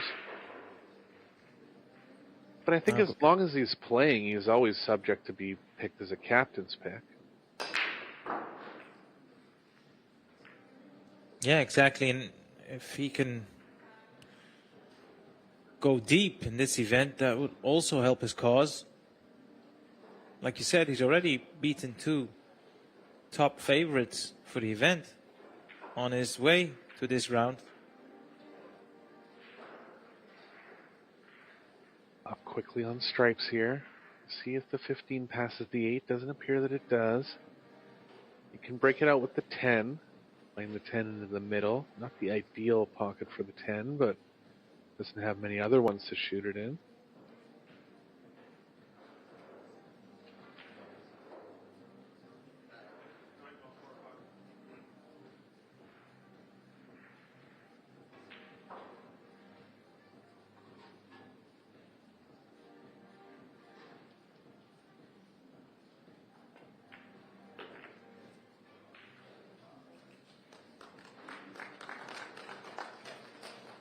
14's going to have to go before the 13-12.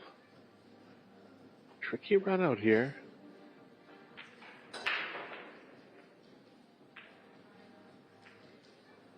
Yeah. What type of an angle has he left himself here on the 11? Because if he can land straight on, as the camera is just following Justin, if he can land straight here on the 13, play stop shot on the 13, he has that option to putt the 14, come off 2 rails, run into the 8 or the 15. Would always have that 12 ball available to him. Yeah, that's a good call. He's tried that directly. That I don't mind that, but the problem with that was now that option is not available to him anymore. Yeah, he's going to get the 14 out of the way, but the cue ball's moving too far to the right here. Might be stuck having to bank the 10 and break into the 8-15. Yeah, it feels like that 13 right now is a little bit in his way.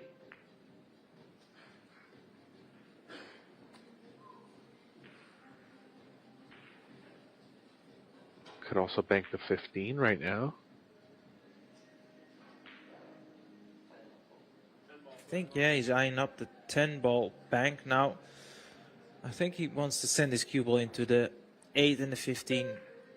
It would be in his best interest to hit the 15 first rather than the 8, because you can putt the 8 and that would result in loss of the rack.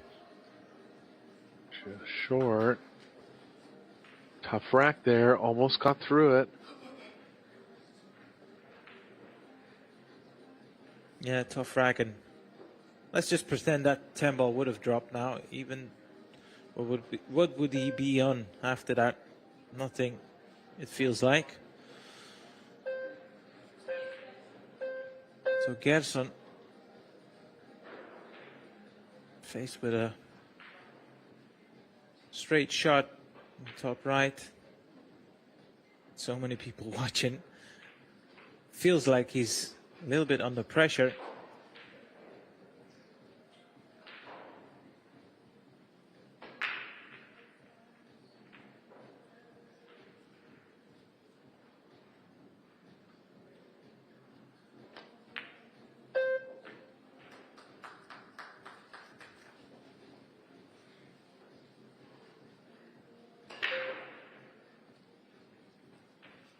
Out for the 3 or 4 here. Off the 6. Open table play for Martinez. 3's got to go before the 5, so he'll be looking to get at that ball quickly.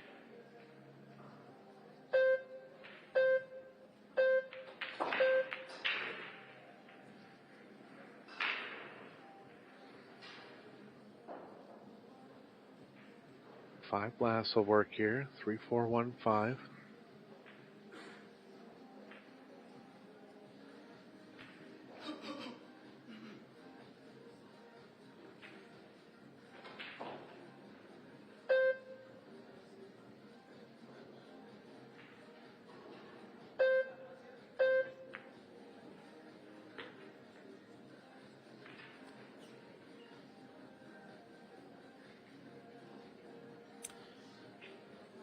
I'm just wondering if that 4 ball goes past the 1.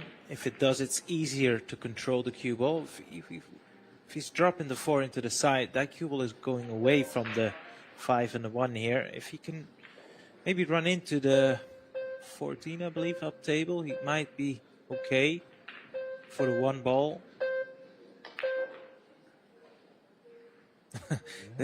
Yeah, I see what you mean about the body English. Oh, yeah. Yeah, if you haven't seen him play before, he's kind of entertaining overall. Yeah, but look, the technical side of it is, as long as your body is for that split second still, when you make impact into the line of the shot, it's fine. If you jump up after that, you can do that. It's not advised, of course, and if you would teach like you do yourself, Eric, you would never teach that to anyone, but as long as you go through the cue in a straight line, then it's fine afterwards what happens. Absolutely. You see that? Just going sideways, and the ball's right in the heart. Nothing to do with it, you know. I think it's very entertaining to watch. Reminds me of Alex Higgins. That was one of our legends in snooker. Absolutely. Made a living off that type of body movement for years. But the funny thing for me, Arya, is, and you know, it's subconscious to him, I'm guessing, but there's no rhyme or reason as to when he moves it. Like here, he stays dead still and moves at the end, just kind of see the ball in the pocket, but it's not like he does it on consistent shots. It just comes up out of nowhere. Yeah. Like you said, it comes out of nowhere, but I suppose it's far worse if you have the yips or something. Some players have struggled with that over the years, and that's, you know, detrimental to your confidence, to your game, to your technique, to everything. It feels like a virus, to be honest with you. Yeah, it is subconscious for him.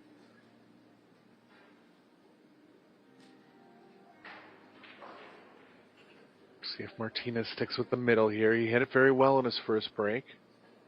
And that break can turn into big offense. Still coming from the middle here.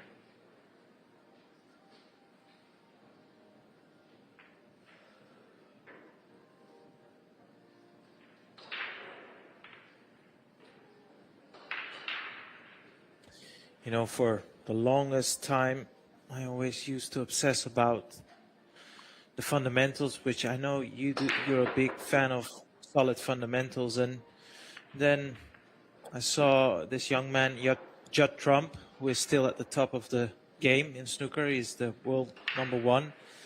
And he has a very odd technique, but, you know, he makes shots that pretty much nobody's ever done on a snooker table. And I just came to the conclusion, look, as long as you're consistent on your shot making, it doesn't really matter if it's textbook or not.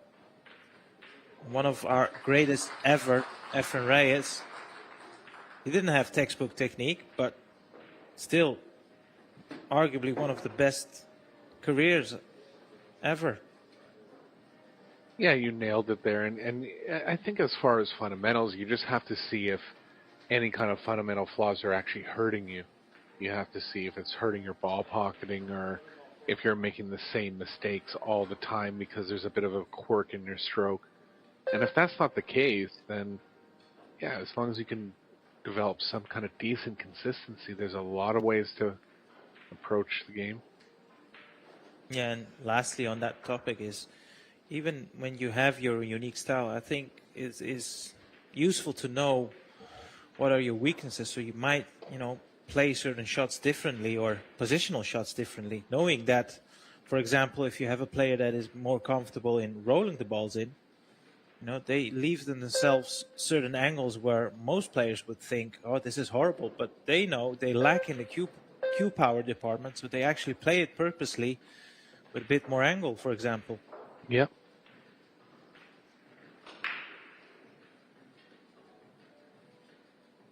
Martinez looking good here for his first break and run of the set. Hit the break the same way as the first one, just made a ball this time. Really lends to more open tables and easier runouts after the break.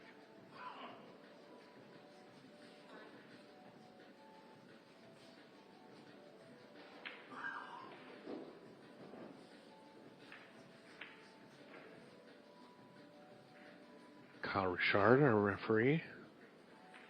Great player in his own right, represented Canada at the World 10-Ball Championships last year.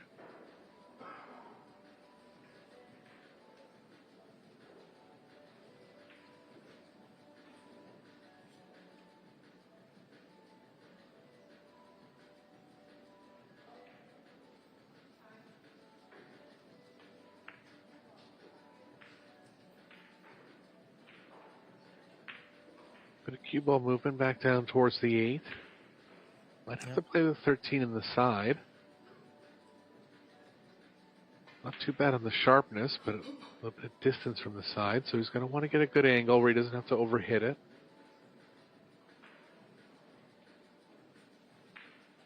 leave himself a good angle here. I was wondering if that 13 passes the 15, and if there's any value to take the 13 first. He is right-handed, so he'll be bridging over those 3 balls there, 5, 8, and the 7. Yeah, so he's stuck to his guns. 15 first and then the 13. All about the angle he leaves himself here on the 13. Not ideal. Oh, he's a little straight. It looks like it does have the slightest angle going to the right, and he can play through to the right long rail.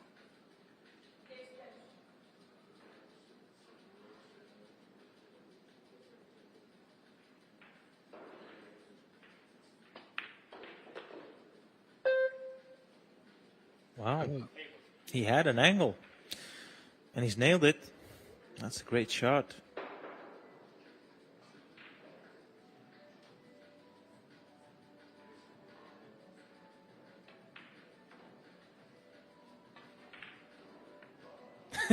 Look at that. Oh, you missed it no. because of it. Wow. But, I mean, that 6 is bankable. But probably Justin needs to take away the 5, well, just to open up that pathway a bit more. There you can see. Yeah, those hurt, don't they, Eric? Yeah, after a great run out, I really didn't expect him to miss that ball. Only saving thing here is that the 6 is going to need to be banked or moved.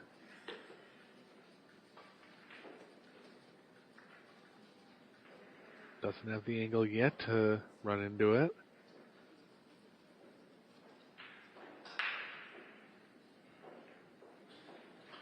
Maybe with a bunch of right spin, but so. Yeah, I've seen Justin partake in the banks where he went pretty deep and... Oh, wow. Justin, what have you done there? Yeah, the shot clock was running out, but he still had his extension. That's unbelievable. Well, he tried to load it up with spin and get into the 6. That made him miss the ball. And maybe even kind of just cheat the pocket a little bit. But yeah, a couple surprising misses here in rack number 4. And we're going to be all level going into the 5th game.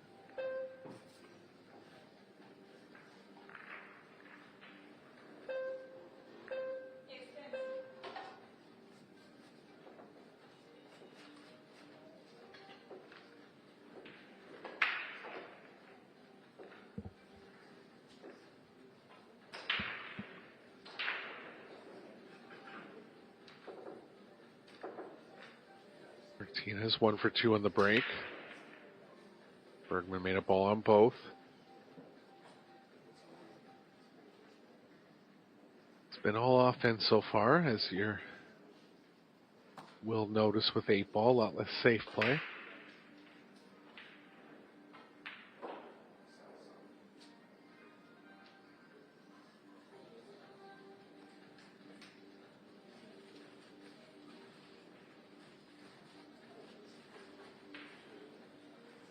Stands are full, are you?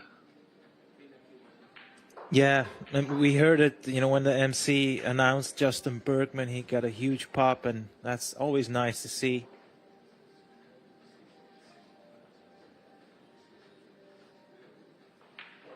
But, equally what is nice to see is, the crowd are being very respectful. It's very, very quiet when the player is at the table.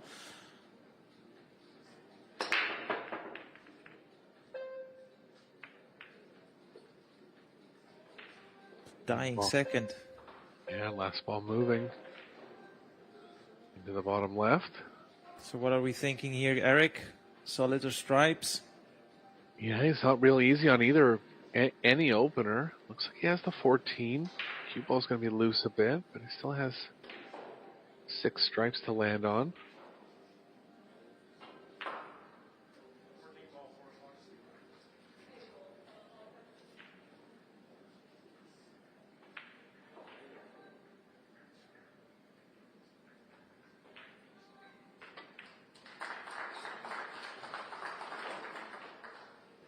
Nicely played, avoiding all the balls coming around the angles. He's looking decent now for a run out.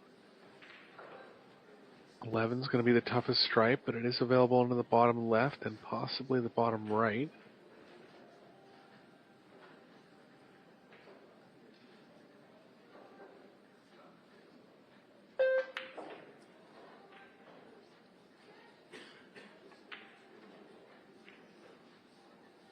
Had a chance to get on it there. Has he ended up right next to it where he can't even see the 15? He might have. It's a bad roll there. Still on the 10. Might need to draw the cue ball though, and he's over top of the 11.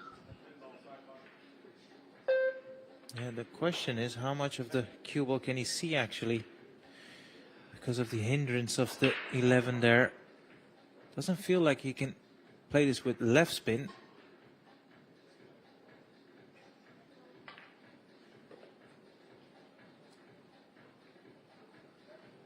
Had to have the right spin in there, because he only had the right side of the cue ball, but he's stuck behind the 5 now. And one on the 15 available still. Yeah, I think the 15 is a bit easier than this 12. We've seen so many shots missed in these middle pockets. Particularly from that angle.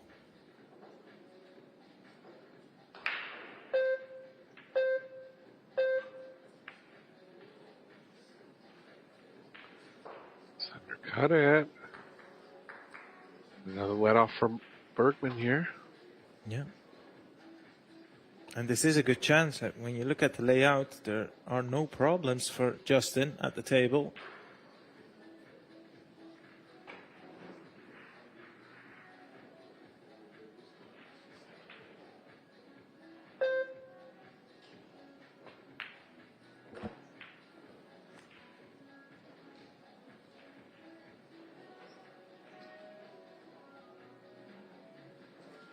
Two, 7, 4, 5, 6, or 6, 5 at the end will work.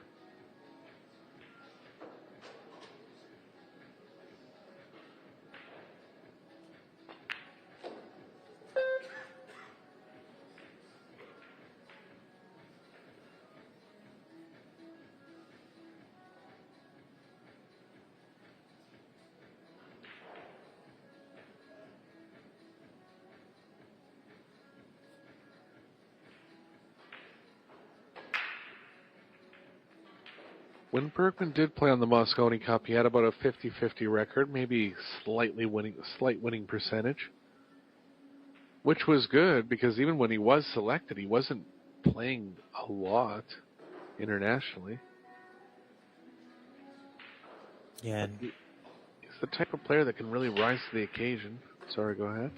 No, well, I was about to add to what you were saying is, playing in a Mosconi is, there's no event like it. There's absolutely nothing you can compare to it. So Second missed ball from Bergman in this set. And no real excuse on that one.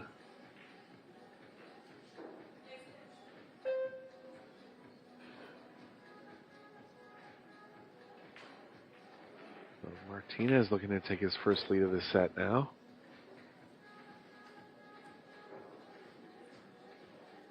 Playing into 4 1/8 pockets here, don't forget. So we'll see some of those more routine balls missed from time to time.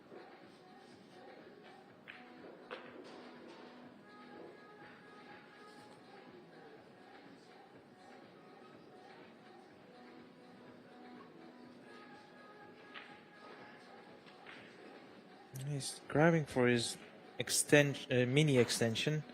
I think the original plan was to play position on the 12 and leave that 15 for the last, but he's now taking the 15 and this is fine. That's 2 wrecks that Justin has. It feels like he's gifted to his opponent. I mean, it's still early days, so it doesn't have to be too substantial, but nevertheless, 2 misses in on an easy shot, in all honesty.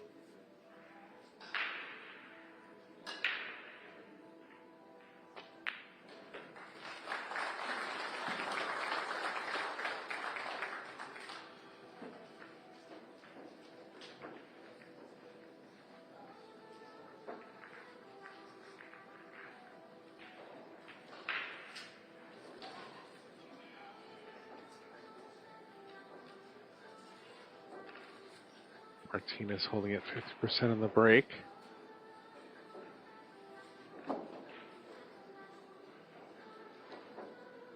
Both players close to 900 overall performance, but the player overall performances will be higher in 8-ball. Be less missed balls overall. Actually have 3 in the match so far, which is a little high for only 5 games in. Pardon me, 5 balls missed in the match.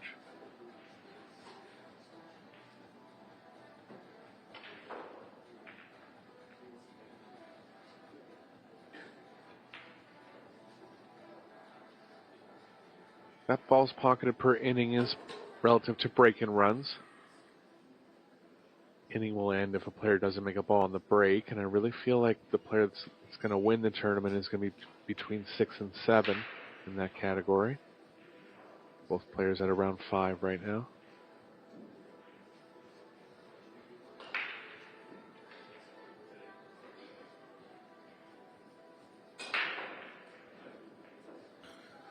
Martinez experimenting with the break. Now going more forward from the center. Nothing down. Yeah, that break is a gamble because you can see how they spread. But again, the gamble is that he's trying to make a ball.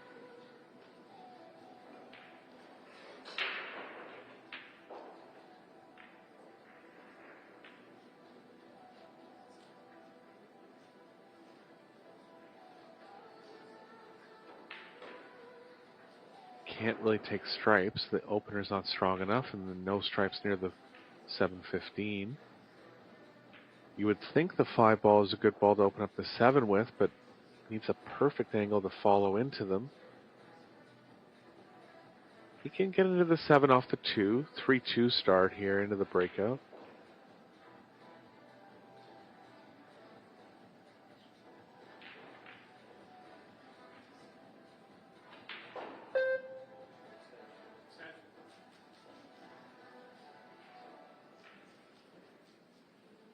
You know what these players have going for them is, in this event we've seen some, this is by far one of the highest level in terms of across the board, the amount of quality players we had in this event and have. What they have in their favor is, even though it's win or break, because we're not using a template or the balls are tapped, when you make a mistake like Justin has made there, to get back to the table immediately, it doesn't happen as often when they were playing with a template, 8-ball winner break. Normally, it might have to sit there for at least 4x. Now, it just gets back to the table within the next shot.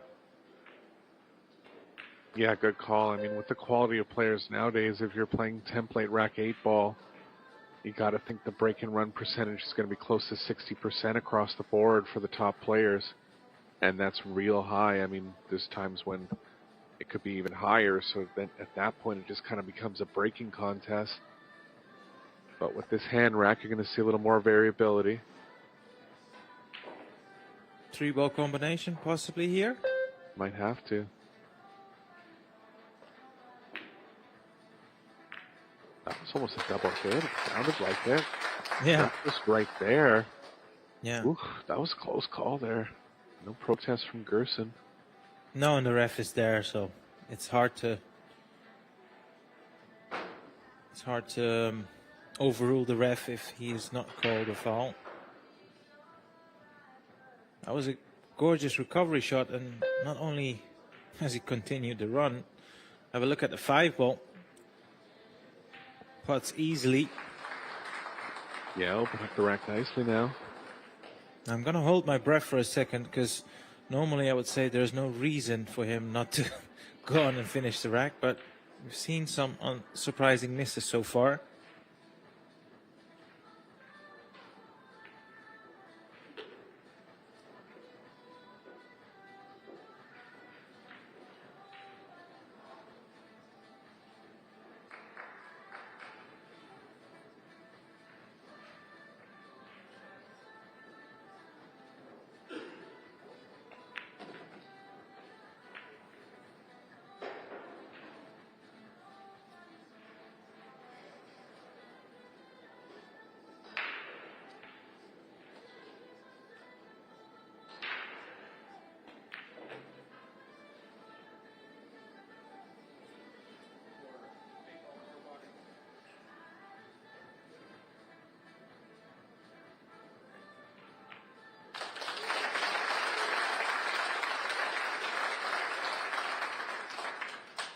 Out from Bergman, tying the score at 3 each. Does have one break and run in the set so far.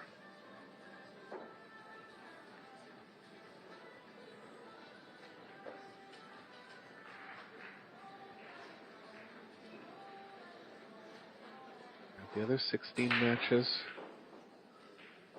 in the winners qualification going on right now. Bringing up to date on some notable score lines there in 1 second. Just going to pull up the draw here.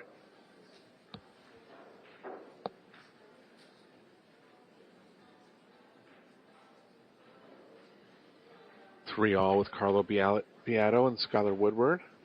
Over on table number 2, Jason Shaw's advanced. Some of these matches started a little bit earlier than the one we have on table 1 here. Shaw's advanced 8-3 over Kasper Matikainen. Chia Chen Xie, who beat Shane Van Boning earlier in the tournament, is up 5-0 against Stefan Kasper. Oy ahead 7-4 against Homan. Fedor Gorst and Aloysius Yap. Marquee matchup. Yap ahead 3-1. And all the winners of this round will qualify for the final 32 redraw. Losers will go into the losers qualification and have one round back to the redraw stage.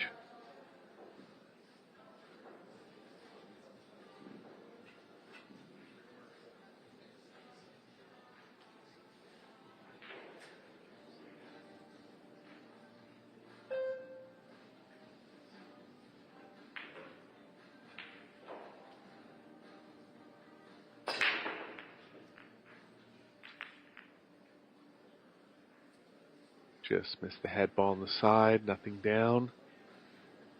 10 balls below the first 2 diamonds here. A lot of congestion at the bottom end of the table.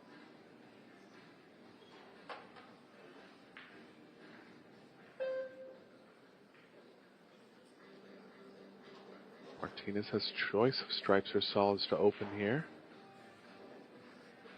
I don't mind the stripes if he's able to pocket the 14 at some point directly.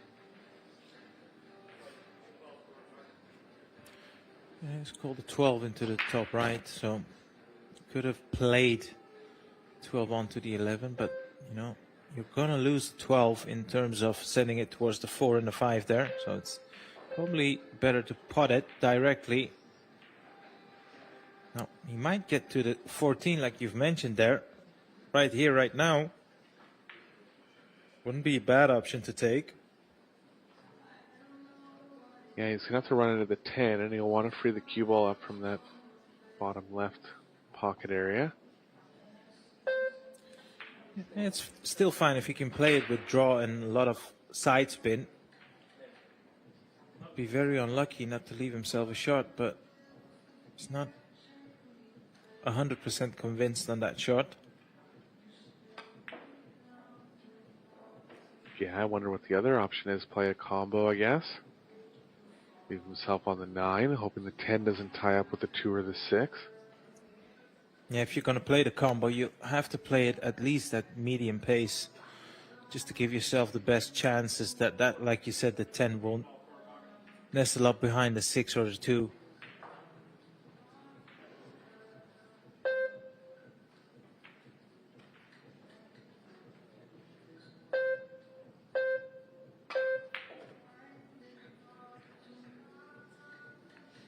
shot, and he's on the 9.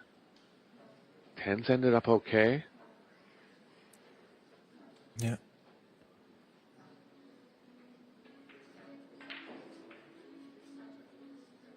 I feel right now, because of the situation of the balls, it's very important that he gets the cue ball in a nice area to make it simple.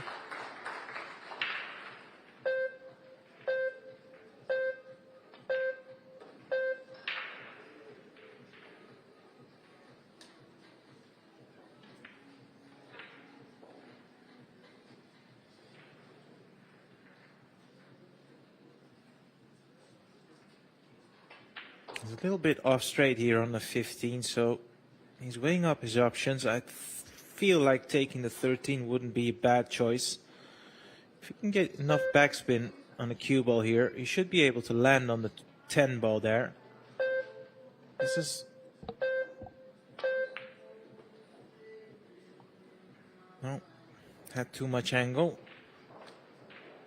Back on the 15, once again, similar type of angle. Yeah, he's been trying to get straight on the 15 for a couple shots here, and he hasn't found it, but he is going to draw over for the 10 in the left middle. Tight cue ball movement here. Yeah, needs to avoid running into the 3. Great shot. That's a great shot.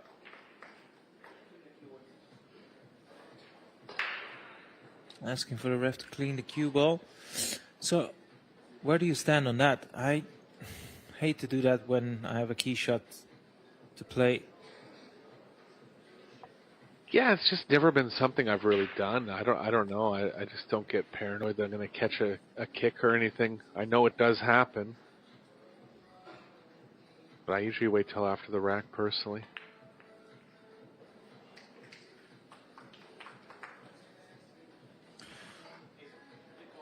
Assuming he's going to putt this 8, I would have to say that's a nice out. Like you could see, it was not straightforward. I had to play a couple of precise positional shots, but he's managed to do that and he's passed the test.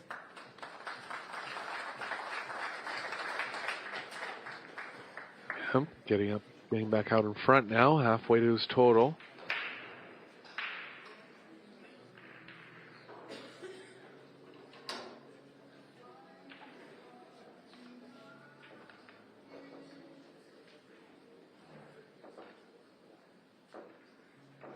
Balls pocketed dead even at 33 each.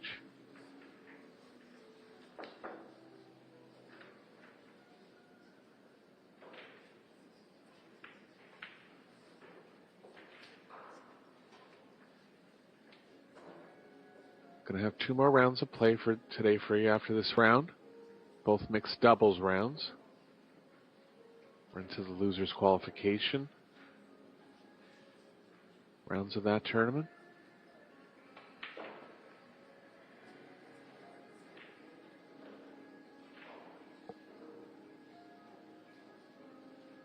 Teams that have advanced undefeated so far are Centeno and Shaw, Fu and Bergman, Liu and Yap, and Hiraguchi and Shevchuk.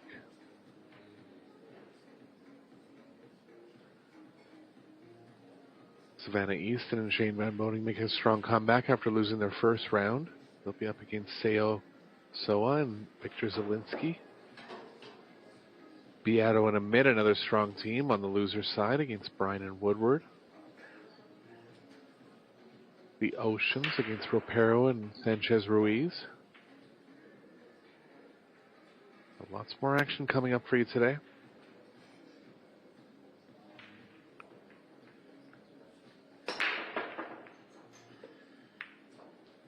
Big pop on the cue ball. Ball in the second row going down. Ball in the top left. And that's a picture-perfect break for Martinez.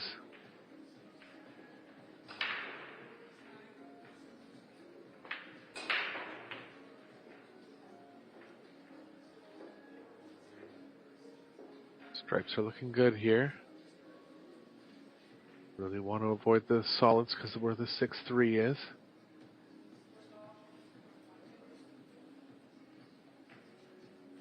Yeah, the sooner you can get rid of that nine ball, that's blocking the pathway for the 11. The easier this run out will become.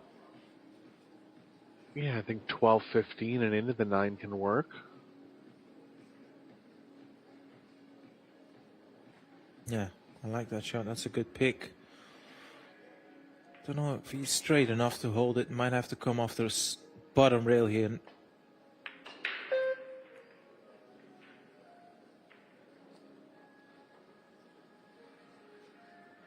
Yeah, there's real value. Maybe that 9 ball goes past the 8 ball, you know. So doesn't have to play into it, but good call. It is a risk he can take, I believe. And the way he's on the 15 right now, he'd have to kind of stun it to get into the 9. It's tough to really pinpoint those type of shots. He was looking for more of a following angle where he could get into it. So you're right, he might go into the short side of it here. Oh, it even goes in the side area. Yeah, he came around to have a look at that. So that is as played, and such is his angle on the 9 ball. If he's to take the 9 ball now, I think he's likely going to take the 13 after it, because that cue ball will be going high. Now, there's nothing wrong with that. Just need to make sure that you go past the 2 ball. Yeah. I'm very surprised he's taking the 10 here. Well, he's played the nudge on the 9 and he's played it perfect, but still needs to keep tight control of the cue ball.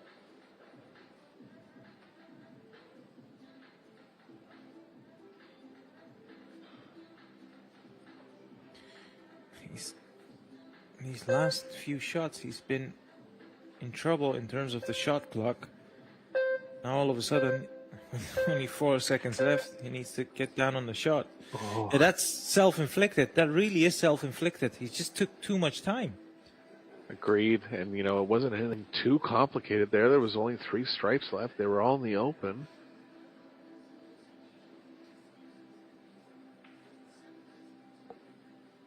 Yeah. Couple mistakes creeping in from both players. Bergman's going to have to find a way to open up the 3-6. Going to go at it right away. Has a following angle into it. Off the 2.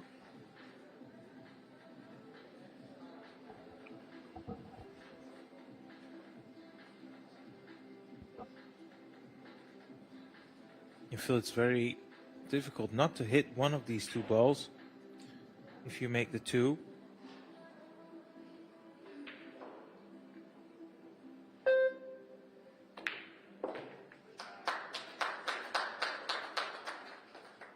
That's unlucky there, and he's not even on the 5 or the 4. I think you can just cut the 6 in. Yeah. Maybe. Yeah, he's come around to have a look at the putting angle. So that's still okay. Regardless, it's still unfortunate. It could have landed nicer than that.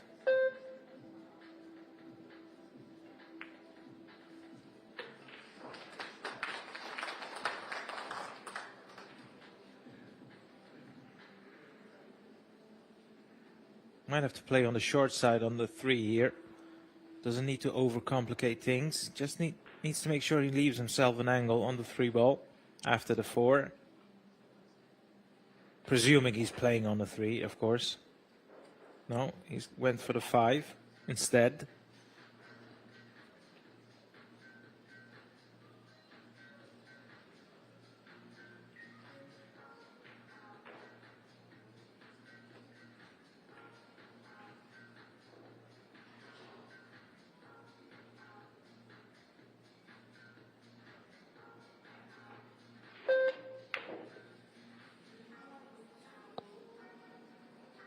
Caught that one a little thin, so has a little more angle on the 3, but he's still okay here. And needs to pass from side to side. Put the 8 into the same corner pocket as the 3 ball. Let that cue ball come in between the 8 and the 13.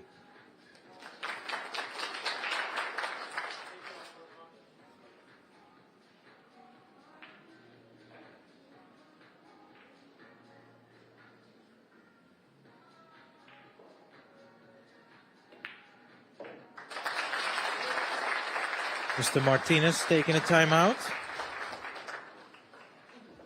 So we'll have 5 minutes. That gives all of us the opportunity to take 5 minutes and don't go anywhere. We'll resume the match as soon as both players are back at the table.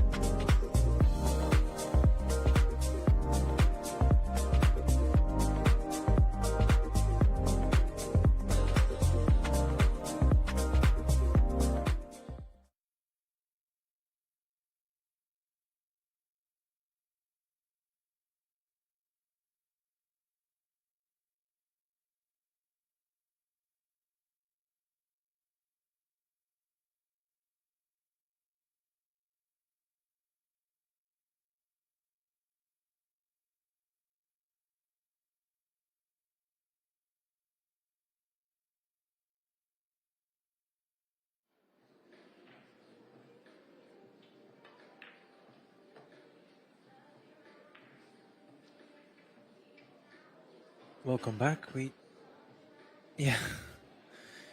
just saw the opening shot there by Mr. Martinez.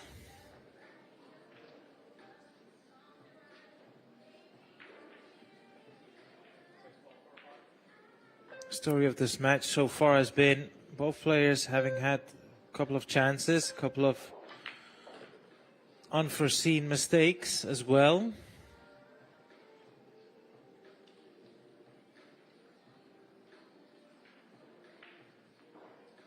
Bit of work to do here.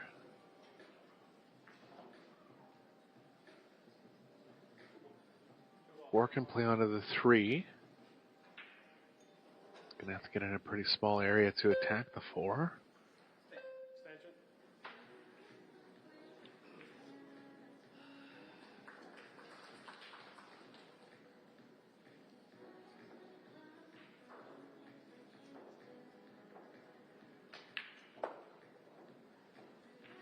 We've only had one break and run so far in the match.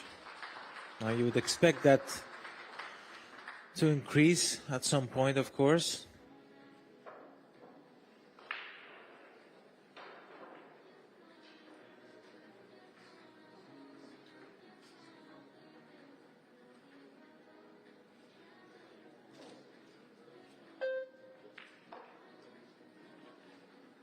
I'm just wondering, Eric, is there any value in trying to make the combination and free up the 3 ball in doing so?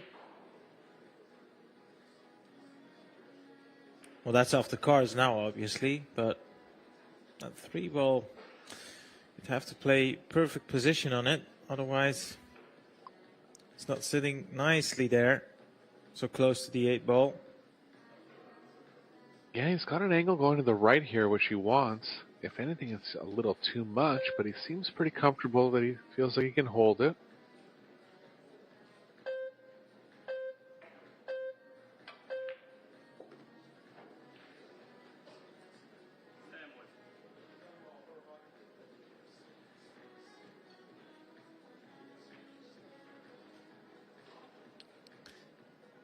I tell you what, it's just a guess, but when you look at the pace he walks around the table, I think that also has an element in that body movement once in a while. Yeah, he's just a little frenetic overall compared to most players. You've got a player like Jason Shaw who sort of like strolls around the table. Then you've got players like him that just, you know, they have a little extra step, which is fine. I like to see different styles, which I'm sure you do as well.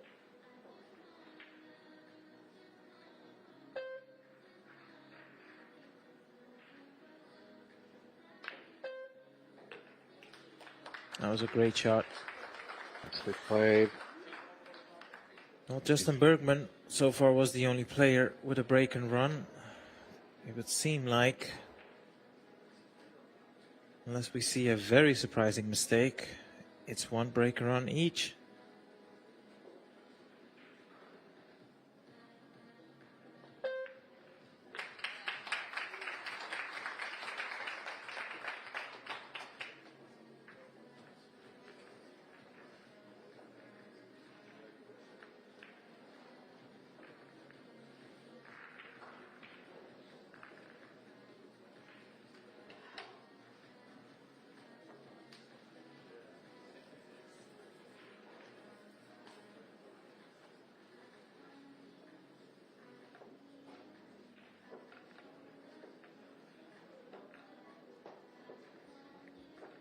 Overall, this match is going pretty nicely in terms of speed.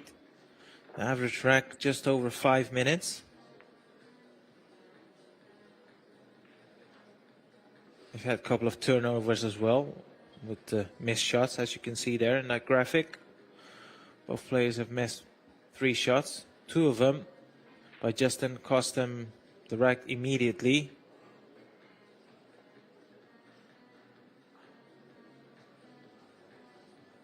Not a lot in between them, is there, Eric? Just 8 balls potted between them. Yeah, break's likely going to play a big factor going into the latter part of the match here.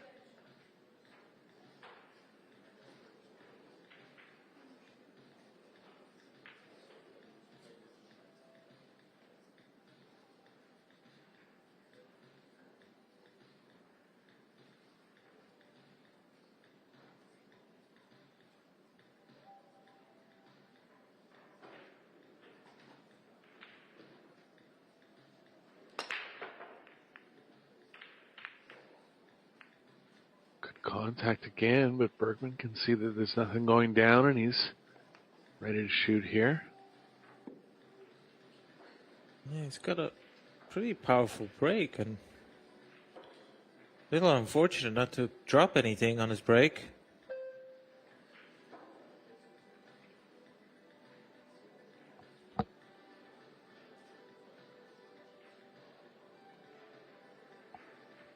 Choice of either suit to start here. Two's the toughest solid.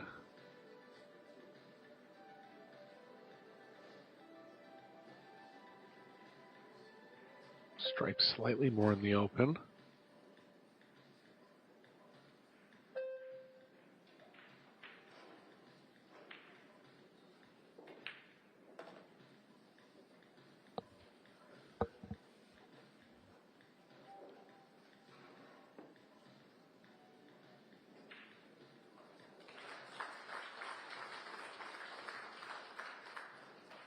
Going to be some tight cue ball movement near the end of the rack. Going to have to get the cue ball in a pretty small space for the 13, not to be moving it too much off the 13. At some point, he'd like to get straight on the 9 to follow through for the 11.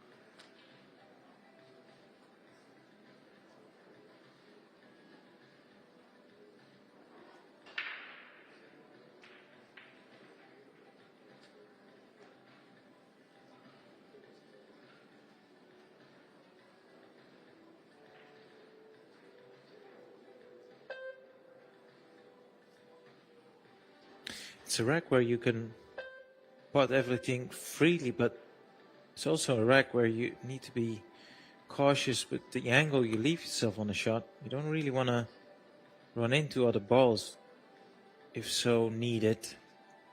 If you can avoid it, I should say, sorry. So for example here, where he's pointing his cue, if you can land there, it'd be very automatic to pot the 9 and land on the 11. But if he lands short, now all of a sudden you have to play the cue ball into the 11, and that can always go wrong. Yeah, it's the thing about 8-ball. The position required on a lot of shots is very precise. The pocketing's overall easier. But in rotation, you're overall playing into more of an area. In 8-ball, you got to get real precise with the cue ball. Looks like he's okay here. It is running a little too far to the right, though, Arya. Yeah, I'm just wondering when we see the overview angle, if he can spin this in, might be able to get to the potting. Yeah, it's tough. I think he's playing it with left spin, so I feel like he believes he can still hold it, and not ideal, Eric. Yeah, I might have to run into the 2 now. Yeah, 2 or the 7.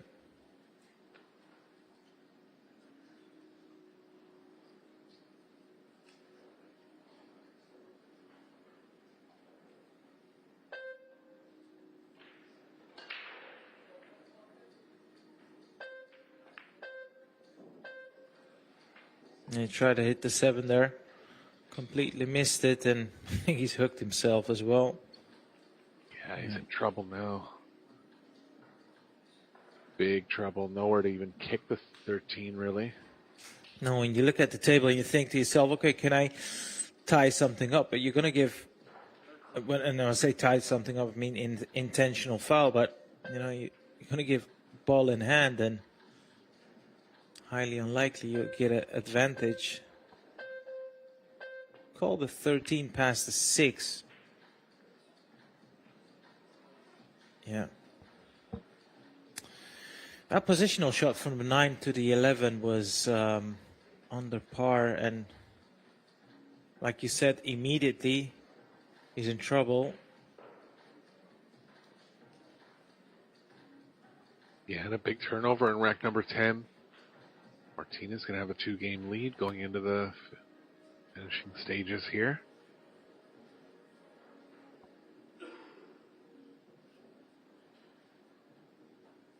Does the 1 ball go past the 3?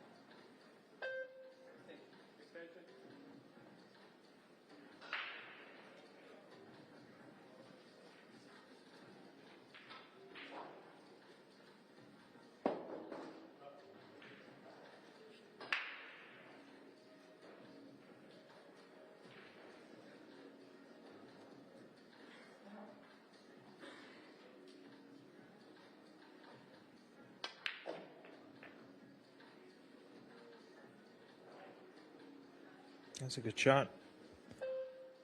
Almost went wrong.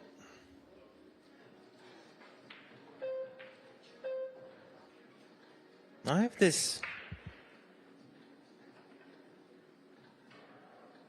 It feels like he's struggling a little bit with the shot clock, is Mr. Martinez.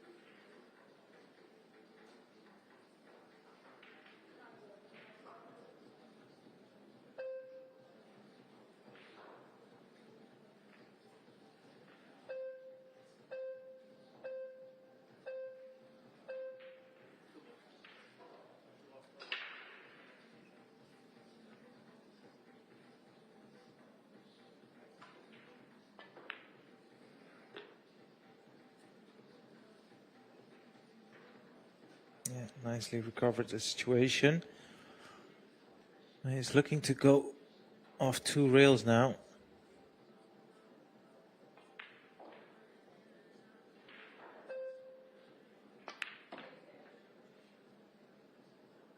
I said 2 rails. He's played it off 1 rail and he's left himself awkward on this 8 ball, Eric.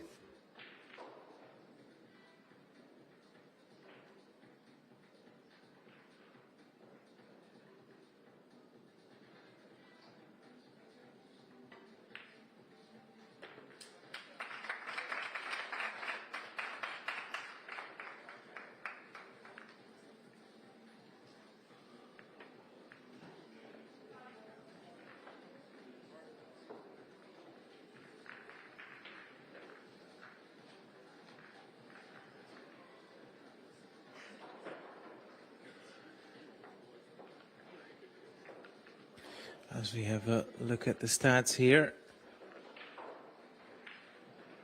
Break success 50% per player.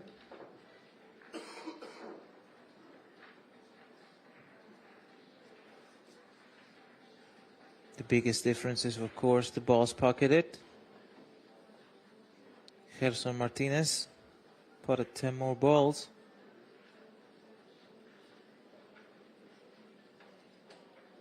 And he's averaging 900, which is very, very decent, of course.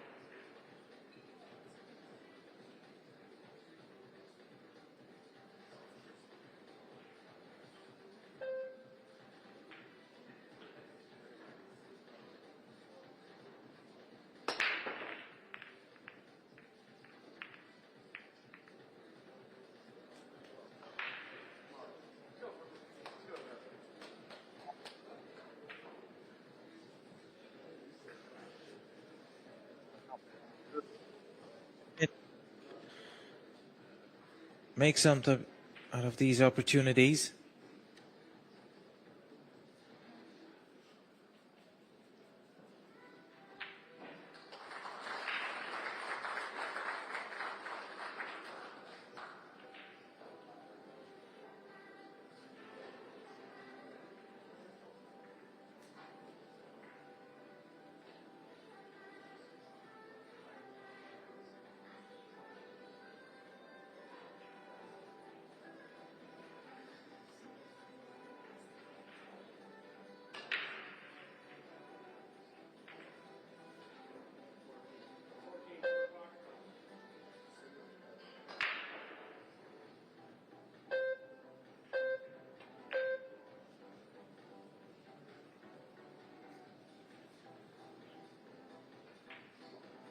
Yeah, well, one thing is for certain, this is not going to be an easy.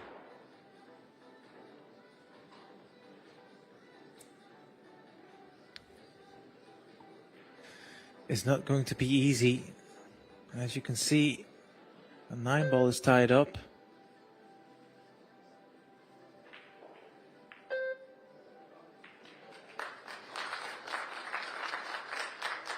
Rare safe in 8-ball, but he's got him good here.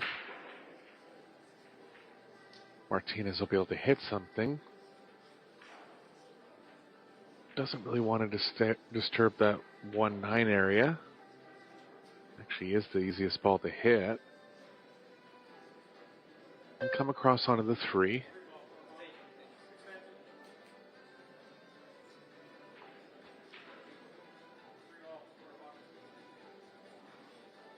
He's got the 3-ball into the bottom right.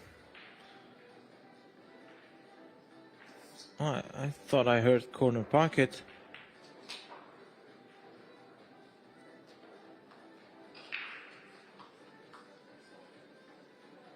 But that will do, as long as he didn't pass up a ball in hand. That 9-ball still remains a problem for Justin Bergman.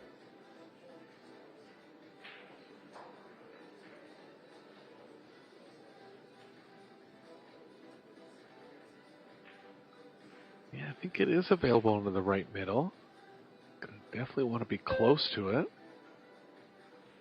Playing very sharply. Wants to go into it. A little short, but he's going to have another chance here now. Off the 13. Cue ball's drawing a little more into the 6. It'd be tough to get any kind of big energy into the 9. But he is close to the 13 here. Can just load up on the power.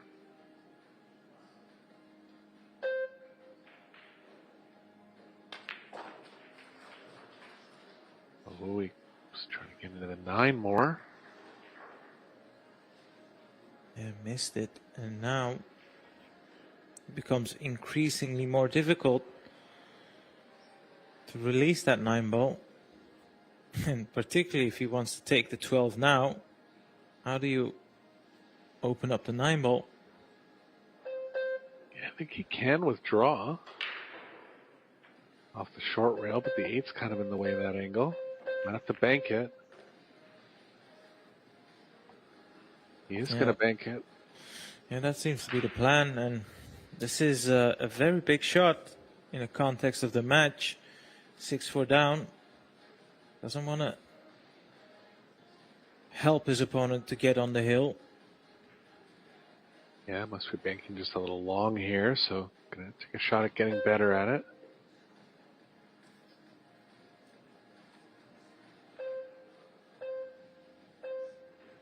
He did finish in the semifinal of the bank pool showdown. Yeah. 16 of the best bankers in the world. Yeah, he's definitely a proficient banker.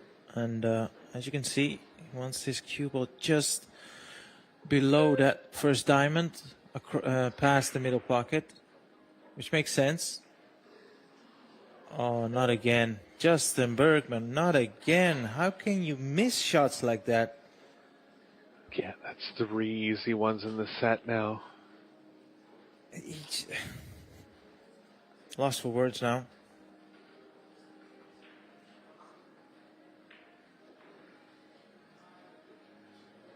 Martinez is going to have to find a way to open up the 1-6. No solids near it. Could actually try to go into it now. Yeah, I think he's going to play safe, but bank the 7 towards the 10 ball, that is. Yeah. Smart Great shot. Very good shot. Maximum result. Nothing on. Justin now in a world of trouble. Now, this is one of those scenarios where you could consider the foul. Now you've got 2 balls tied up for your opponent. If you can push another one towards it, now you have 2, so a bit more favorable. It's called a 9 there. And I tell you what, this is not a bad result at all. Yeah, he's kind of tied up his last stripe with... I don't feel like there's any value for Gerson to go for the attack here. Yeah, he just has to guard against jumps and kicks. Not for the first time in the match. That shot clock is playing a part for Gerson.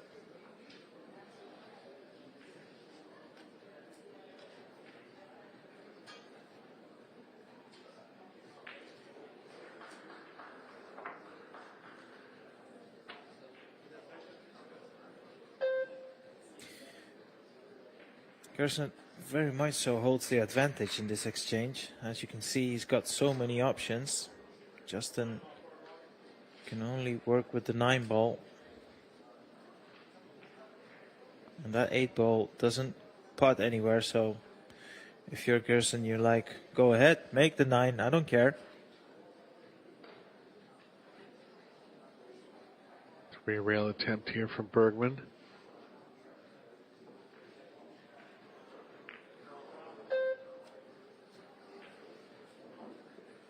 Super tough, but he's kind of tied up that 6 a little worse now.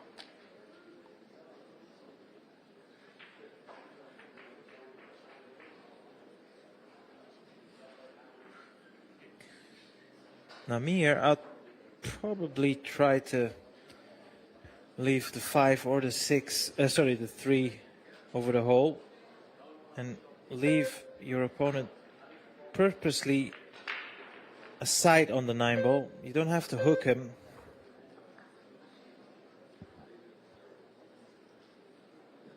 And when I say a side on the 9 ball, I mean in a place like this where he can't putt it directly. I just need him to remove the 9 ball there.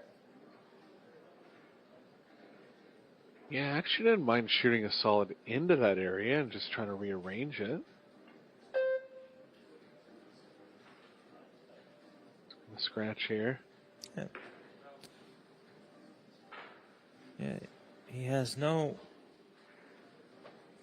real intention to remove the 9 ball where it is sitting. That's why I say maybe leave him purposely where he can see the 9. He's going to go into them here.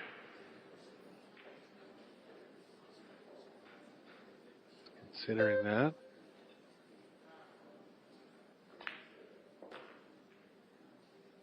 Yeah, I said it before, and I said it again. I feel the shot clock is catching up with him, Martinez. I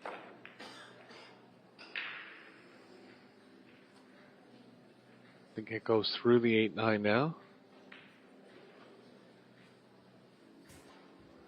I think it does, and even if it doesn't go directly, you can pot it off the 9. That's a big pocket.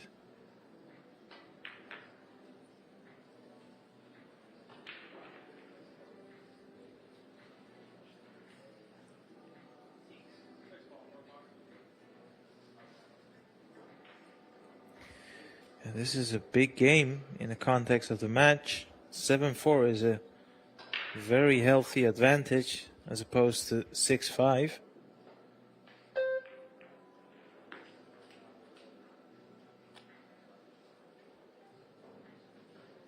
Straight on the 7 here. I have to power out to the left long rail and to get a little closer, but he's kind of drawing into the 9.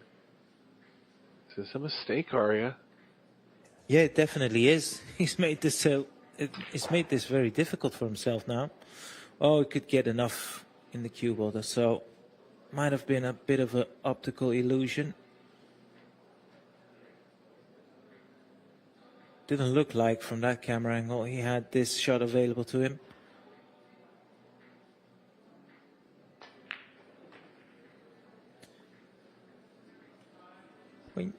I can recall at least 3 very, very easy shots missed by Justin, and at this level, or at any level in 8-ball, I feel you can't afford to do that. Yeah, he hasn't been quite up to par like he has been the rest of the week in this match. And all of them were very, very simple. That's the most annoying part for him. When you have a difficult shot or pressure shot and you miss them, you know they're difficult. But when you have something that is well and truly a hanger, yeah, there's no excuse for that.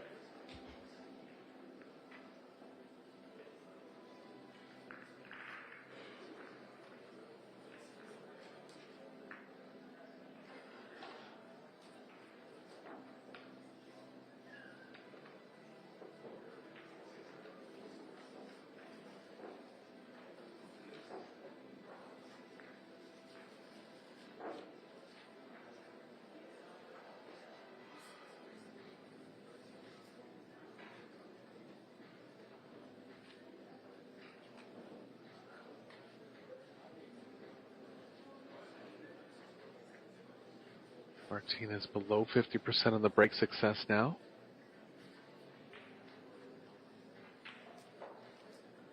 Stuck with the same break throughout the full set.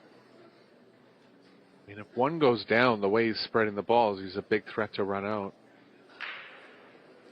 Yeah, would it be unfair to say it is his to lose now? Yeah, I mean, Bergman did have one comeback like this earlier in the week where he broke and ran 4 to win the set. So don't count him out, but it's going to take a little turnaround in his level of play and in his breaking.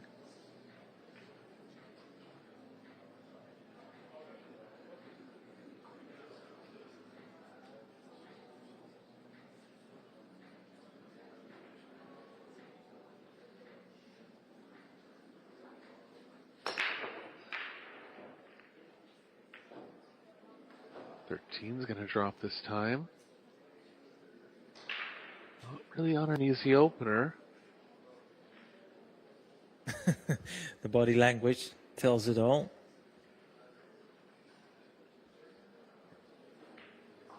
Might have to take a stab at the 14 here. 14. What else has he got available to him? I'm having a look if there's any solids. I mean, he could try and putt the 6 off the 3-ball, but that would be a crazy shot at this point. So yeah, like you said, the 14 is likely going to be the shot if he wants to attack from this position, of course. He's considering trapping him here. Nicely played. That could have gone wrong. Good touch there from Martinez, and Bergman's thinking about the same shot. This is how I know I'm not cut out to be out there. I would never consider the safety. Yeah, but it's a great shot he's played there, though. Sure, yeah.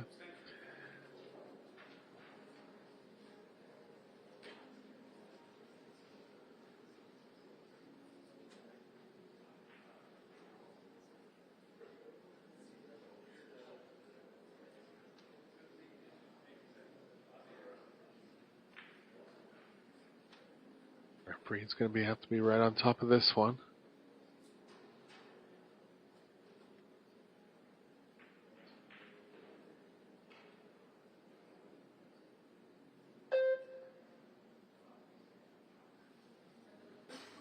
He's got it already, I think. What a shot from Bergman. Yeah. Yeah. Perfect shot. Is it frozen now? Didn't hear the referee call it, so presume it's not. That does make a difference. Wow, Martinez. There's no way Martinez can play perfectly onto the 6 here again. No. Foul. Did he nick it on the way through, though? He did. Oh, wow. So back to square one here. Interesting exchange there. No. Justin going for it.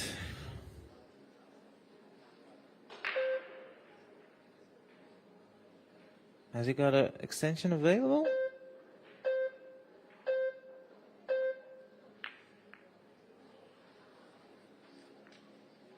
Off target. And oddly, I don't think Martinez has anything easy again. Oh, he might have a 12. If he does, he's okay. 3-ball. He's got the 3-ball for sure.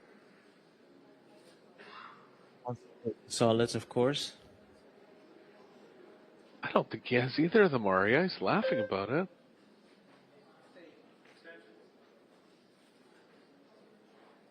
Oh, you can see the 3-ball. Oh, well, no, maybe not. Yeah, he's called the 3-ball, so it's a little swerve as well.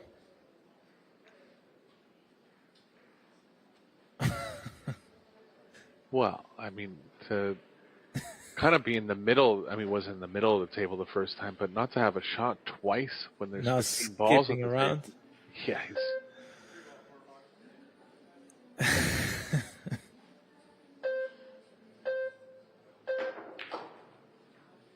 shot. Came up with it in the end. Never a dull moment when he's at the table, that's for sure.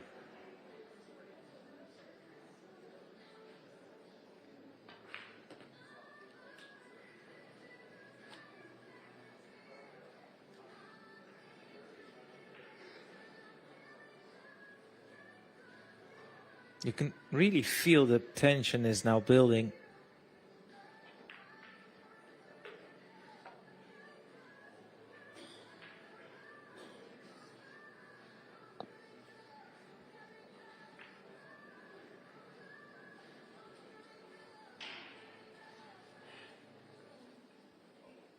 Kind of like 1724 here.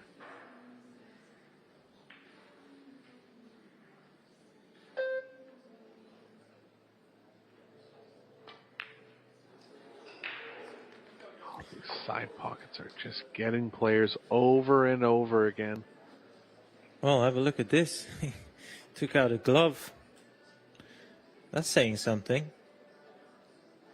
Yeah, I think he actually has this habit of taking his glove off when he's not shooting. I've seen it a couple times. Ah, okay. Yeah. Yeah, so don't need to read too much into that then, but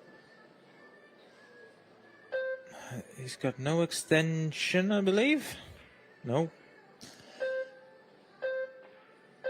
I suppose it helps that 12 ball is pretty much unmissable. Doesn't want that 2 ball to interfere. That's okay. And he's landed on the right side of the 14. As you can see, you can now send the cue ball towards the side rail. Play position on, I believe, is that the 10 ball? Can't really tell from this.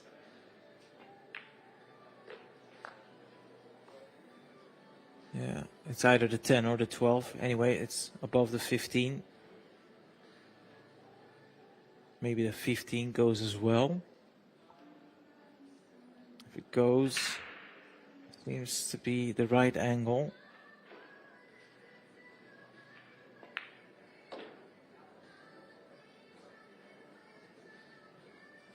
Yeah, I'm not so sure if that nudge was favorable.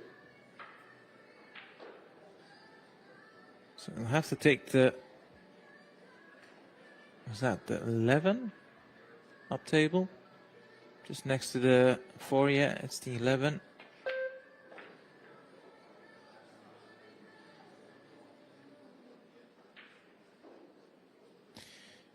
You know, it's, how do I say this? When you see Justin at the table and he's potting, it looks like $1 million. But we also know in the back of our minds, we've seen him miss 3 very easy shots that has caused this scoreline as well. So it's a strange one. When I see him play, I think he's not going to miss here. But then I remember some of the misses and I go, I just hope he can clear to at least keep this match alive. Yeah, he's been playing at a higher standard for the rest of the week. I don't think there's any way he would have beat Wong and Filler otherwise. But he's a little bit off in this match.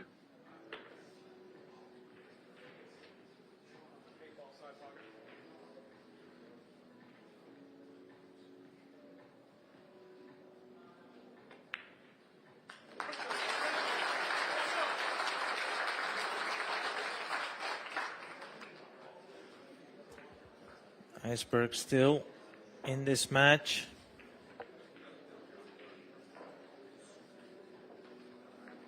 Martinez had won 3 games in a row prior to this game.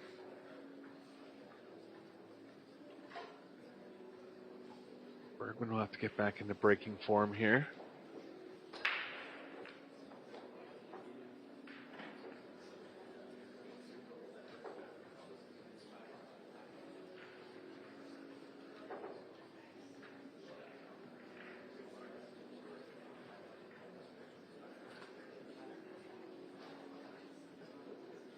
Bringing some updates from the other matches going on right now.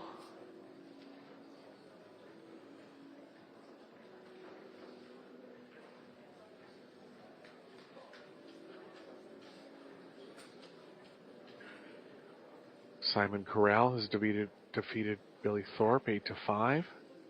John Moore, Alex Kazakis at 6 each. Daniel Maciol, Hayoti Chikata, 5 each. Mario He over Robbie Capito, 8-4. Yap up 6-5 over Feder Gorst. Max Lechner has defeated Dennis Grabe, 8-5. Naoki Oi, 8-5 over Thorsten Homan.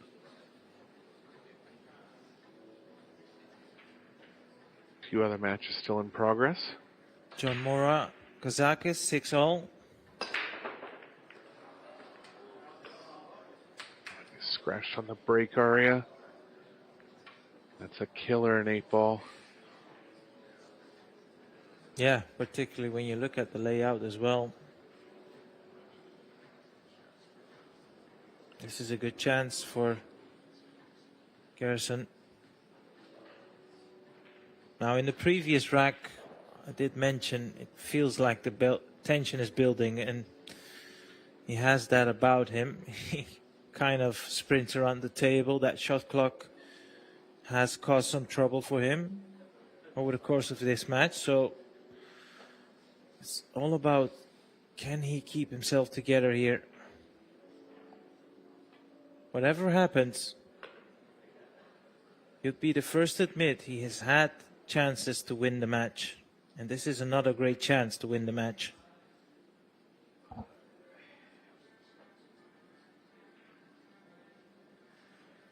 Wanted to be a little straighter on the 14 here. I believe he still can hold for the 15. A little too much angle, so got down for the 9. That was the main plan at the start of the rack here, just getting, or pardon me, the 11, getting down for the 11. That was the main plan at the start of the rack here. One hit the 1, doesn't want to go behind the 6, and he has, Arya. Oh my God. Wow.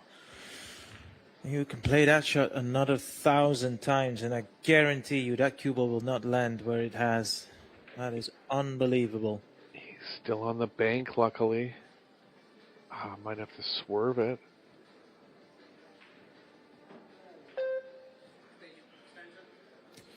Don't know, Eric, but it feels like the pressure is getting to him.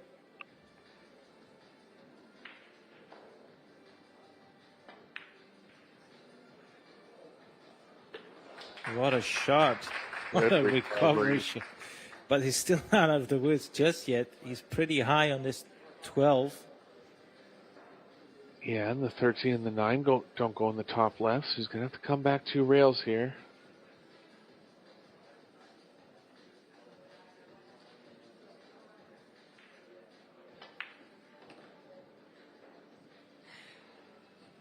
Shot.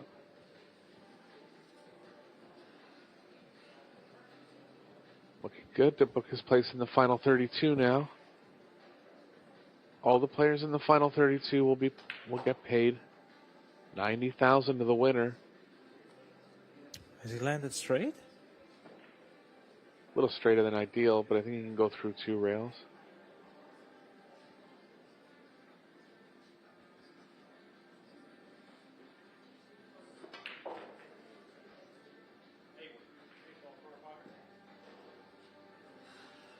Yeah, that 4 ball is a little bit in his way. He's a right-hander, you know.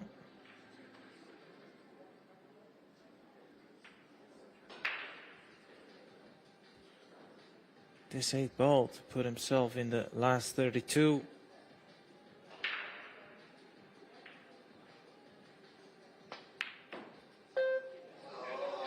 Oh, wait. Oh, wow.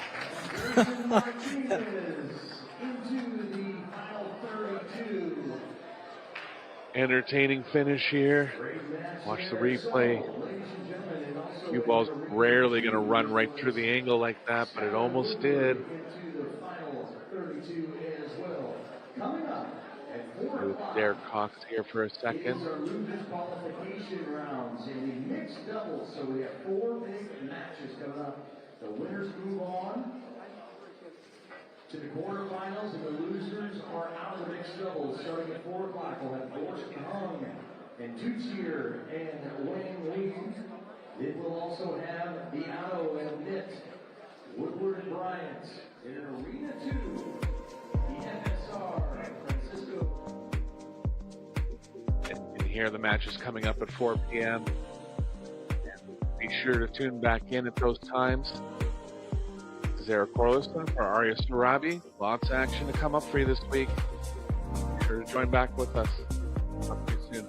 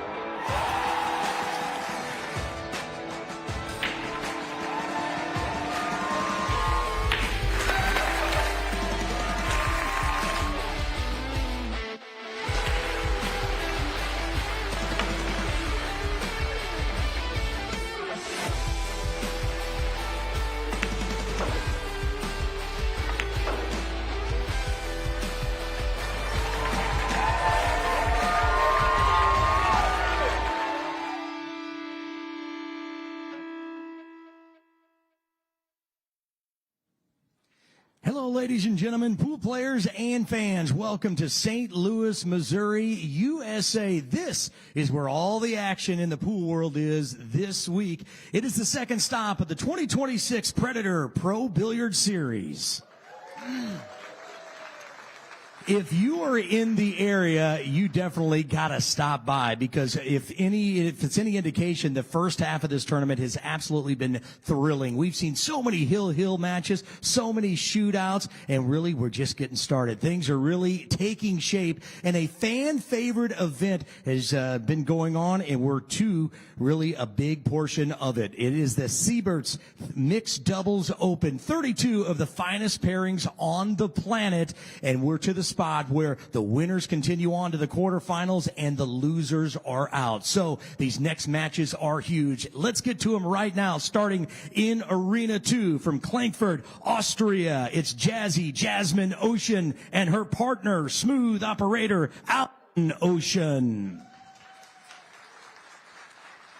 And their opponent from Glacia, Spain, it's Mayte Ropero and her partner from Murcia, Spain, FSR Francisco Sanchez Ruiz. Back here in Arena 1 from Las Vegas, Nevada, USA, the Roadrunner Savannah Easton and her partner from Sioux Falls, South Dakota, the South Dakota Kid, Shane Van Boning. And their opponent from Seoul, South Korea, it's Soa and her partner, a neutral international athlete, Victor Zielinski. We're lagging for the break and sending it to the Predator commentary booth. Take it away, guys.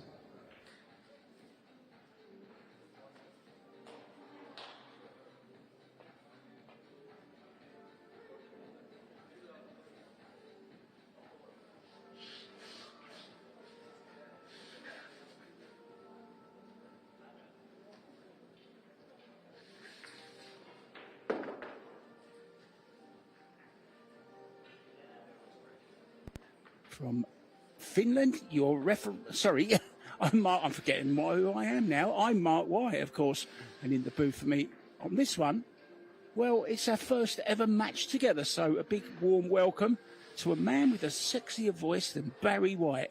It's Ben Francis. Hello, Ben. Hello, Mark.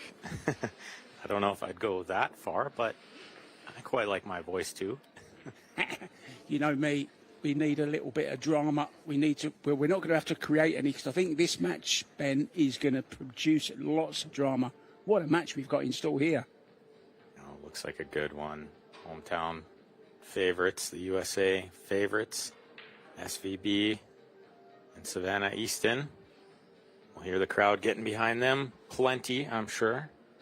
But 3 other matches going on outside of this one, all streamed for free on Pro Billiard TV right here on YouTube. Zielinski to break. First rack.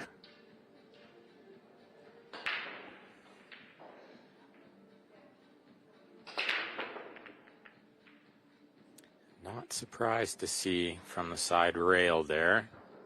No one had much success breaking from the middle. This hand rack 10 ball, but he doesn't have any success with that either. One ball misses the side, and it looks like it's available.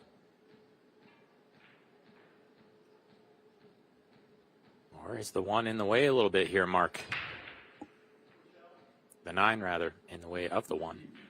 Yeah, I think it is slightly rail first. I think we're looking, well, he's looking at a push out now, Ben, which you're entitled to do, of course, after the break. Push out shot, leaving them a little bit of the 1 ball. Yeah, never the favorite, the one playing the push out. So we'll see if they give this one back. Kind of a tricky spot here to get safe. Yeah, I like giving it back. See what Shane has in mind.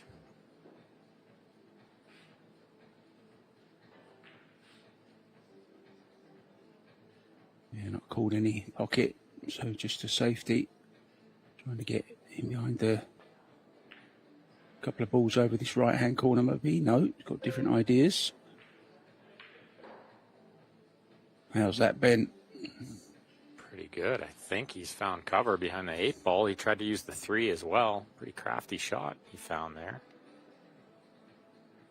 Maybe also using the 10 a little bit, knowing the 1 would be covered by the 10 most likely. There are no early wins here, so if she was to make this combination on the 10, it would spot up. Looks like she's trying to find a safety.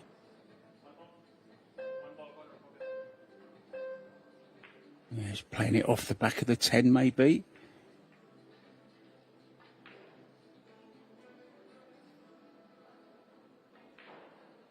Yeah, you'd have to think mostly about the cue ball here, trying to get a little safety.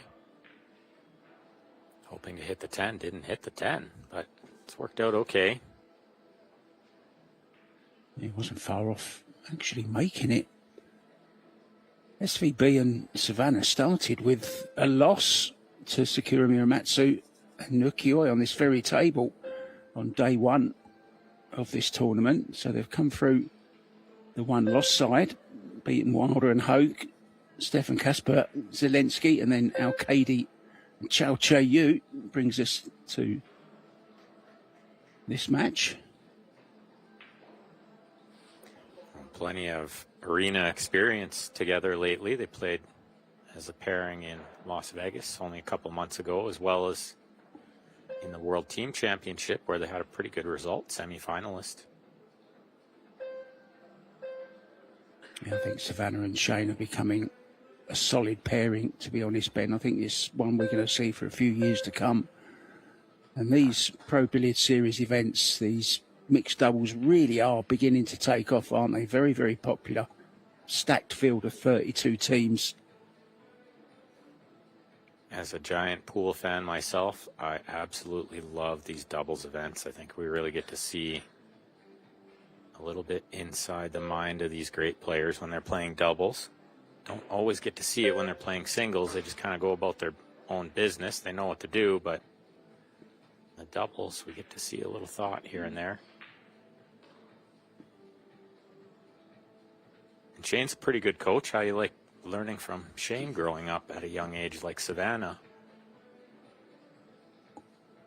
Yeah, terrific experience for her. She's already got so much knowledge and experience at the age of 16. She's going to be a real force. She already is. But going forward, Ben, over the next few years, I think it's going to be a very, very telling point in her career. Kick safety here from Shane. Hasn't found cover, but he's contained the 1 nicely. Smart shot he played there.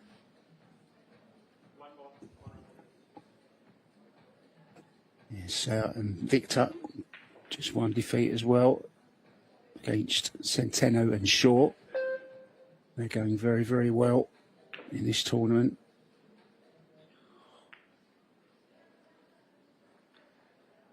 Back to square one, Ben. Back to where we were a little while ago. The 1 and the 10 this time are a dead cert if she can hit it.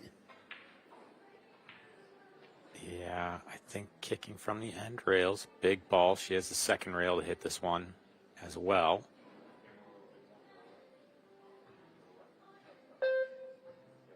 Changed her mind and changed it back again. I think you'd have to get up here and have a look at this situation again. Yeah, I don't like what she did there, Ben. She kept changing her mind when she was down on the shot, and she didn't get up and reset, which I think you should always do. If you're not sure, have another look at it. And I think she knows where to kick a lot of times. She's a smart player. But I have seen them in previous matches where Shane eyeballed it and then pointed at the exact spot where the kick needed to happen. They maybe could have used it there. And not that she doesn't know where to kick. It's more just about the slippery cloth and finding that proper line. Nonetheless, Zelensky makes this little combination. See the 10 spot? A good angle on the 1 to get all the way back up there for the 2.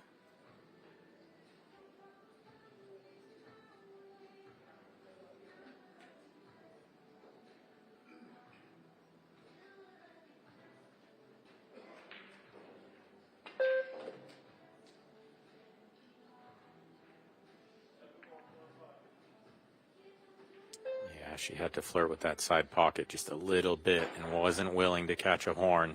So overplayed it a bit. Not got position on this 2. Going to be a safety. Possibly a billiard into the 6, but I don't know if it comes with any guaranteed position.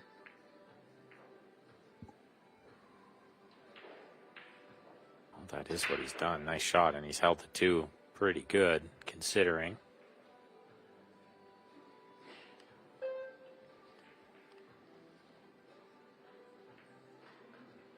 So with so many patches on her shirt, she looks like a NASCAR.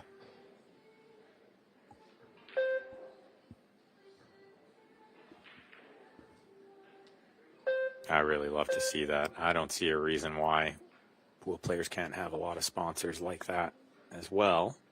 They deserve it. Very tough game. Takes a lot of dedication and talent.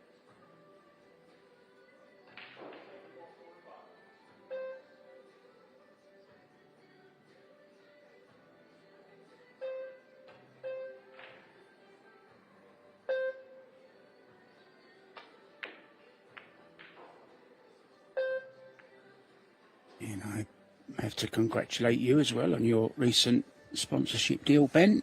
Well deserved, well done. Yeah, it's been just over a year now with Predator into my 2-year contract, but I've been playing with Predator equipment for quite a while and absolutely love it. I can't see playing with anything but the Revo now. I wouldn't know how to use another cue. Revo's too good. Oh, it's wide, but he's got away with it, I think, has he? He has. May see the jump cue here. Yeah, I think you're right, Mark. I think it is going to be the short cue for Savannah. Just overcut this one. Tight corner pockets out there.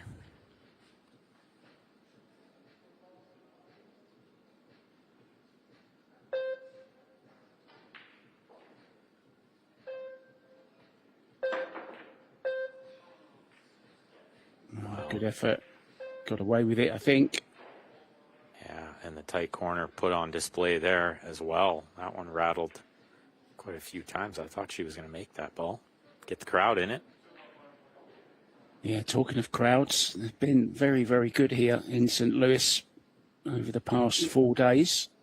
Another packed arena here again on day 5. Good to see them all here. And of course, Justin Bergman, the local favourite,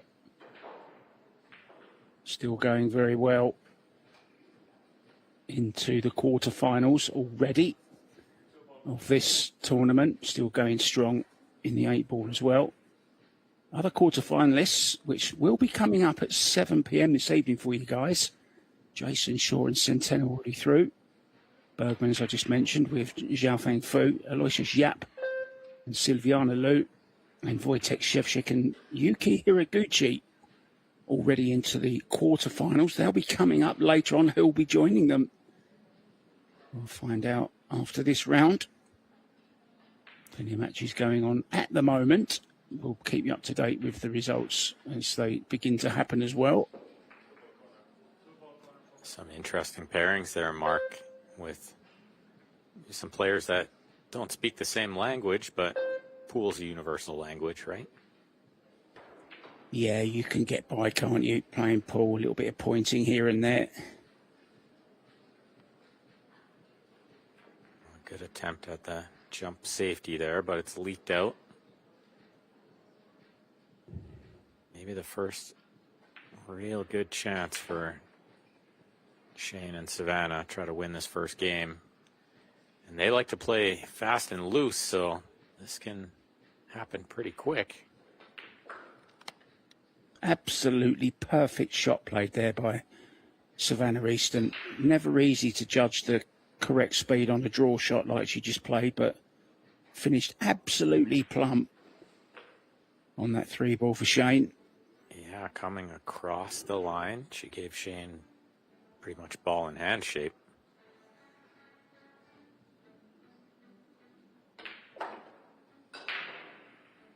Touch of inside spin, pulling it towards the 7.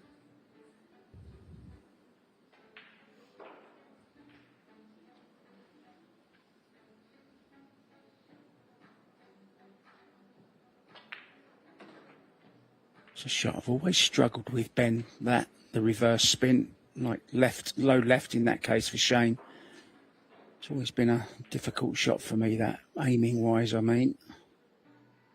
I don't think you're the only one, Mark. That's a tricky little shot.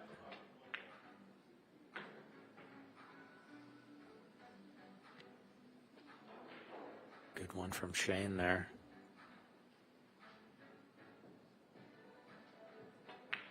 If the first rack is anything to go by, Ben, we're in for one hell of a ding-dong battle here. Really had to earn this rack. And it took a while, but they got there. The fist pump.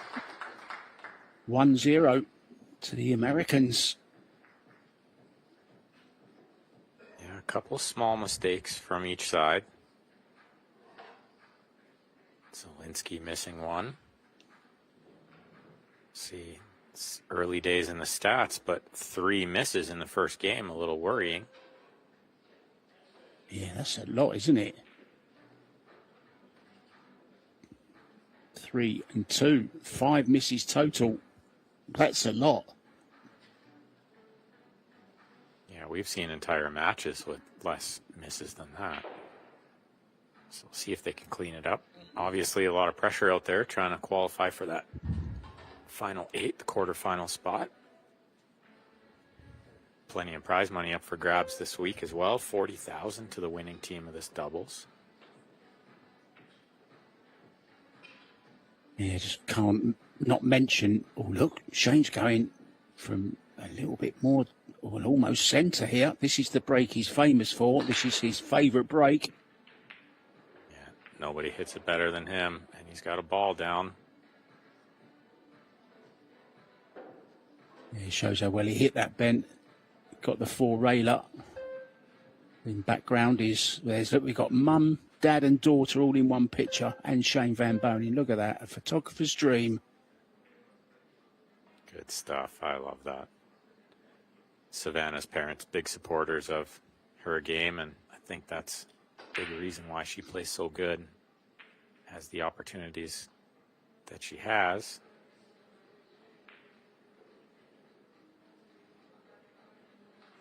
Maybe just a safety off the edge of this one. Sorry, Mark, go ahead. No, it's okay.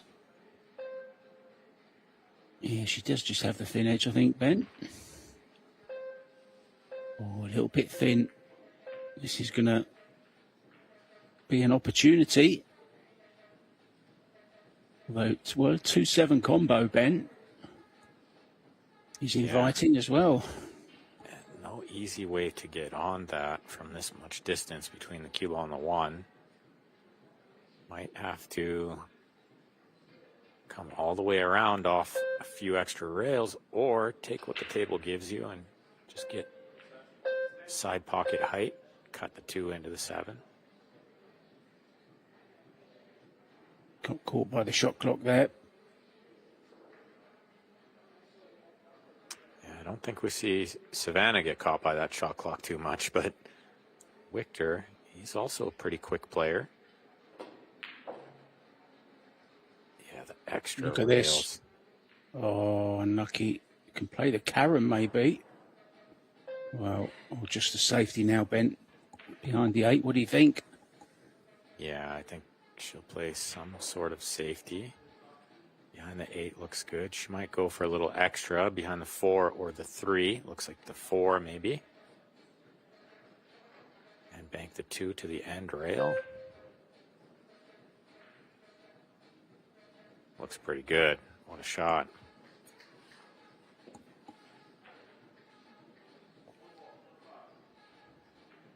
Yeah, there's not many better kickers in the game, though, than this man. Well, even he didn't want to attempt that one. Decides to tie up the 4, Ben. Yeah, he never really looked at anything but tie up the 4. I think the 8 ball was so big there.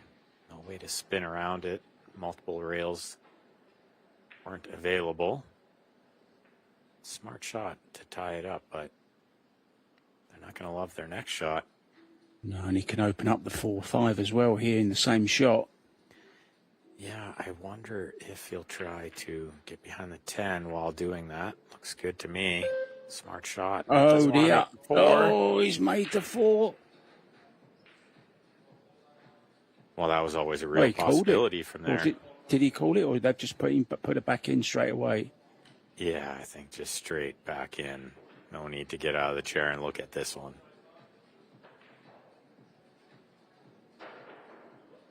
Oh, that's a misjudgment there from Zielinski. Wanted to break those balls out, but he had a lot of room for error. Yeah, airborne with the air rush for Sir. Good hit. That's pretty good from where she was. Tough little combination and not easy to control the 2 ball here.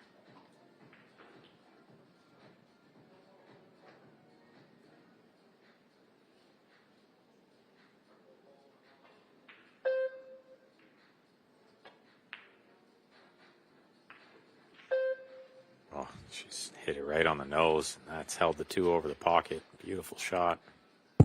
Yeah, tap on the table from Shane Van Boning there as well. Always nice to get a tap on the table from him. You know, you played a pretty good shot, Ben, if you get that from the South Dakota kid. I've only had the pleasure of playing Shane once, and he wasn't tapping on the table for me. He just drilled me 7-0. I was tapping for him, though. He played perfect. It's a treat to watch up close.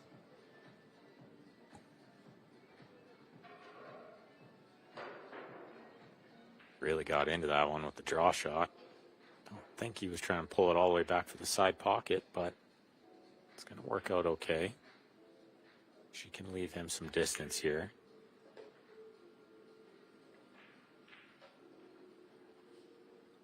Yeah, this is a typical Shane shot, this one. He's very good at this. Do you think he stuns it across, Mark, or will he just drag it in slow? Yeah, I think he's good at the drag shot on these, on the dead weight. I agree. Yeah. It's kind of his shot, isn't it? Played to perfection once again. He's played that shot so many times. I think every shot is his shot. Does he have a weakness? No, I don't think so. Not that I've ever seen. Another pinpoint positional shot there. Yeah, that was really good to get him nice and close to straight. He can just draw this one back a little bit. She can cut the 10. Don't need to be straight in on the 10.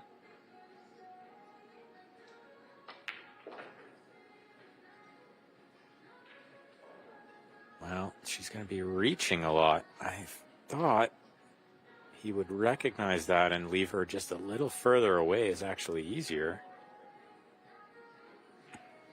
She's still a big favorite to get this down, but look how long the bridge is.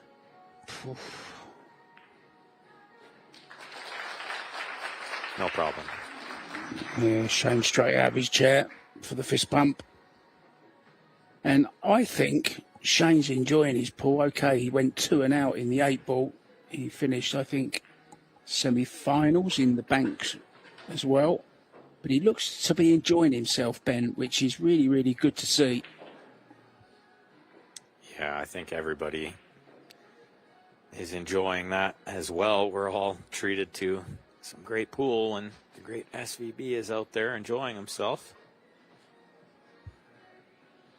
He said something fairly profound in Vegas after they lost in the semifinal of the World Teams. He said, it's okay, we'll get them next year. They can't beat us once Savannah gets 1 year stronger.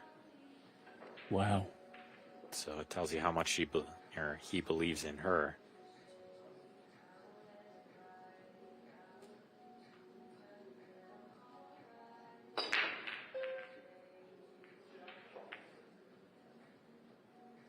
Nothing down on the break yet. Is the 2 going to trickle in? 2's in. They might have rather it stayed up.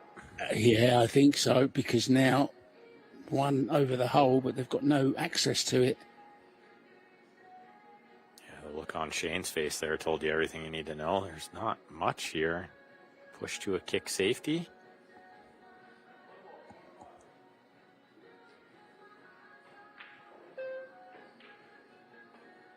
always tough to play the push out when the one is near the pocket.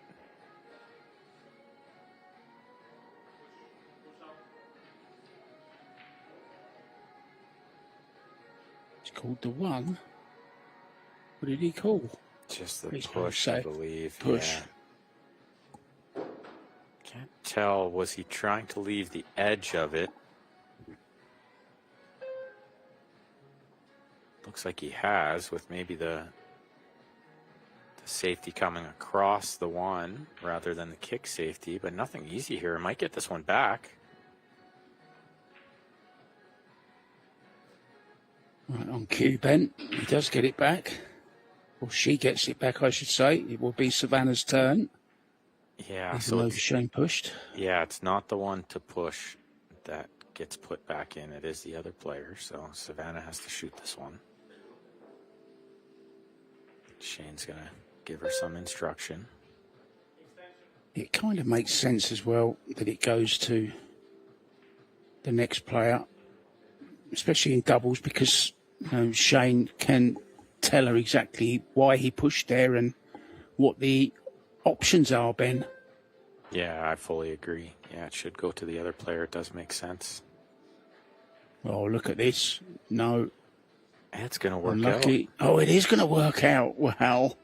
Big six ball there. Yeah, you can see her hold her hand up because it wasn't as intended, but there's a lot of balls to block there. She kicked it pretty good.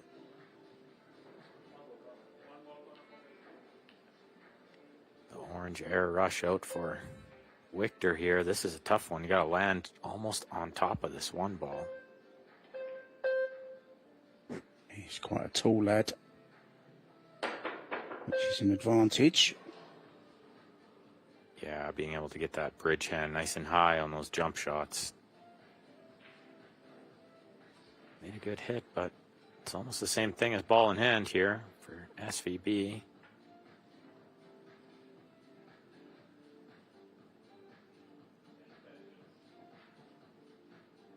Not a tough layout. Not easy from the 3 to the 4, and the 6 ball in a tough spot over there as well. Oh, look at this. What a shot. Might have hit it too good. Got a little close to the work here.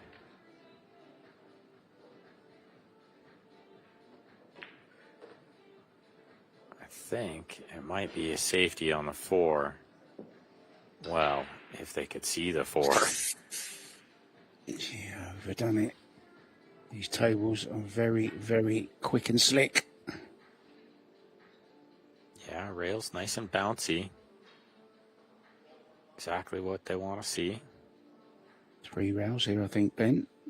Try and hold the cue ball behind the 9, maybe. That's a good call, Mark. I think that's exactly what he's trying to do. He's gone 2 rails into it. Did he call it on the side? No. No.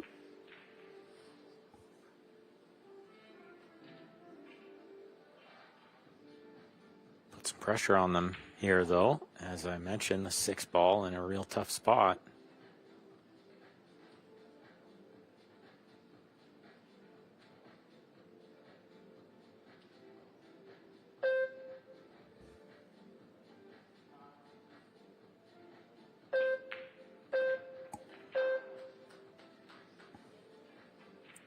She's done really well to draw into the 6. They got a great chance here now. One more good shot away, I think.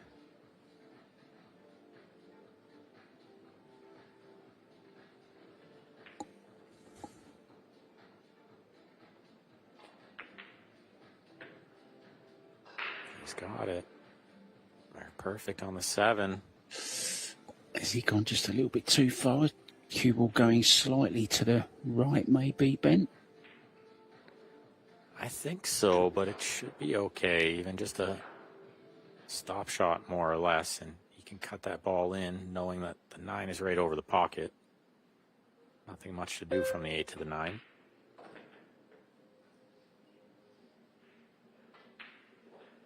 And you got to really back your partner in these situations, playing with one of the most talented players in the world, this young man.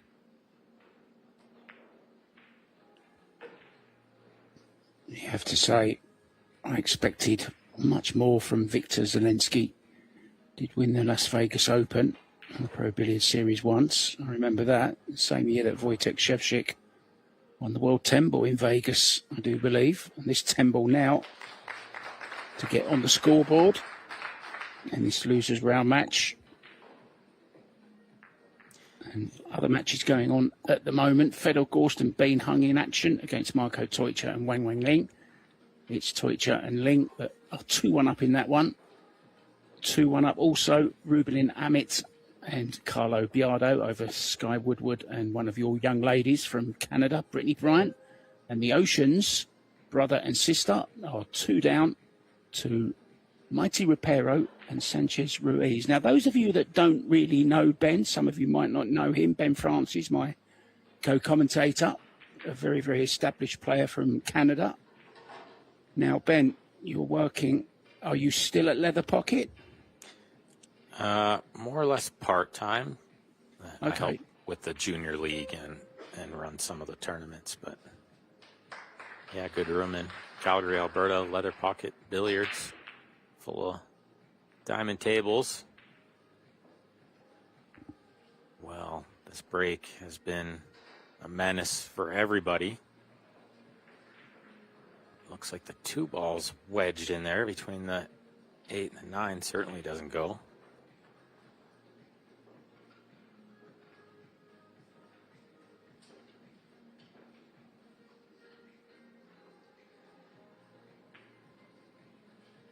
Arena looking beautiful, all in red. Even the red legs on the Predator Apex table as well, look. Just the final little touches, making it look beautiful. Predator and the Pro Billiard Series, they do such an amazing job with these setups, and they just look a little nicer, a little cleaner, smoother every time they set up. Just really upping the game all the time.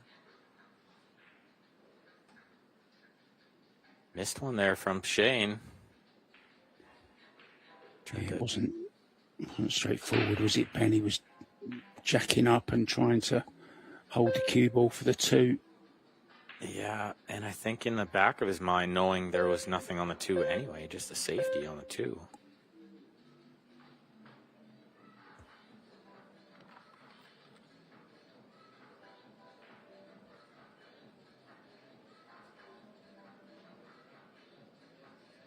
Two rails at this one, right, Mark? Off the bottom rail as well. Shane looking a different way. He's called the corner pocket. He wants to go 2 rails and try and clip this 1 ball thin. The 1, maybe get a little separation. Don't want to hit that side of it, though. Oh, you cannot hit that side. That happens very, very regularly. Yeah, we've seen it time and time again at this tournament and at every tournament. That scratch is on all the time. It going straight over there.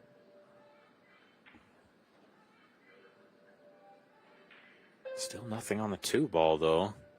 Maybe another safety.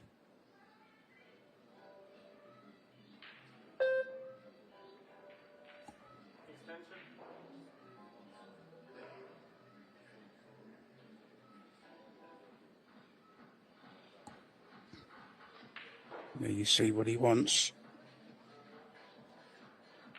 Often trying to develop the balls with these safeties. Don't want to just play a nothing safety that doesn't move the game ahead. Now open the 2-9 here. That's the plan. Well, Or at least get it into an area where they can move it next time, or maybe play a really good 3rd safety, but it's not worked out.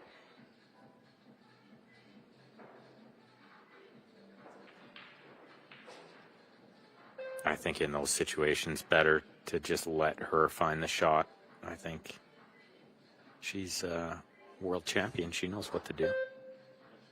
yeah, I must say I didn't like that just then. Ball in hand, she knew what to do. She had her own ideas, as you could clearly see.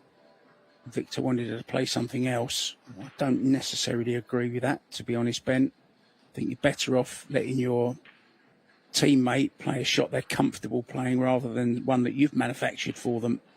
Yeah, exactly. And just let her go. A little different than this pairing where you can't fault Savannah for maybe just always taking Shane's instruction, being a less experienced player, but wow, how good is this shot? How good was that? Exactly by design. Perfect kick safety. I think Savannah can learn a lot about this side of the game from that man there. There's fewer in the world. There's few in the world better than him at it, if any at all. Clever shot there, though, using power, burying the cue ball into the rail to alter the angle. Yeah. Coming out. And hit the correct side of the ball to get something good happening, and something good happened. I think all the players now are kicking so good. They kick, they jump so good, and the knowledge level is unbelievable. The equipment's so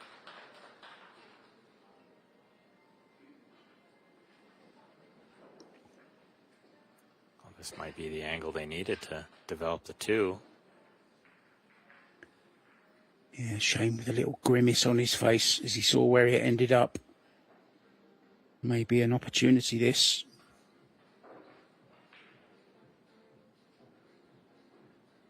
It might be a little thick on the contact on the one. Cue ball might be driving right by the two. But even if it goes into the 10, they might have some kind of safety on the two. Just don't go by the 10. Oh dear. Now then, this is... Oh, you see Shane there.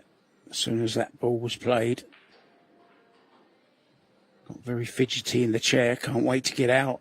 Can't wait to get at them, to get on the hill in this opening set. Best 3 sets, remember. Races to 4. This format really is becoming so popular now. I love it. As a player and as a spectator.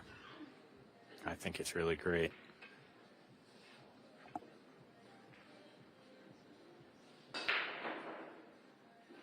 So, ball in hand, Ben. Is it straightforward from here, or are there still a couple of little problems? The 9-10 doesn't look good to me. Yeah, and the 4 ball.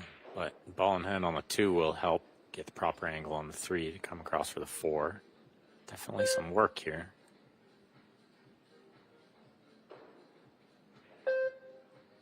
Just wondered if he was looking at brushing the 9 or the 10 there, but he wasn't. I think with the 8 close by, they're not going to panic about it yet. Certainly need to have a plan in the back of their mind, though. Good shot, Savannah. Right in the middle of the pocket.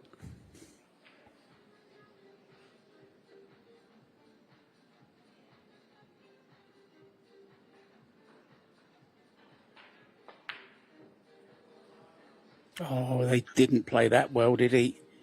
Played it into the rail, but got away with it. Well, you don't see that every day from SVB, but he is having a bit of a tough week out there. As you mentioned, 2 and out in the 8 ball. Nobody would have predicted that.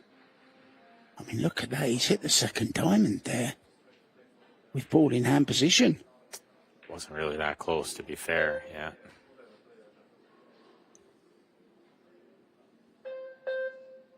But, wow, that's pretty good. Can she see the edge mark?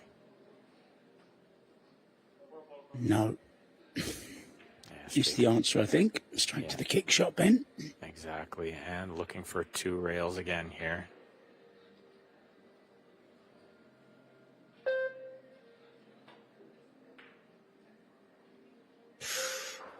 Off the back of it again. At least the scratch wasn't on that time.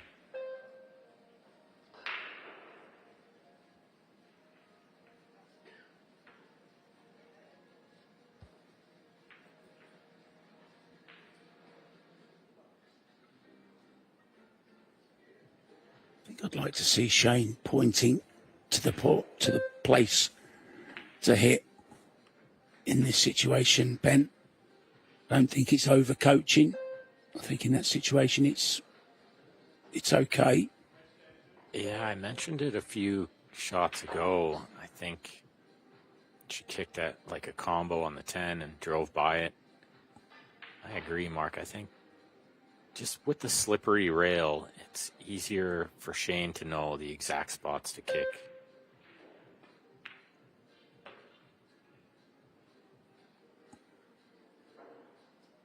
And like you said, one of the best in the game at the kick shot. So nothing wrong with maybe even asking him where the exact contact point is. Of course, speed and spin, everything changes it, but most of those kicks, they're pretty natural with no spin or just touch a running spin. Speed stuff is pretty natural.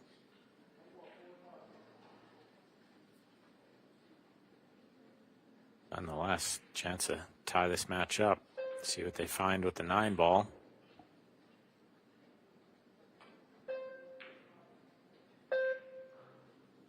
And no need to panic for Shane and Savannah just yet. It's all about this shot, Ben, about the angle left. It's not good. It's gone too far. Going to have to run off the side rail with a bit of spin. If he's going to open it up or get short side on it to the top right. Yeah, I don't hate coming underneath it. And then you can make a decision if you don't like the long shot. Pretty easy safety to just stick them on the 10 from a lot of spots underneath it. And this is probably one of those spots where you don't take on the shot. You can just freeze them on the 10 and send the 9 up table.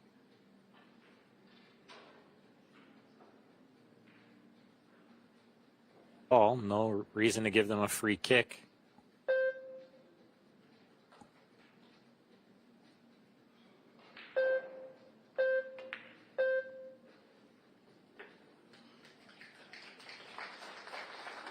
I suppose when you shoot as straight as her, you never pass up that shot, Mark. Well done. Terrific shot. This seemed easy 10 for 2-2. Right back in this match and breaking.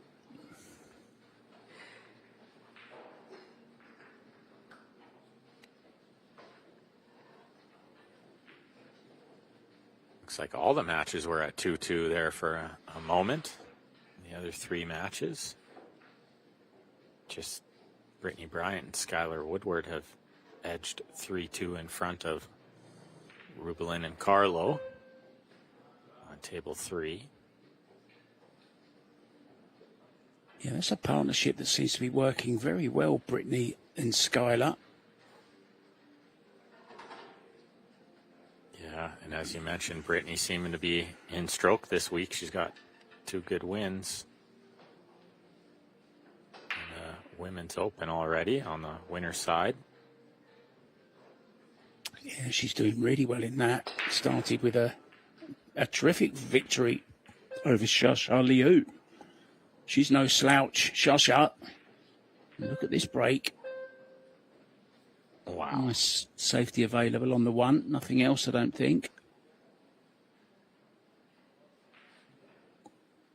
Yeah, that was a good one from Victor. Good signs moving forward. Balls are going in.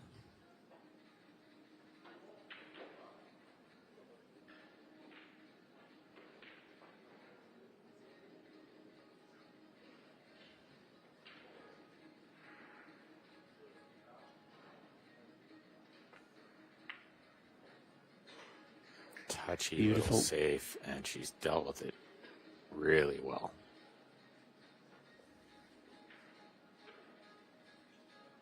Maybe 2 rails here for Shane. I'm not sure the 1 rail kick is that great. Might be the short rail first.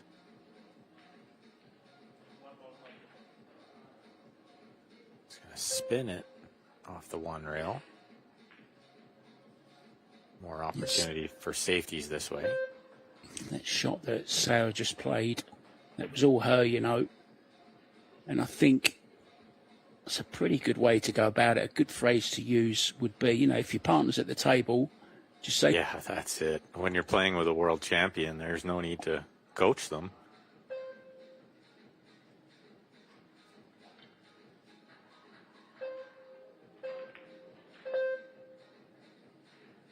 Using the 5, 8, getting close to the 4. Good shot there.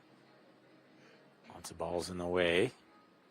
So let's see this time if Shane will point at a specific spot instead of just telling her, yeah, kick it one rail. I think she already knew that, Shane.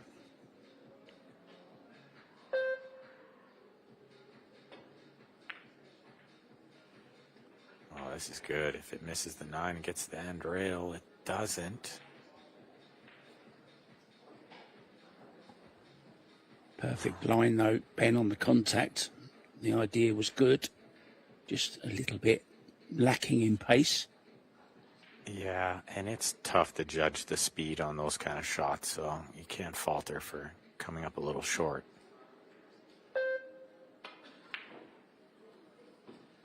Wow. Lots of movement on the shot there though, Ben. Uncharacteristic for Seyberts. Yeah, you Look could see up. it. Yeah, on the replay there, you could see her flinch quite a bit. You don't see that from her very much. It's normally when there's a bit of pressure on, a little bit of a snatch in the cue action. She's normally silky smooth, Seyberts. Not in that case.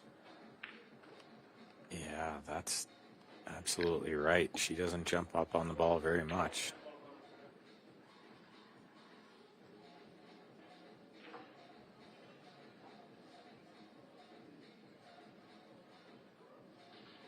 Shane's going to make the 10 ball here. It's going to spot. They're going to keep shooting. 4 should stay near the 10.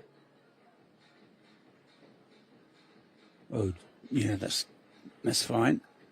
Just want to point out what a great shot Savannah played there to get him on that combo. Absolutely perfect. Yeah, nice and close to it. Made controlling the 4 easier.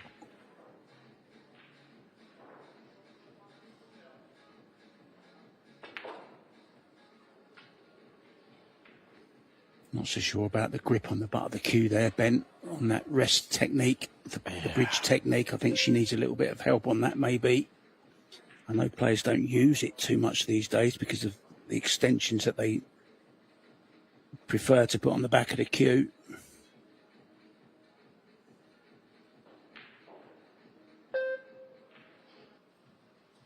Yeah, maybe something to work on there. A couple of rest shots, maybe. The bridge every day couldn't hurt.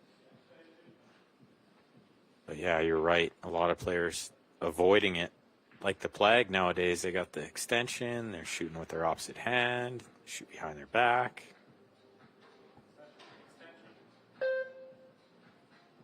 Yeah, anything, any excuse not to use the devil's instrument, as some people call it. I never used to mind using it when I played snooker.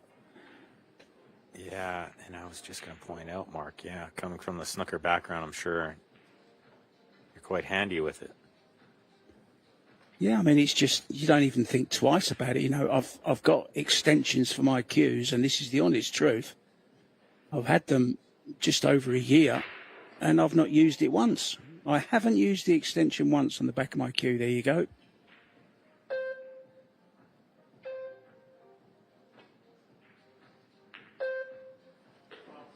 Oh dear, again. You just feel that Sarah and Victor are getting the better of the safety exchanges now, Ben. And it's been a big factor in this opening set, the safety. There's been a lot of them. Yeah, and the momentum's definitely shifted from Shane and Savannah starting this match pretty strong. It looks like it's going to be Soa and Zielinski to the hill first.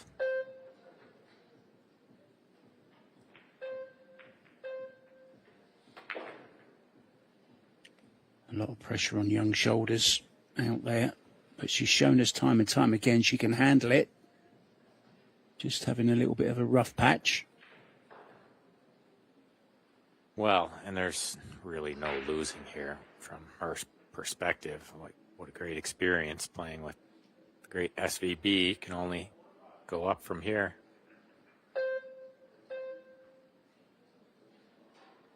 Yeah, this is where Shane needs to lift her up a little bit. She's looking a little bit down in the chair there. She had that couple of scratches and also that misplaced positional shot to the 5 just a little while ago.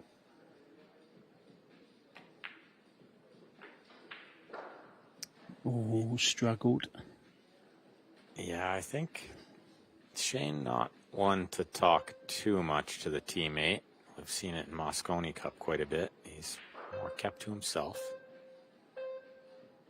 All kinds of chatter going on out there. Yeah, there you go. He's talking to her now. And this is where she needs to hear some encouragement.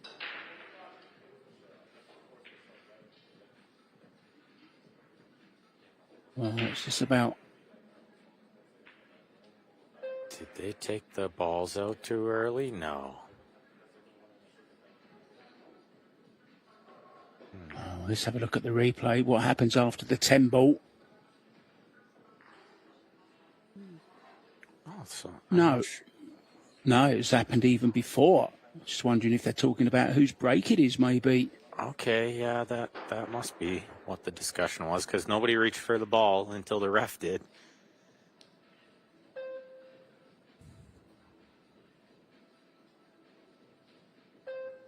Yeah, I just think a few words from Shane now in the corner. Something like, come on, we've got this. We're doing great. We're okay.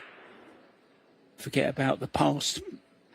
Let's just concentrate on knuckling down now in these last couple of racks in this first set. You're doing great. Come on, don't worry. Well, if they could see the stats, you might tell her, look, we're 100% on the break. Let's just win this rack. We'll break and run out the next one. No problem. Nothing to worry about. Yeah, here's a chance. Not Yeah, sure the 2. What do we do with the 2, though, Ben? Yeah, nothing really available for the 2. Don't think it'll slip by the 9 there. Possibly off the back of the 9, or is it too close to the pocket or the rail?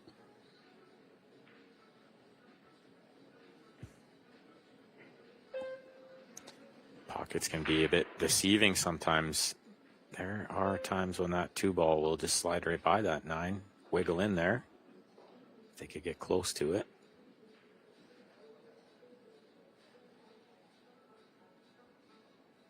First things first. We've seen Shane miss a straight ball already.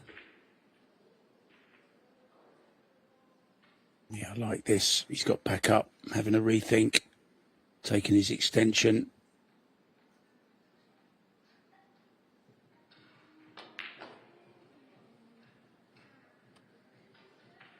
And if it does slide by the 9, this is the angle you want. A little closer to it would have been nice, but I'm not sure he could have fought to get much closer to it. This will make her feel a lot better if this slides in. Great shot, Savannah. Okay, overdone the position slightly, but the pot should make her feel better. Yeah, absolutely. Confidence builder.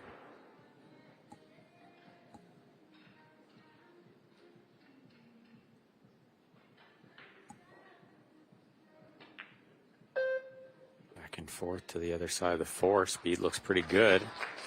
Shot. Shane Van Bonen recovers the situation. Just off straight. Can maybe run through here, Ben? Yeah, I think so. And still a little work to do in this rack. 7 ball. Blocked by the 9. I think the combination's okay, but a couple of balls to make before that. Need a plan for it now. Always try to think 3 balls ahead. Figure out what angle they need on the 6 to deal with the 7. That camera angle, the 7-9, looks very inviting, doesn't it? Well, it looks super easy from there, Mark, but from this angle, it looks like there's a bunch of distance. Maybe not so easy. but absolutely perfect on the 6 to get nice and close to it, and straight in would be ideal.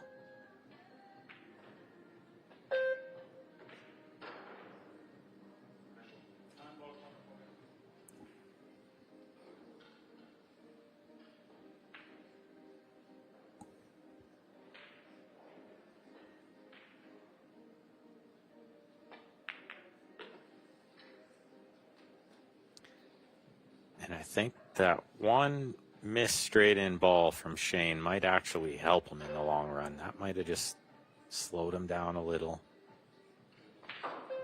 Make him pay attention a little bit more. Don't take anything for granted.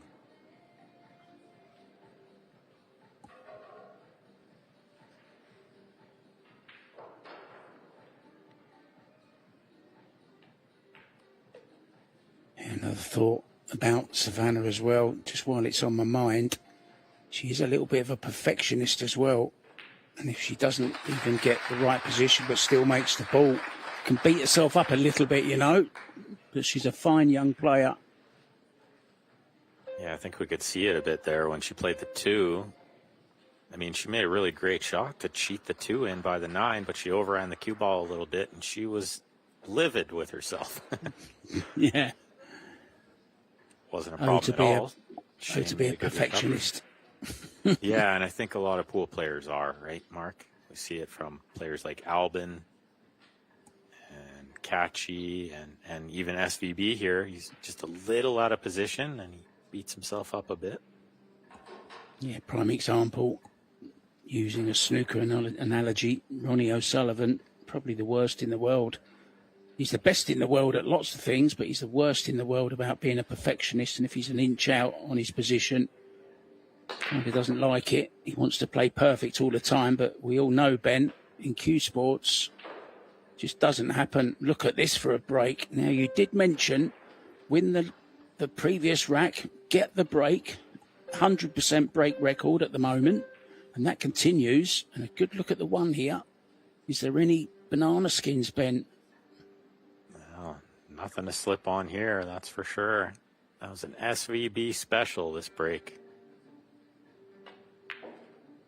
He's made an absolute killing off of this break, but what's happened? Oh, dear, she's caught the 7. I wasn't in love with going forward there. I thought she had to draw it. I thought the 7 played really big going forward there. What's he got? Breathing deeply. He had a big exhale there. I think he might just have this, you know. Maybe a little bit of left spin. Yeah, it does still go. Shot still on.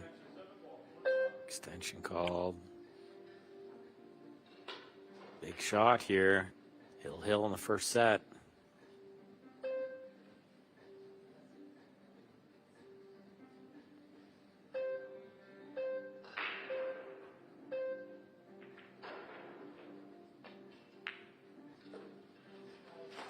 Oh, what a shot.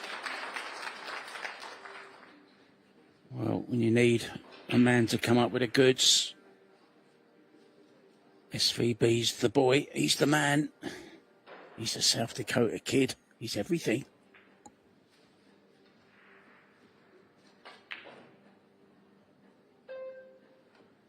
Yeah, beautiful recovery, not only with the pot, but to come around the 9 and the 6 with the cue ball perfectly.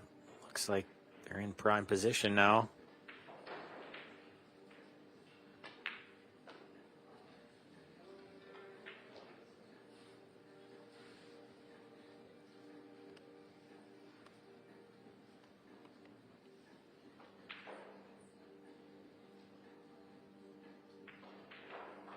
I think also with Shane being out of the 8 ball, I think to do well in this event. I think you're absolutely correct. Last life here in this St. Louis event. And they win the first rack. A fist pump and a little round of applause from SVB and, of course, and the crowd. Savannah gone over for a little chat with her dad. I think this is an important time now for Savannah to just calm down, regroup, That's what Ben Francis and myself, Mark White, are going to do. We're prone to the odd mistake here and there as well. Players have nipped out. We're going to nip out as well. Be back very, very soon.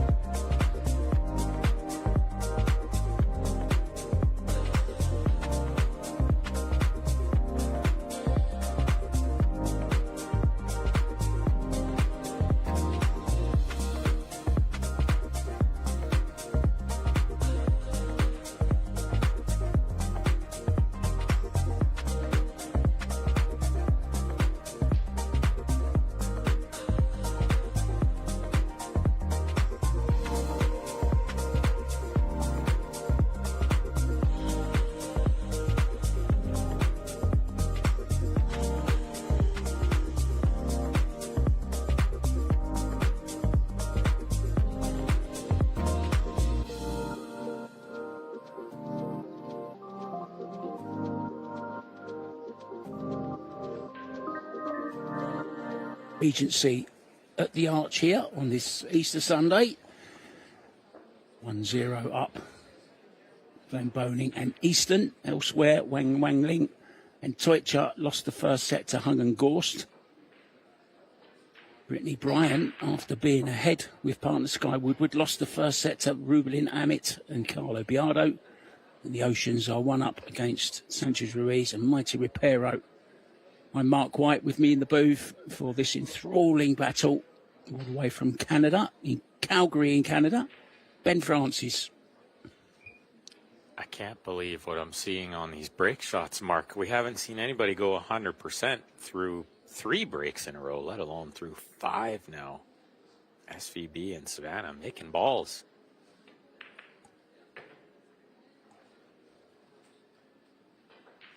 I did the Bergman Fu match yesterday and they went the whole match 100%, Ben.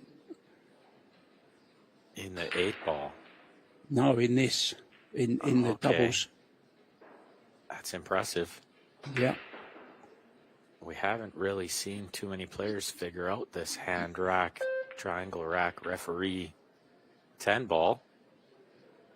Definitely most players breaking from the side rail, just trying to get anything down. Good shot on the combination to open from Shane. Looks like the 5 has space to go on the right side pocket after the 4 next.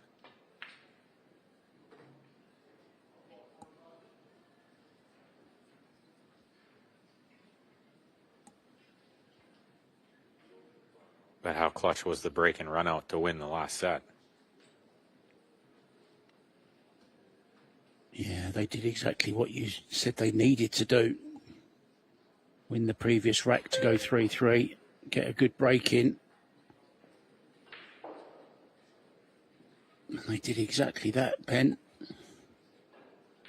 Starting to catch a stride here, too, by the looks of it. That was a good shot from Savannah, nice and loose on the draw shot.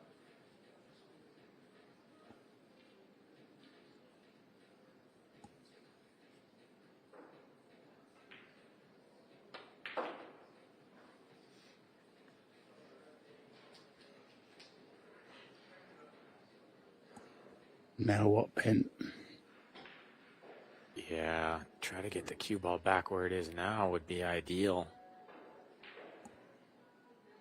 One rail. It's going to be a little short, I think. No, it's perfect. What a great shot. Well played, Savannah Easton. Land on that ball. What a shot. I'll judge the speed.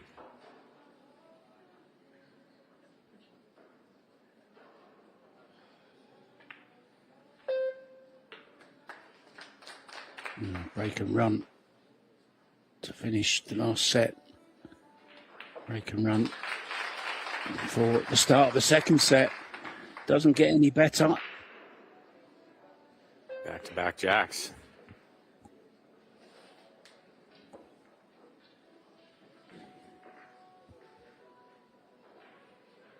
Yeah, crowd enjoyed that one.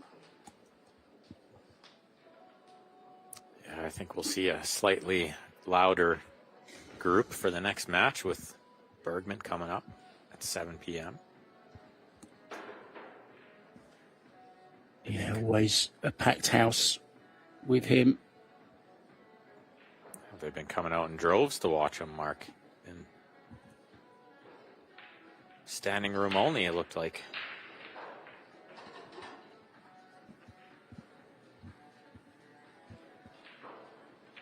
Shane sticking to his break that's become so, well, famous over the years. Placing the cue ball just left to centre as we look. Nice square hit. Pop the cue ball. Oh, 6 and a 9 so close as the wing balls. They didn't go. Trouble. This is why we've seen a lot of players move to the side rail on this break, because when you don't make a ball breaking from near the middle, you usually leave a pretty open table with the shot on the 1, which is exactly what we see here. Momentum stopped, and that 100% break success is gone with the wind.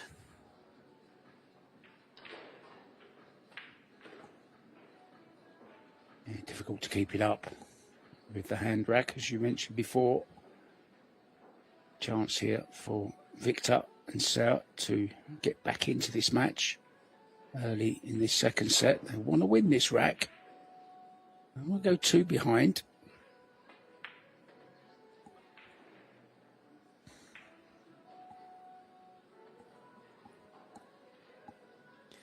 It should be noted Shane didn't hit that break as square as the one previous. Did mishit it a little to the side of the one, and I think that's what caused all the balls to miss. If he squared it up, he's probably making 3 or 4 balls again.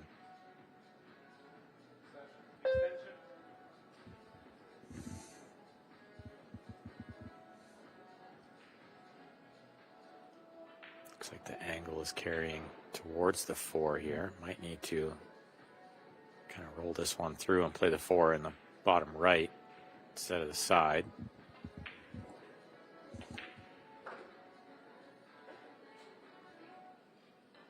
Nice stunned around it to hold a nice angle. It's a great shot.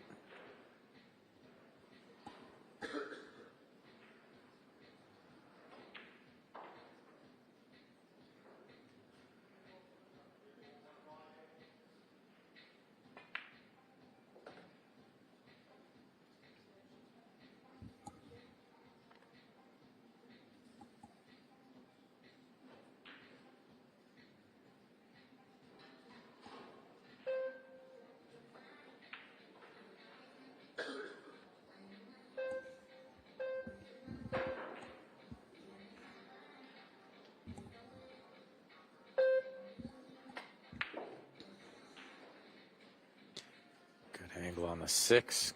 Try to find the window between the 8 and the 9 for the 7 in the side, as you can see where he's pointed there.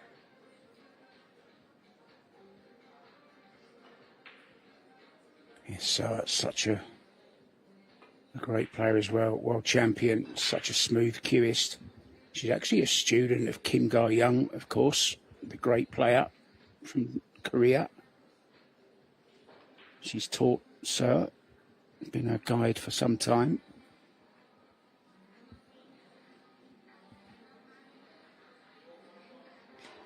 That's quite the professor to have. One of the greatest of all time. Ga-young Kim.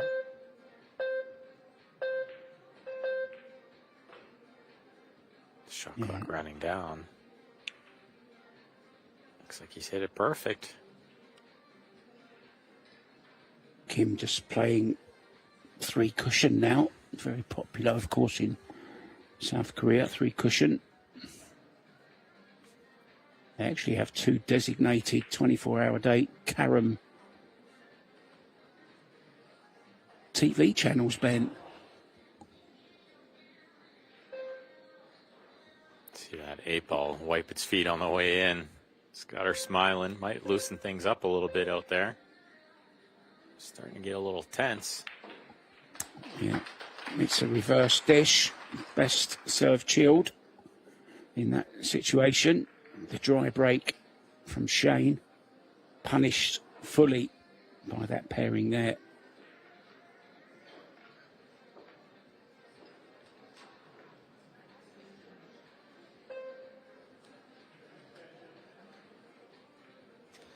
Pretty close overall performance from both teams.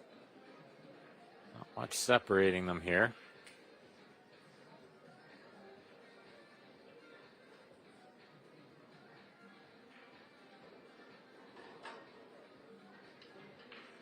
Just a reminder, guys, one more match to come today.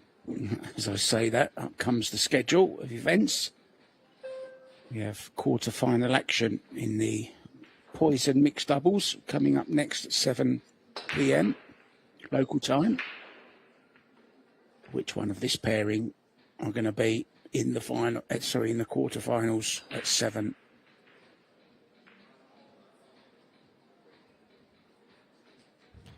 He's got a couple balls down on this break, but I think the one has just leaked behind the 9, and it certainly has. Pot not available here. Yeah, Shane just asking Savannah, can they see the 1 ball? Savannah having a stretch and look over, said no, they can't. And she's correct. They cannot. Yeah, not enough to make it, but enough to get some kind of safety. It's gone wrong. It's a sloppy one.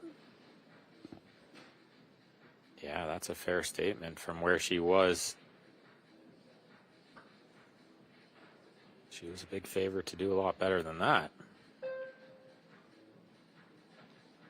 Nothing easy, though, from the 1 to the 2. Can't believe there's 3 spare seats in the arena. If you're in the if you're in St. Louis, guys, get yourselves down to the Hyatt Regency at the Arch and you can come and catch the end of this match live. There's a few spare seats. I'll tell you what, there won't be any spare seats come 7 o'clock. You have to be there an hour early to get a seat, I think. Oh, what a great shot this is.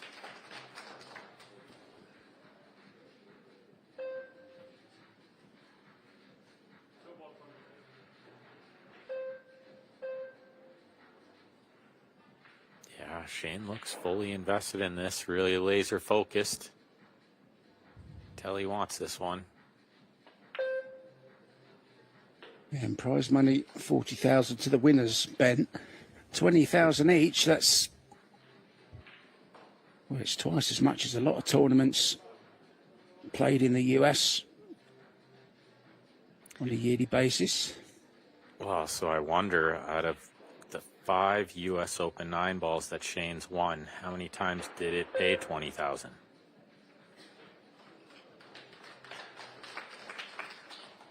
Yeah, good point. I thought you might know the answer, Mark. Pretty good at that trivia stuff. Yeah, I didn't actually get into pole, Ben, until around about 2020, really. I didn't start commentating until 2021 on the big stage, shall we say. Yeah, just snooker before that. Yeah, just snooker before that, yeah. Yeah. I didn't know I could name 2 players, Shane Van Bonen and Earl Strickland, in 2020. But I've since learned a lot and studied it a lot, watched a lot, met a lot of the players, of course, become friends with a few of them as well, which has been really, really good. Well, I would have to think at least twice out of those 5 times it only paid 20,000 to the winner. I shouldn't say only, because that's still a pretty good chunk of money, but, you know, for US Open 9 ball, pretty prestigious tournament. So he'd be happy to win 20,000 here, but I think he'd be even happier to win 20,000 for Savannah, knowing how much it would mean to her.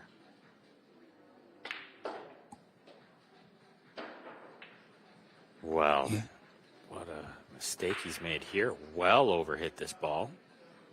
He's left her way underneath the 10. Scratch in the side might be on. Scratch in the bottom left corner of our screen might be on. What about the bank, Ben? Do you fancy the bank in the side? I do. I really fancy it with a bit of a two-way cue ball. Yeah. Try to get the cue ball on the end rail. Just in case the bank doesn't go, you can leave a long one.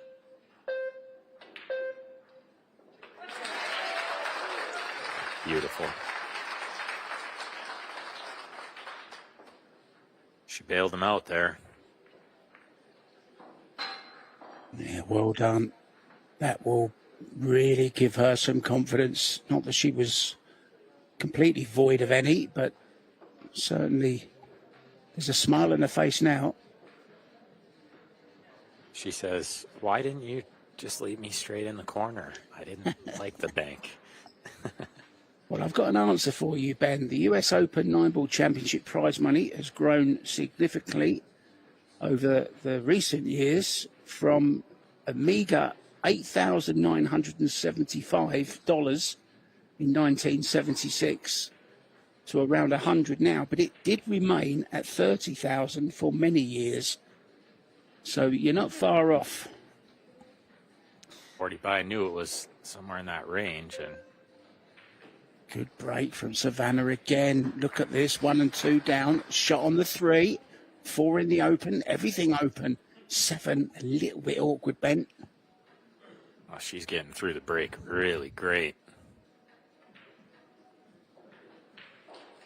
Maybe she can teach Shane Van Bonen the break. That would be something, wouldn't it? Just joking, Shane.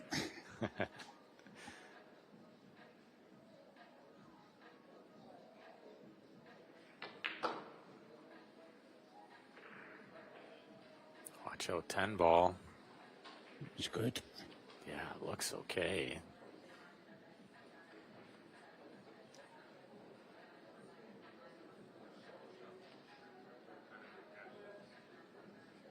This rack to get on the board as well, Ben.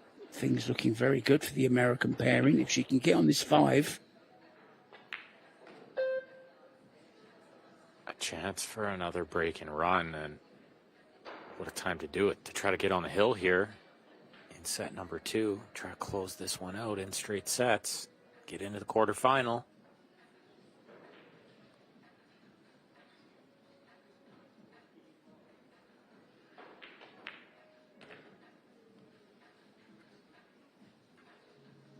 I'm really excited for the next matches as well. Whichever one we get, Ben, it's going to be a cracker for sure with the stacked field that we've got.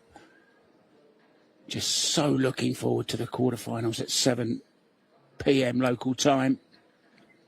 Ben and I will be on commentary for you for that one as well. Yeah, right here on table 1.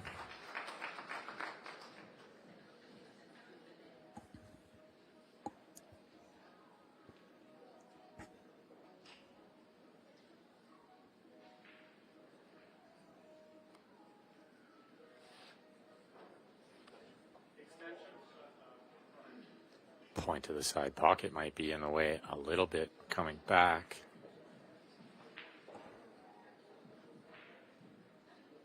Yeah, I call this a dirty stun draw. It's just somewhere in between punch it and draw it. Ooh. Well, how do you like your 8 balls, Savannah?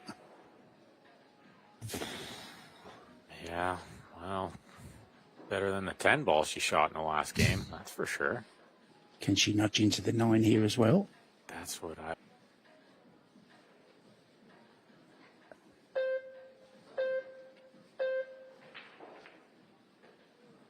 Oh, she trickles it right in there. What a great shot. Takes nerve to play that shot. Yeah, big time. She was steady on that one. Let's see if Shane can leave her a slightly easier 10 ball.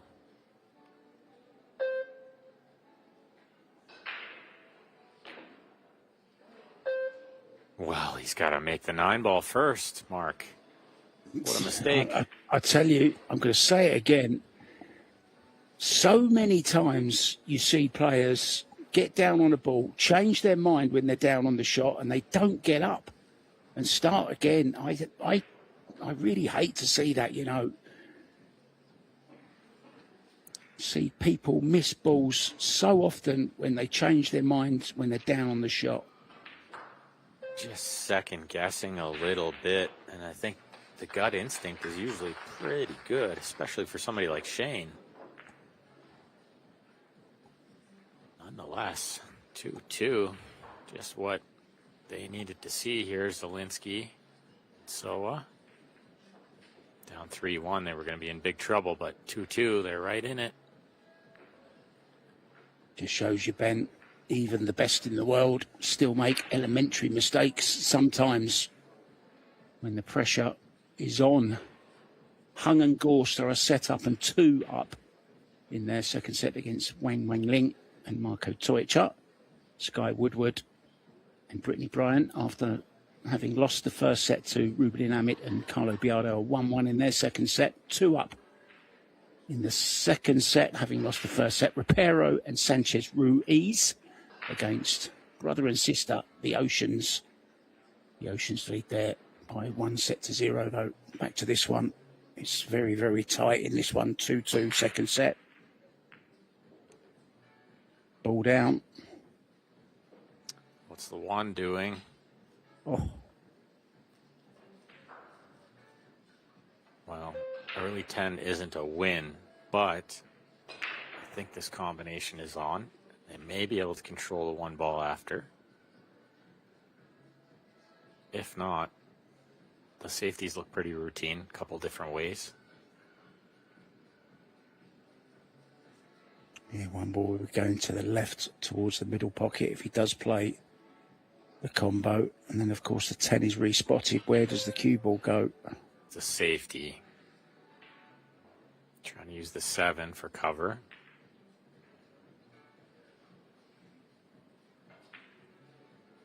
Well, he's run over to see if he covered it. I don't know if he did. Assuming he did, still a pretty playable kick safety here for Shane.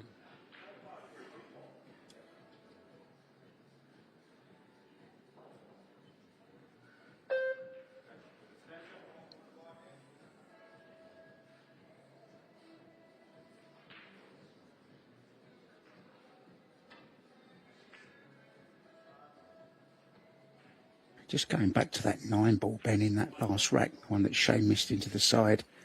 It wasn't the cleanest of strokes either. He was very close to the 9 ball. And he seemed to just put a little bit of a snatchy stroke on it. And this is on, look, what a shot. Bank on the 2 is on. Natural position to the 3, Ben. Good opportunity here. Yeah, beautiful shot from Shane there with the masse.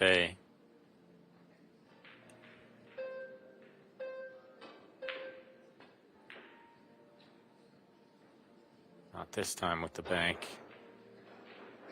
And it's leaked around for a shot. Pretty straight in. A bit long, but nothing too much to do with the cue ball here for Soa. She knew as soon as she hit that. Yeah, well wide. Maybe just worrying about the cue ball a little bit there, too. Didn't want to make the bank and hook Shane.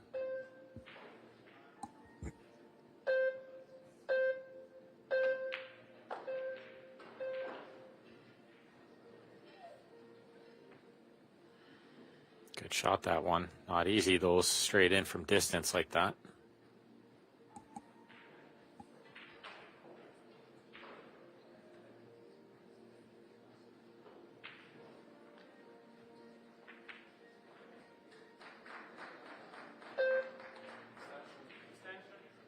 Does he draw around the back of the 10 here, Ben, and take his chances, or what does he do?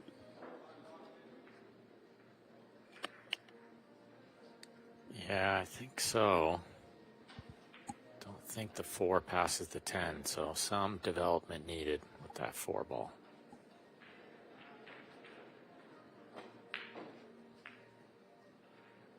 Into the 10. It's okay. It's on to the bottom left as we look.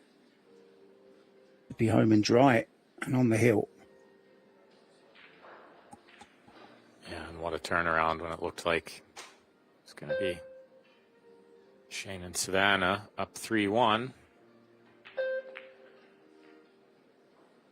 Looks like, oh no, she's crashed into the 7, trying to come around the 7. Definitely not on the potting angle on the 5 here. Some kind of safety maybe off the side of it.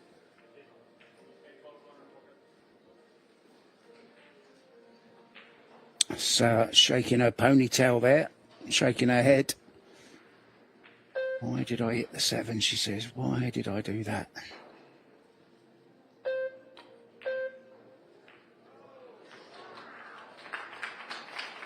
He called the 8. Great shot.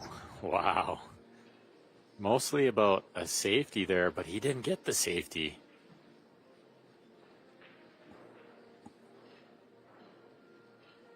Small slice of luck, you could call that.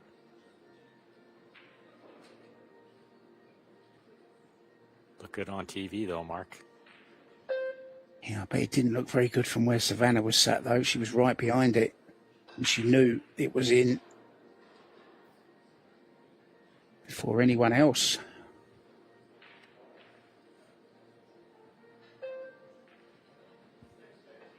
Yeah, well, in my experience, when I've let an opportunity slip, pool gods don't start doing me favors after that.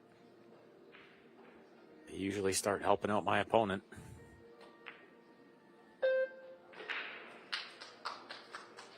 Well, if there's an electrician in the house, we have a light out on the Apex table. Arena number 1, please, guys. Thank you very much. There we go. Look.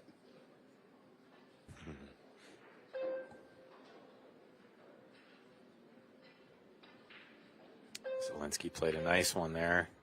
Cutting that ball in real thin, back and forth. Good position on the 7, but just unfollow needed. It's perfect. This match far from over. This 10 to arrive at the hill first. Yet again, they did it in the first set, remember? But they let a 3-2 advantage slip in that particular set.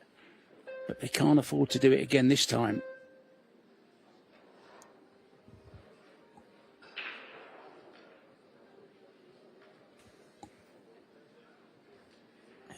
See from the stats there, both teams playing quite well. Not too many missed balls. Yeah, 780, 7 and 800. Player overall performance pretty high for Scotch doubles. Not too bad at all. Now let's talk about 8-ball very quickly, Ben, while we're waiting for referee Jarlo Kotanurmi to rack the balls. Who's your favourite now for the World 8-ball? If it's possible to pick one, of course. Josh Filler went out this morning.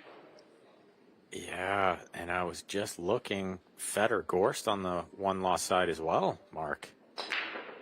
So a chance for Filler, Gorst, and SVB to all be out before the final 32. That's unbelievable. Otherwise, yeah, I'd usually be picking Gorst. The one who I would love to see win this week, and I think I wouldn't be the only one who would love to see this, is Carlo. He'd be the first player to hold all 3 titles, the 8, 9, and 10 ball world championship. Nobody has ever won all 3. Yeah, not in the same year, so to speak. Unbelievable. And he was my pick as well, Ben, so we're together on that. That's who I picked a couple of days ago, just for the drama factor of it. You know, it'd be lovely to see a player finally hold all 3 at the same time. We had a chance at, well, Wu Jiajing, of course, had the chance back in the day. And then more recently, Francisco Sanchez Ruiz in 2023. Could have done it. He won the 8-ball in Puerto Rico. He won the 9-ball and was in the final of the 10-ball against Declan Catchy. Catchy beating him in the final, depriving him of being the first man to ever do it. So let's hope Carlo can do it. Not being biased or anything, it's just something I'd like to see happen in the pool world, that's all. So maybe correct me if I'm wrong here. Has a player won all 3, just not in the same year? Well, Darren Appleton messaged me yesterday when we were talking about this, and he said he's actually won it, all 3 titles. But then Eric Hallefson pointed out to me after the match that he doesn't think he's ever won the American 8-ball. He has won the English 8-ball. He's won Chinese 8-ball. Okay. World Championships, but I don't think Darren has ever won this American 8-ball. Well, it should be fair to say that winning that Chinese 8-ball, that Hayball event that Darren won, that's just as good. That was a tough one. Yeah, it was back in, I think it was 2012, maybe, something like that Darren won it. But a much different game. Very different. Very different. Good shot. Much harder. A lot would say, Ben. Oh, absolutely harder, yeah. Especially when it's a race to 39, as we saw in that final just a week ago there. Unbelievable stamina it takes to get through that. Yeah, semi-finals race to 33 it was as well. A couple of good shots here, returned from the safeties. Jump shot from Zielinski, kick from Shane.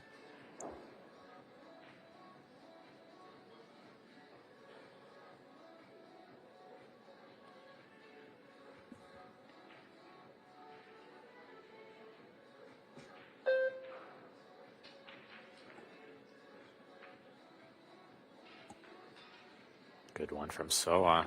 Nice shot.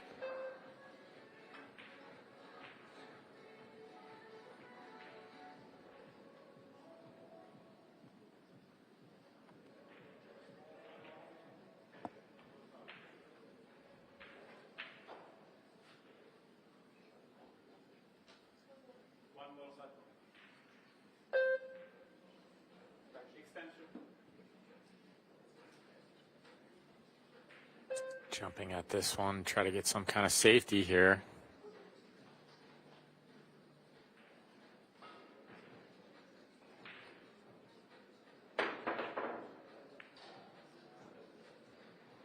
It's a good hit. That's where the fun stops.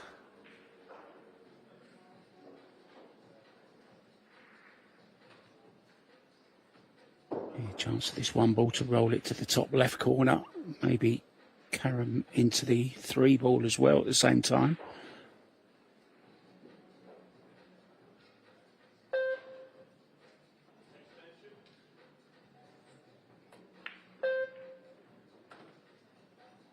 Yeah, that's a good call, Mark. Cue ball straight into the 3 as it landed in an awkward spot. Still available on the side.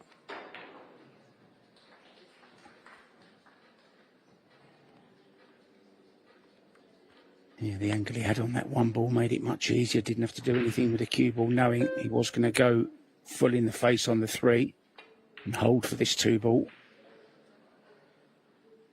And this is perfect.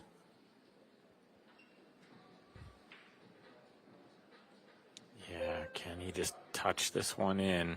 Stay near the 6 ball. 4 is relatively over the hole, so not too much needed here.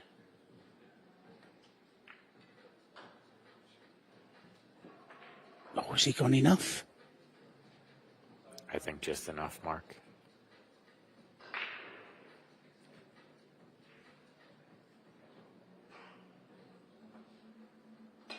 Chance to force a deciding set here. All the balls in the open. Just need to control the cue ball.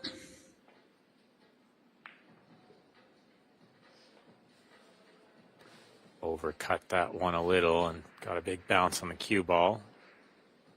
Not straight in on the 5, so Victor will need to move this one a little bit off the end rail, I think. Missed the 9.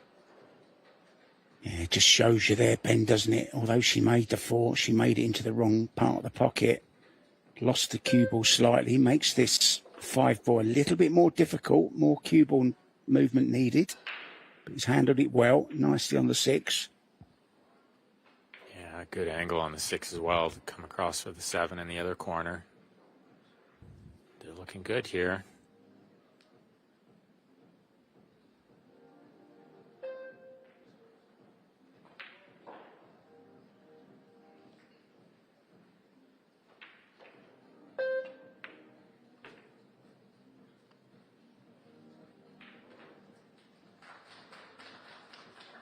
Keeps a nice angle on the 7 as well.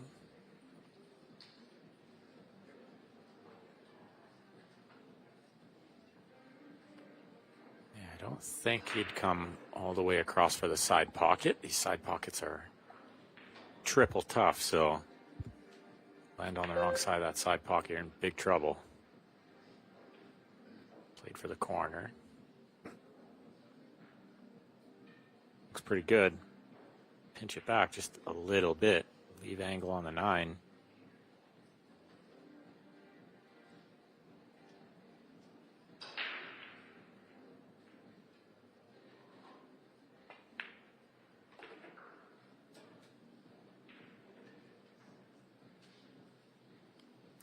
think we'll see him draw this ball. Little low, little right spin, wrap it out of the corner there to the left side of the 10.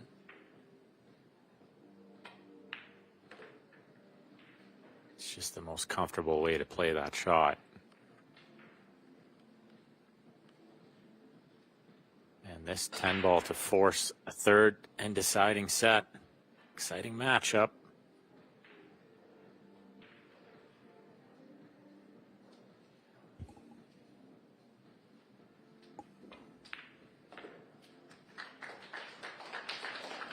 Yeah, and there it is. If ever I was a player, Ben, I make too many mistakes to win anything because I've made a mistake. I've made a big boo-boo here. Of course, it's not Carlo Biardo that's the reigning 10-ball world champion. We've had another one since then. Where do the years go? They just fly by so quickly. Ko Ping Chung is actually the current holder of the world 10-ball. It is. I'm going to go and lick. I'm going to go and lick my wounds and have a little bit of a break. I need to go and splash some water in my face. I think my performance is my player or my commentators' overall performance today is very, very low. I want to see if I can get it back up there. Ben Francis and myself, Mark White. Thank you very much, by the way, to Chris Daniel for letting me know that little factor about Ko Ping Chung. We'll be back with the deciding set very, very soon. Phew, I need a break as well.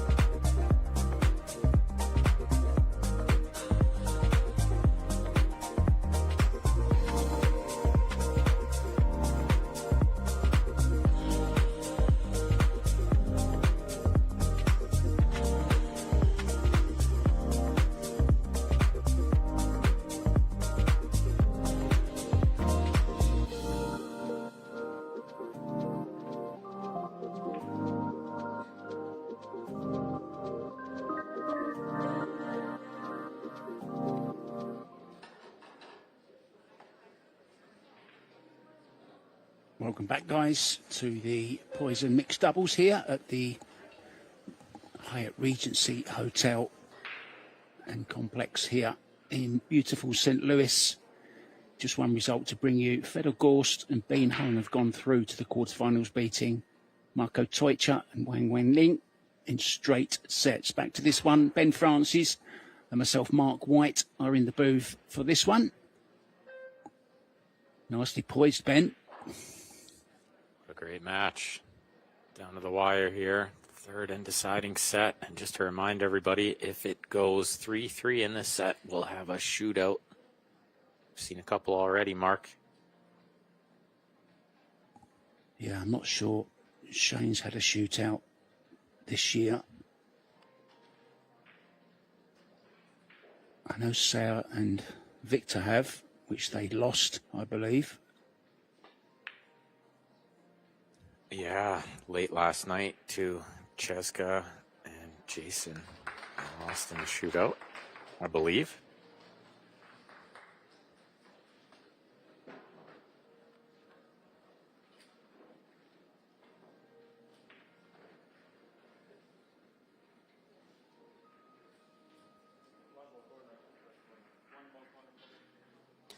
Good safety there.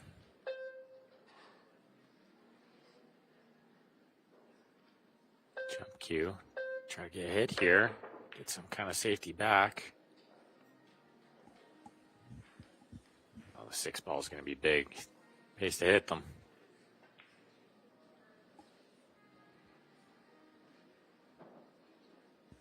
Can they get through to the straight back on the one? I know they've got the left-hand side of the one ball. You can play a thin safety off. Yeah, if they have the left side, then I don't. Oh, they don't. They don't, mate. Looking to kick. Yeah, and Shane helped her a little more with the kick this time. No, it hasn't worked out too bad. I don't think this one will pass the 9 into the side.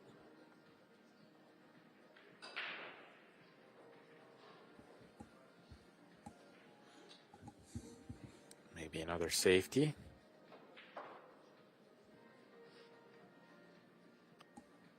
Well, she's eyeing it up like it goes.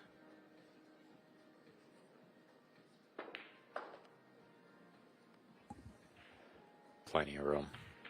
I'm not a betting man, but I would have bet that the 1 didn't pass the 9 there. Just shows you, they say the camera never lies. Well, that's blown that myth out of the water. It does lie.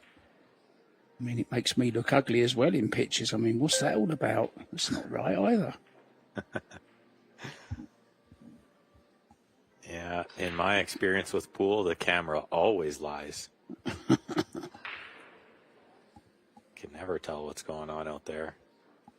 But it's nice to have all these amazing camera angles, the overheads, the side view, the end view. We're spoiled, Mark. I mean, how long will it be before we start seeing player cams, you know? I'm sure it will happen one day. May not be in my lifetime, but could be in the distant future. Players will wear little cameras that stick on their head or something, so not to interfere with anything. You know, just a little ping camera, giving us the player's point of view. Oh, she's made the 3, didn't want that. Oopsie. So they will be put back in again, without doubt. Full ball snooker on the 4.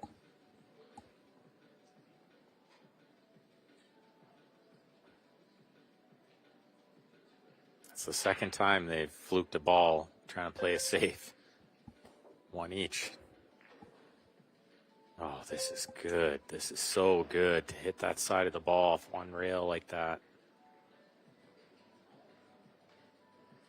Quality stuff. Maybe left this combination on, though. Shane's called it.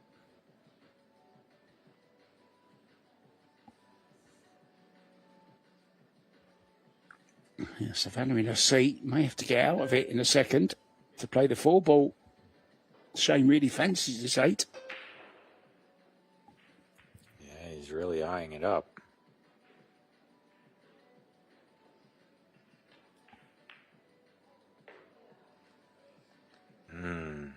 Good shot. Wiggled it in there, but found the bottom of the pocket.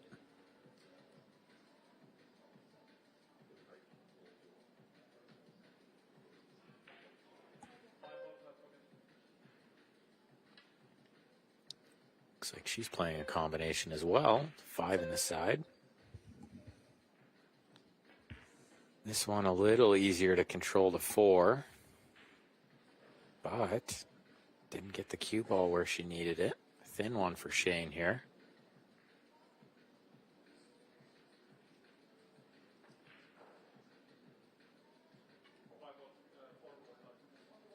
Having to work hard for every ball. Now we're getting down to the nitty gritty.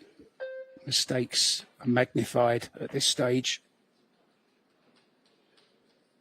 Shane with a good recovery. Yeah, how's that for a shot? How's that?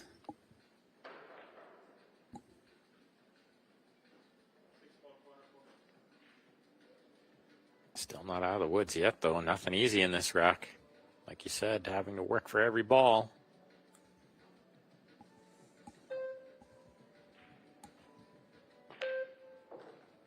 Sometimes that's really nice, though. You get through this, which it looks like they have. Really gets you going, gets the confidence going.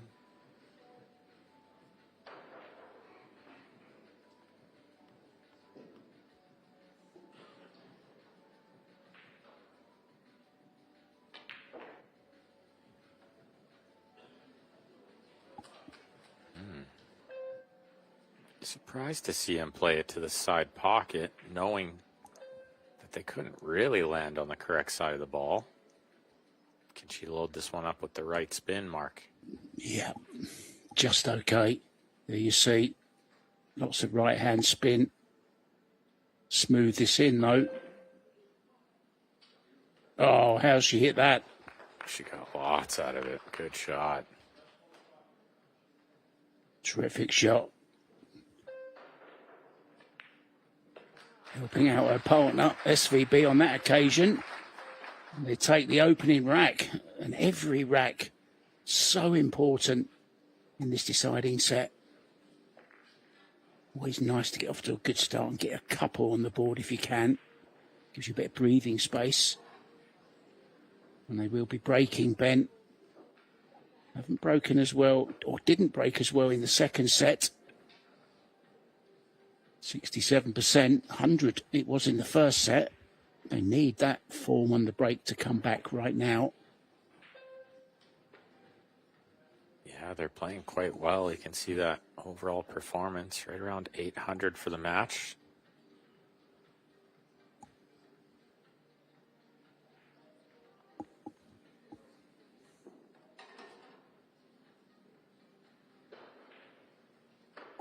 Second set between Rublin Amit and Sky Woodward and Brittany Bryant is 3-3 in their second set.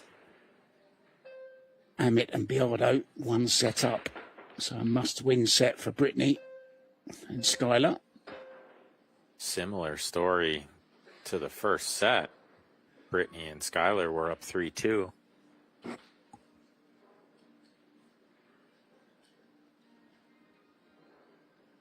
Dry one from Shane here, not for lack of effort. Let that one rip, got balls moving everywhere.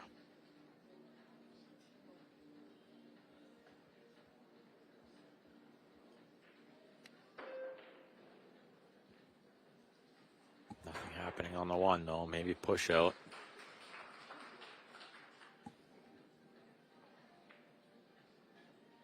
Yeah, 6 balls right up table, 5 of them in the kitchen.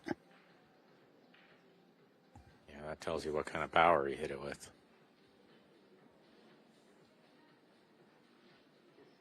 Well, that's nice to see. Sarah coming in and giving her opinion as well. Yeah, pushing to kind of a half ball jump, I think.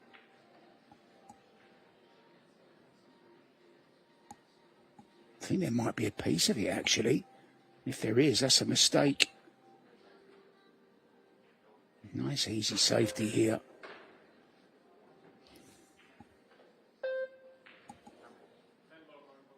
Okay, you see Shane's pretty specific instruction here. Try to get the 1 near the 3-4. Cue ball into the 10. Didn't want to make the 10.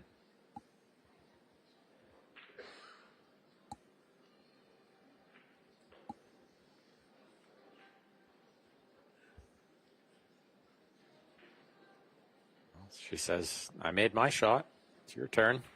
I've done what you told me, Shane. He's going airborne. Don't think the 3 is on. They wouldn't be giving this back. Yeah, I agree. I think if the 3 was wired, they might have to shoot this. But they've never flinched. Didn't even get out of the chair, so. Well, impossible. Savannah called the 10 just in case. It worked out good, right? Yeah.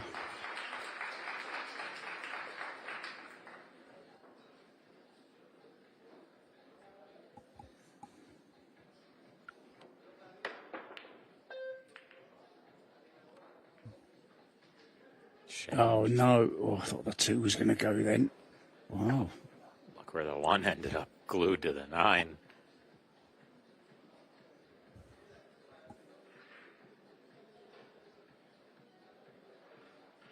Can they pot this ball, or has the 9 blocked the angle needed? I think they can make this one just.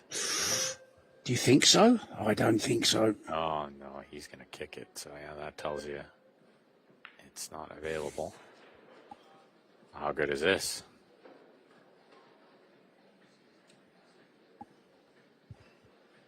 Well, no disappointment on the face from Victor. So he's got the hook. Savannah jumping this, trying to make the 1.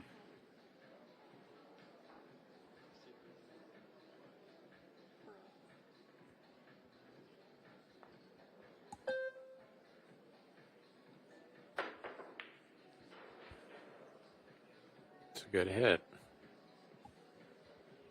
It's going to leave something tough.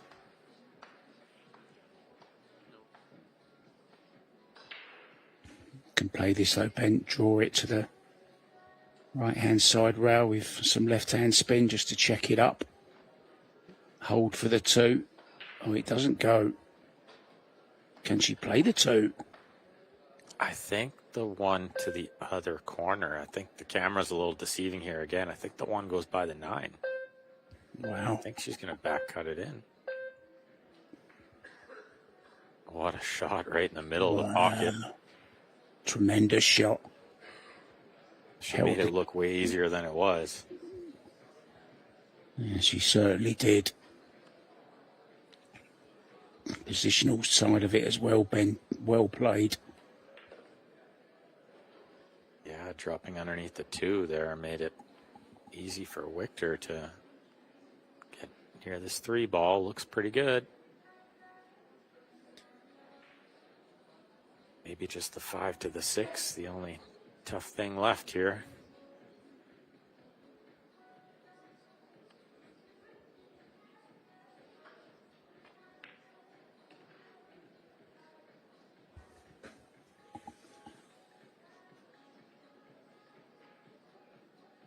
Yeah, I wonder coming underneath the 5 or just staying near middle table. Looks like he's going to try to draw it underneath a bit, off a couple of rails.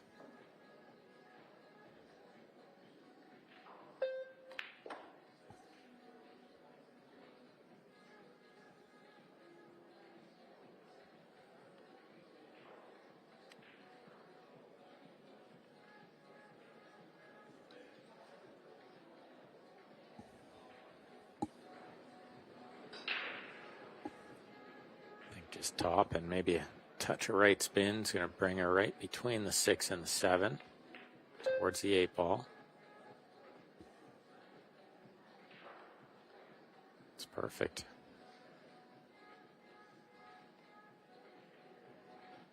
Playing this rack very, very well. Well, and after a pretty quality out from Easton and Van Boning in the first rack here in set number 3, I think we're in for a treat. Looks like they're coming to play in this third one.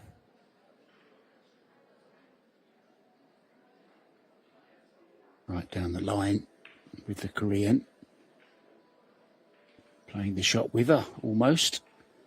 She's still going well in the women's Seyberts Open as well, guys. She has a match, a winner's qualification match tomorrow morning at 11 against Brianna Miller. Brittany Bryant is up against Jasmine Ocean, Ben, tomorrow morning at 11. She gets all the easy draws. Yeah, tie of the round, I think. Rubelin Amit up against Pia Filler. Pia recently named as number 1 in the world. Fisher against Zhao Fang Fu is another mouth-watering match. But this one, well, this is pretty tasty as well, isn't it? This is great, given the crowd what they came to see here. All of these other 3 matches in this round in a deciding set now. Bryant and Woodward getting through that, forcing a decider against Mitt and Beato.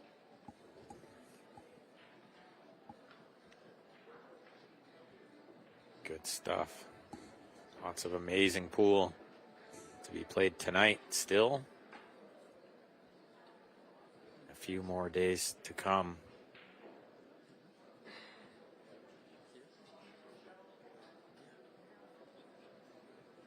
Yeah, finals of this tournament will be on Tuesday. The finals of the men's World 8 Ball will be on Wednesday. Believe the women's open as well, final on Wednesday.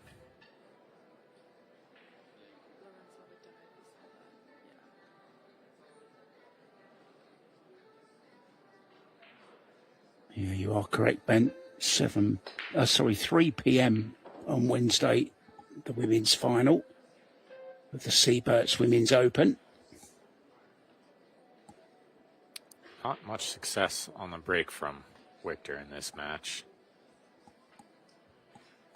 But nothing happening on the 1. Not sure Shane can cut this one in. Camera's really deceiving here. I think he's going to go behind the 2-8 with the cue ball.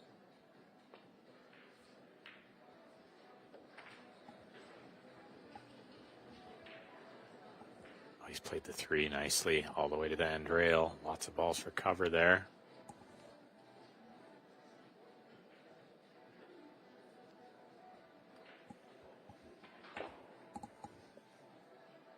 You just see our referee there, Jalo Kotanurmi from Finland. He actually spent a bit of time in Spain where he took up Pyramid and he actually became the Spanish champion in Pyramid Pool after playing it for just 3 years. Pretty good, huh? That's incredibly impressive, Mark. That might be the toughest of all the Q Sports games. Certainly number 1 toughest on my list, Ben. Yeah, like they couldn't make the pockets any smaller, otherwise the ball wouldn't fit in. I've actually got one in my local club, Double Kiss, just a few metres from where I'm sat now. And there's often a lot of Russians in there playing it. Super tough game. Speaking of super tough, that was a super tough shot from distance, but I think she's gotten away with it.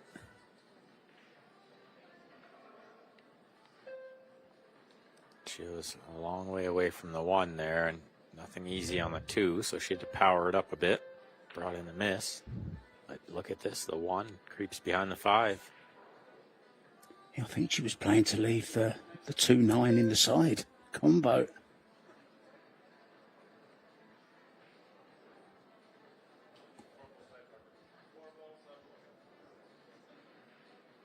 Two-round escape here. Trying to kick the 1 back up table. Leave the cue ball roughly where the 1 is. Get some coverage behind the 4, maybe.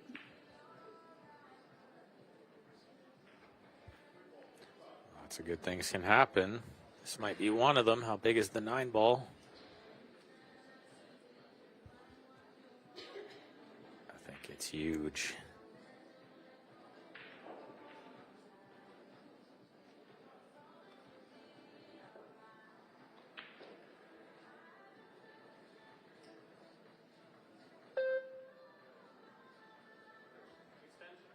I think it's on, Ben. You can twist this with a bit of left-hand spin. It's very close, though, past that 2 ball, isn't it?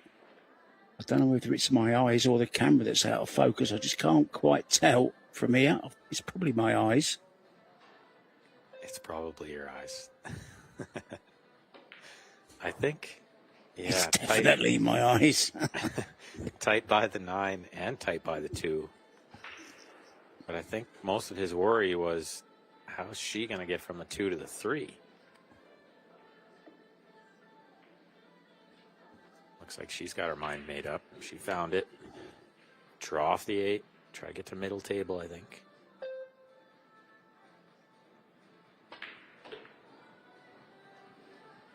Yeah, a lot of balls in the way there. And still a lot of balls in the way.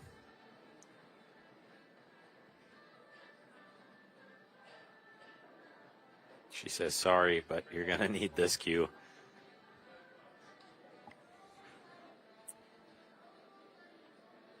He talked about him being one of the best players with the kick shot, but he's one of the best with this jump cue, too.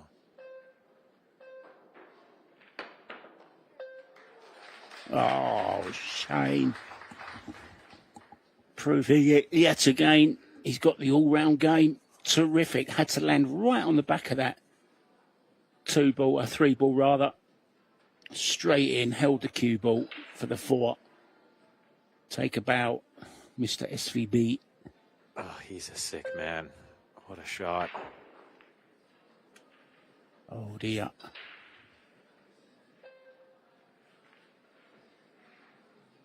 But she hasn't backed him up. Yeah, maybe just a little bit too much cue ball in her eye there after the previous shot. Yeah. Probably trying too much with a cue ball, Ben. She's got away with it, though. She's going to try and kick this in, so. Yeah, give her half a chance to make this ball if she hits it. 2 rails here. What a shot. Wow, a couple highlight reel shots there. Rack number 3. 3rd set. They're bringing it.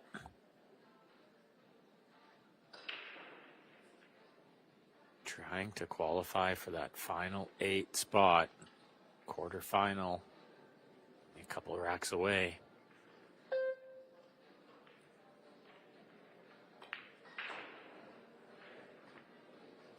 Oh, what's he done here? Into the back of the 9. He's made a mess of it. I think she can still see the 6, but it's very difficult.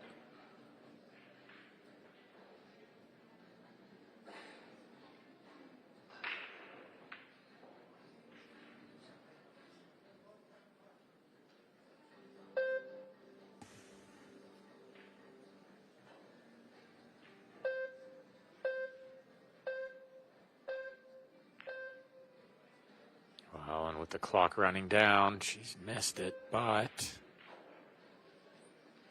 Well, no buts creep through. There's a gap here.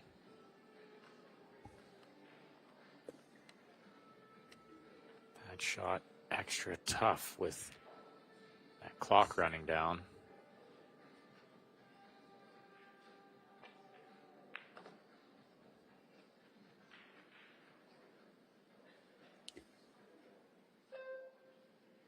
Just noticed another lovely little matchup in the Women's Seyberts Open.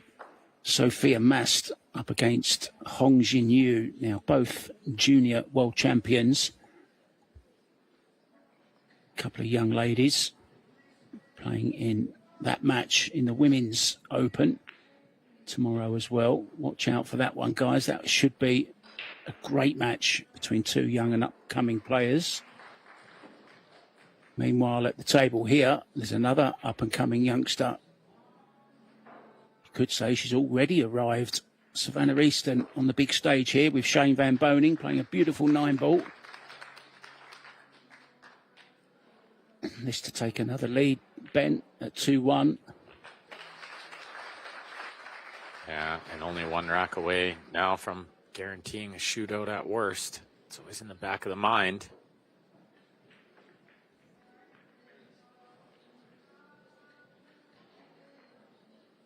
Is that David Alcady at the back there? Having a little shifty. See what's going on.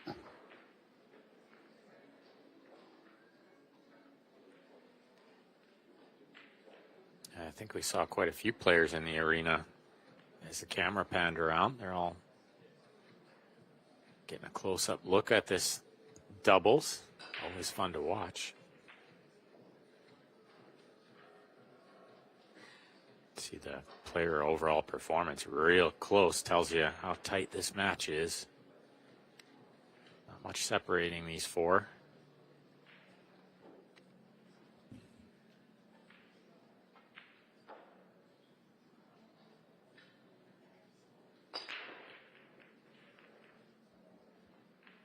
Well, her break has been great, and even just me thinking it jinxed her.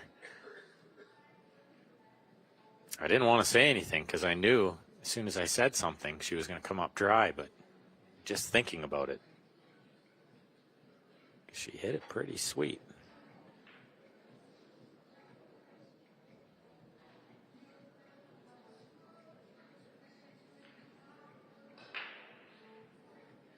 Awkward table. 6 in an awkward position. 3 is not very nice. Yeah, and the shot on the 1, he's got to deal with the 10 ball a little bit here on the way in and out.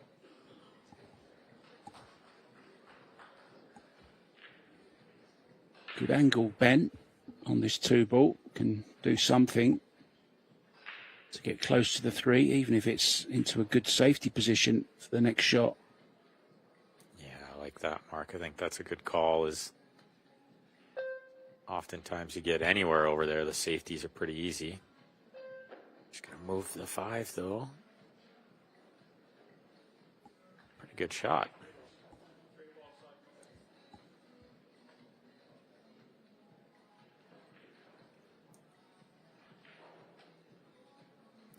Well, he quickly calls the bank. Looks pretty straight.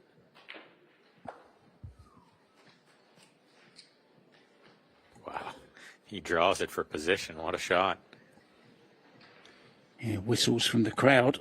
It went in as clean as a whistle as well.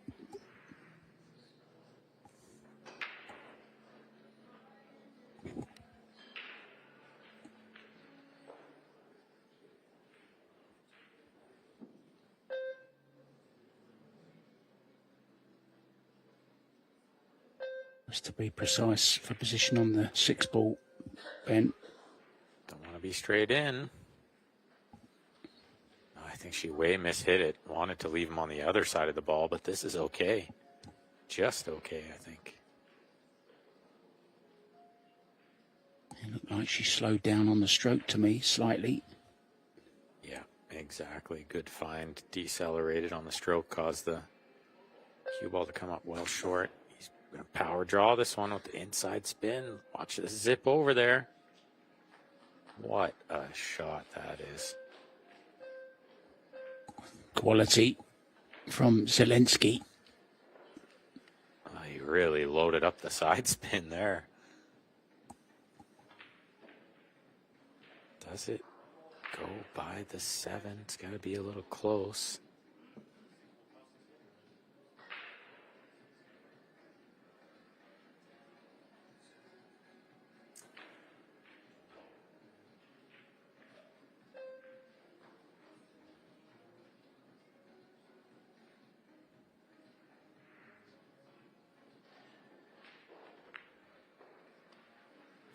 Lots of room. A good cue ball. Good position on the 7. Slide over for the 8. I think in the side pocket next. Looks like it'll pass the 9.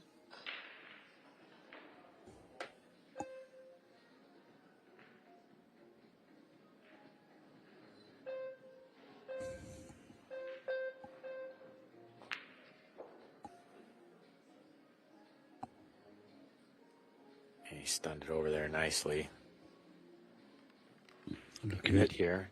Yeah, 2-2, Ben. It's looking likely, isn't it? I mean, it's got all the makings of a shootout again. Not much separating these two in the score.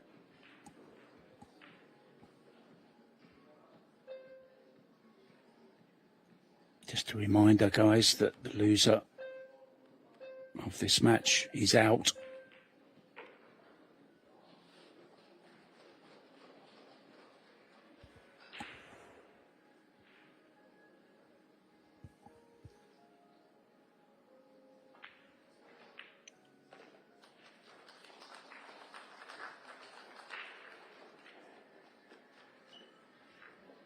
Two confirmed. 2-0. Aramith and Billiard against Woodward and Bryant in their deciding set. Marty Rapero and Francisco Sanchez Ruiz, FSR himself, they've taken the opening rack in their deciding set against Jasmine and Albin Ocean. It's pretty tight everywhere, guys. We still only know one quarter-finalist from losers qualification. That's Fedor Gorst and Bean Hung. Other pairings already through: Centeno and Shaw, Fu and Bergman, Liu and Yap, and Hiraguchi and Wojtek Shevchik. Back to this one. Sao breaking off. Nicely poised at 2-2 in this one. 7 ball creeps in, but the 8 spoiled the party. Nothing on the 1 here. Maybe just a push out.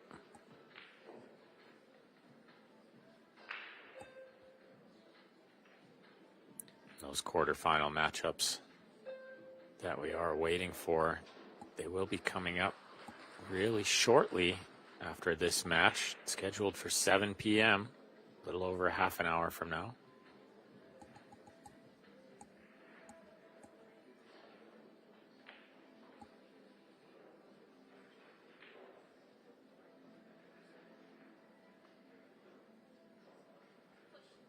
I'm already thinking up an intro for you, Ben. I'm going to come up with a different one every time we commentate. I kind of like to do things like that. Now he's put the 5 in an awkward position. It's never a nice place for to have a ball, Ben, is it? Right there. Yeah, that is a real awkward spot for it.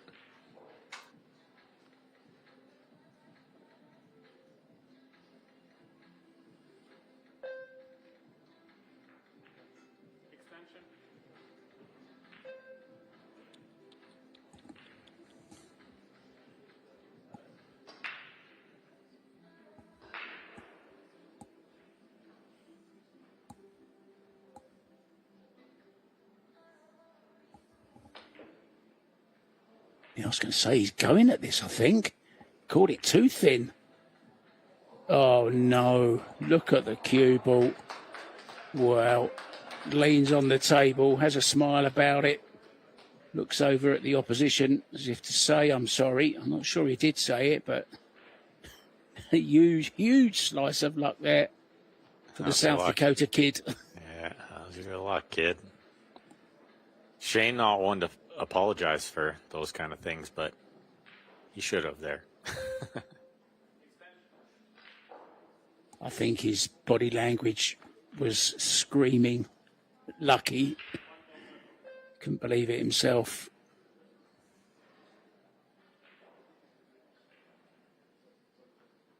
Yeah, we see a lot of the players, they'll hold their hand up when something like that happens, but Shane's not one to do that. He kind of just goes with the flow. He understands it's all part of the game. Yeah, it happens against you enough, doesn't it, as well?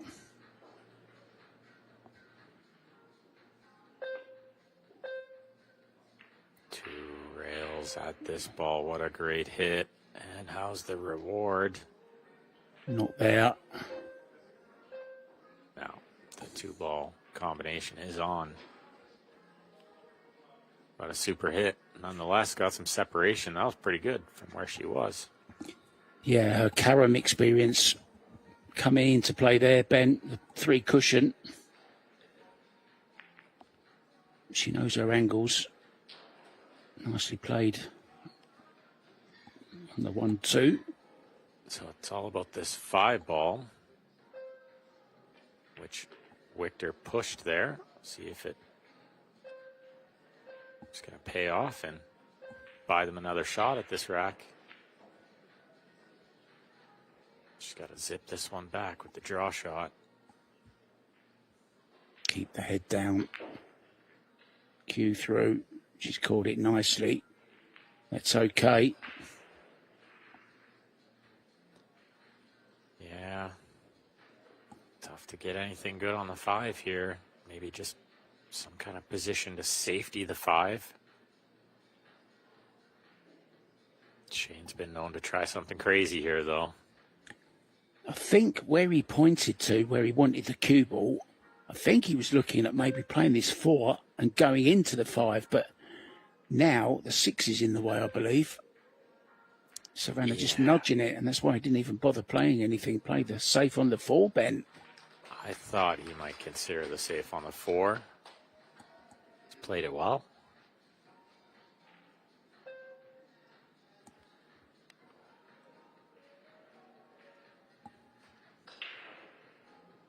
Well, do you just tie up a ball here, knowing that there's nothing on the 5 anyway?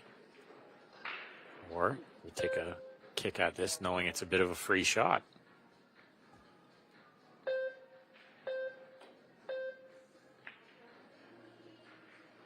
What a hit.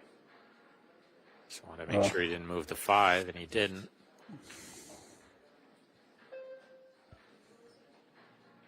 Can they see this to make it? I think they can. Hold the cue ball for the 5 to the top right. Not easy.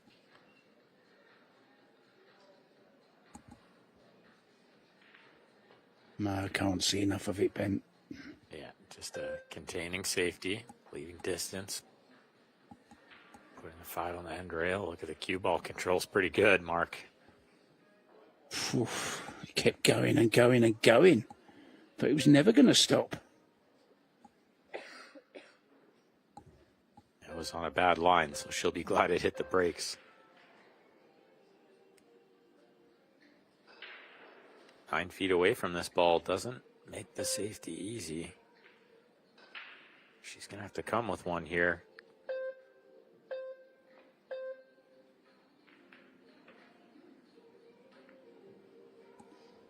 I like this because even if it goes wrong and you leave them some kind of shot or a bank on the 4, something thin, still nothing easy on the 5.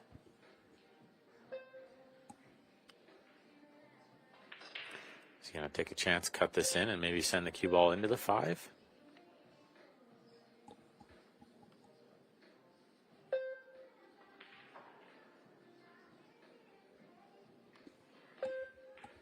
Not this time. Waiting for a better chance.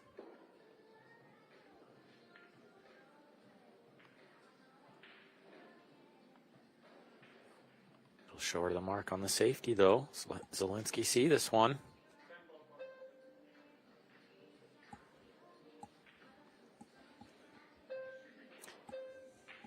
Here, I'm called a 10 ball here. I think it's just in case something funny happens. Surely he's getting the 4 safe, using the 10 to stop the cue ball. Or the opposite, using the 10 to stop the 4 ball. Good shot. Very good shot. Always takes a little bit of nerve to play those thin clips. Yeah, I just drive right by it all the time, give them ball in hand.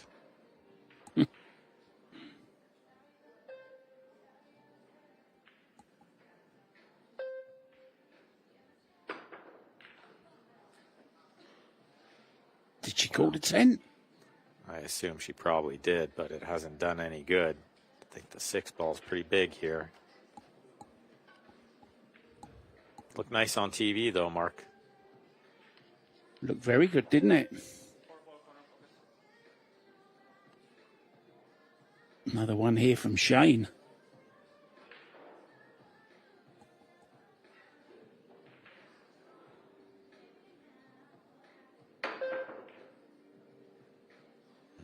Pretty thin. What's going to happen with the cue ball? Kiss of the 8, yeah. How's your luck, Shane? It's not bad today. It's probably better than it was yesterday.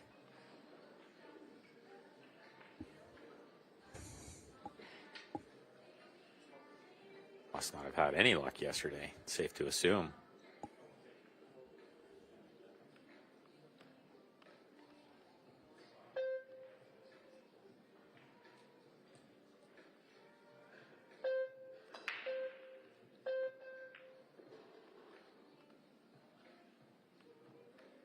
Trying to use the 8 to cover the 4 and get the cue ball safe. It's not bad.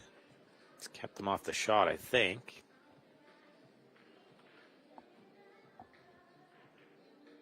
Yeah, I think Shane would be cutting this in. Yeah, no super guarantee of position, but he has told her to cut it in, try to get it back where it is now. That'd be perfect if she could. Get a cannon on the 9. Leave best shot available on the 5. It's going to be close. It's going to be close. Oh, how unlucky is that? It is extremely unlucky, Mark. She hit it really great. And tough to load it up with more spin than that. You just bring in the miss too much, so she spun it about as good as she could. This is so hard. So close to the 9. Tough to keep the balls on the table as well. But it's another chance to get on the hill for Zelensky and Seyberts.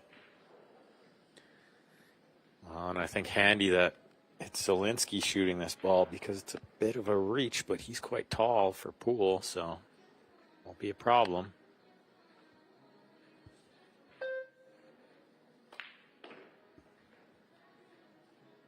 Oh, he stunned it off 2 rails. Really nice shot.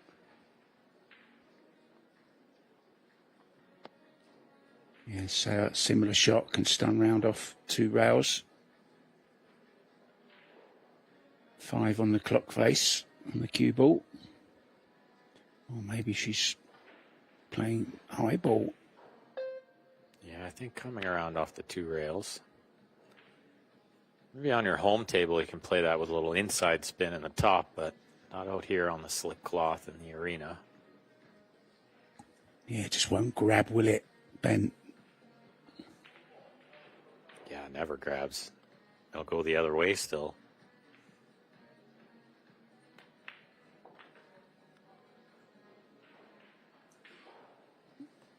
Well, they've turned this match around nicely after dropping the first set. Chance to guarantee at least a shootout here.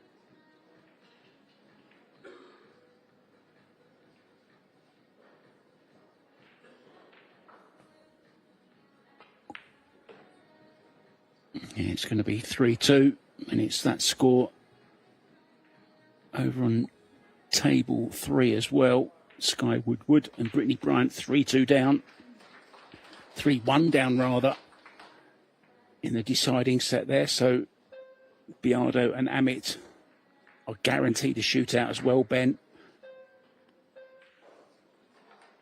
Yeah, tall hill to climb for Bryant and Woodward over there, but made a couple of good comebacks. Still alive.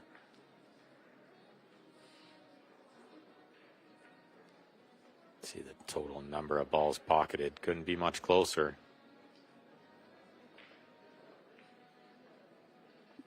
When's your next event, Ben? I know you're pretty active as a player. When are you playing next? Yeah, just lots of local stuff, really. Run a league in Calgary here, so I got my hands full with that. But I might try to get out on the road for some bigger events later on this year. Maybe, what about Texas, San Antonio? How do you fancy that? Oh, I'd love to, for sure, yeah. And I really love these Pro Billiard Series events, so if I happen to make it to another big pro event this year, I'm going to try to make it to another Pro Billiard Series 1. Good break off here. They got a ball down, shot on the 2. Nothing easy to get to the 3, and some work in this rack.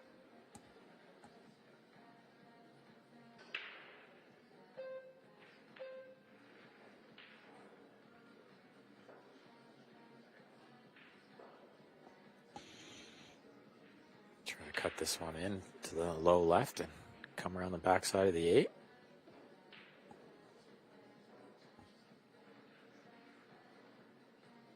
Going the other way, I think. Straight out safety. Yeah, it's leaked out.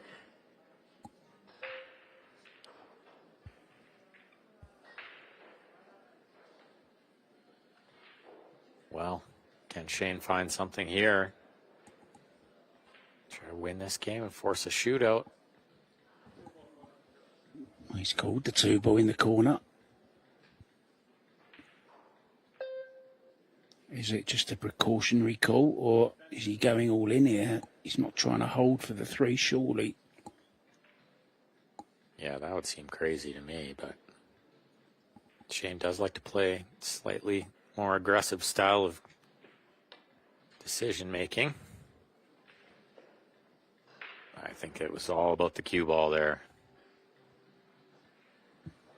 Yeah, no attempt at the pot whatsoever. Just No. called it, just in case. He called it all wrong. Yeah, in case it skids or something funny happens. Miscue.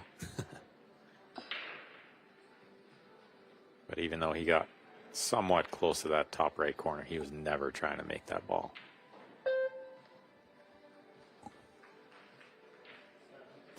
Long one here for Victor. See if he takes on the pot or if he's going to find some safety as well. I think I like banking the 2 with the safety here. If he thinks he can roll this one in, it's go time.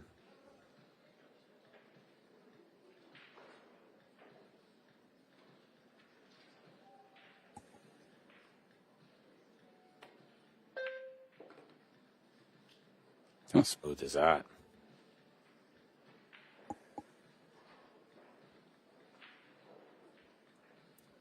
He had a bit of a backup plan there in case the 2 didn't go in. As long as he didn't leave it over the pocket.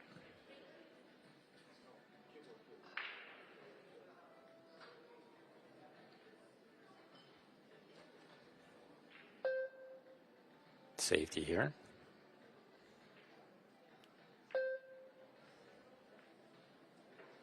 Underhit it. Well, she's made it. She didn't try to make it at all. Yeah, that was always safety. She just cut it right in. Giving herself a talking to, but no damage done, really. Could have been a lot worse if they'd have left a shot on this 4. Got to give this one back, yeah. Nothing easy here with the safety, but Victor's pretty good in these spots from what I've seen. Might find a good safety here.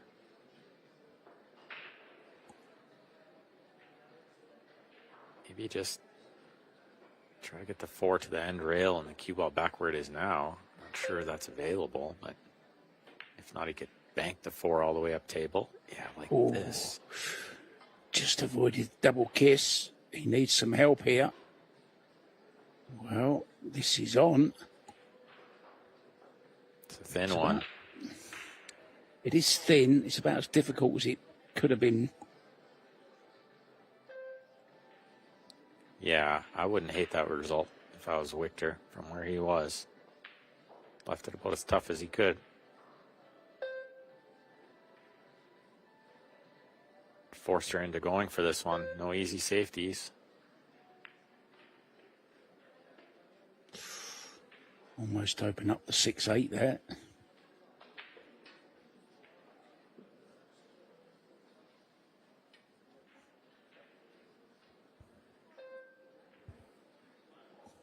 Just 20 minutes to go before the scheduled start of the quarterfinals in this tournament. And I've got some bad news for you, Ben.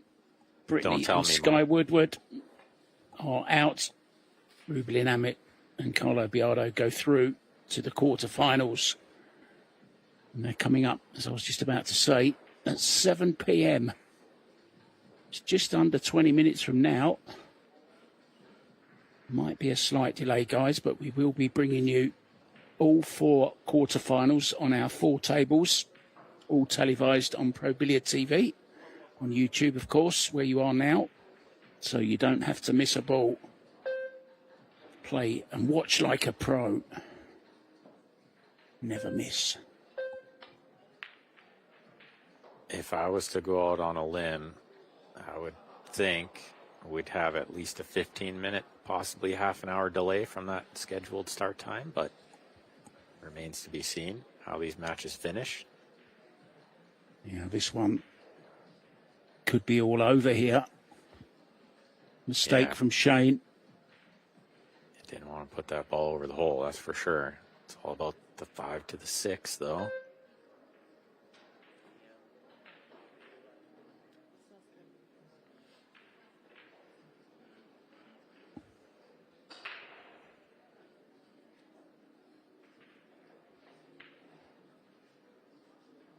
And from the camera, you think I just get short side, play the 6 in the side pocket, but the sides are deadly tough.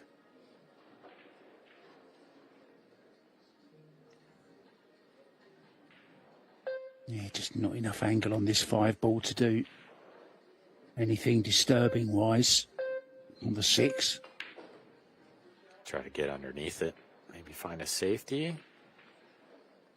The line she was on there was pretty good to get short side to the bottom right corner there on her screen, but not enough speed.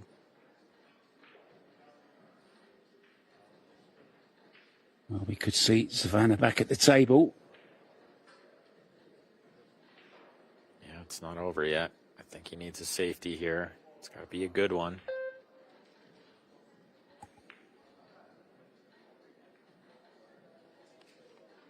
Oh, it couldn't be much better. What a shot.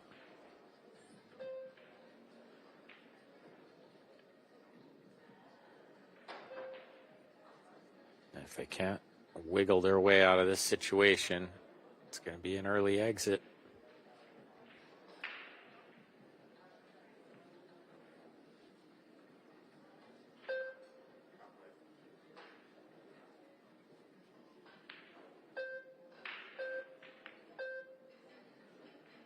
Speed's pretty good. Needed it to stay on the end rail though, and it hasn't. Chance. Close this one out.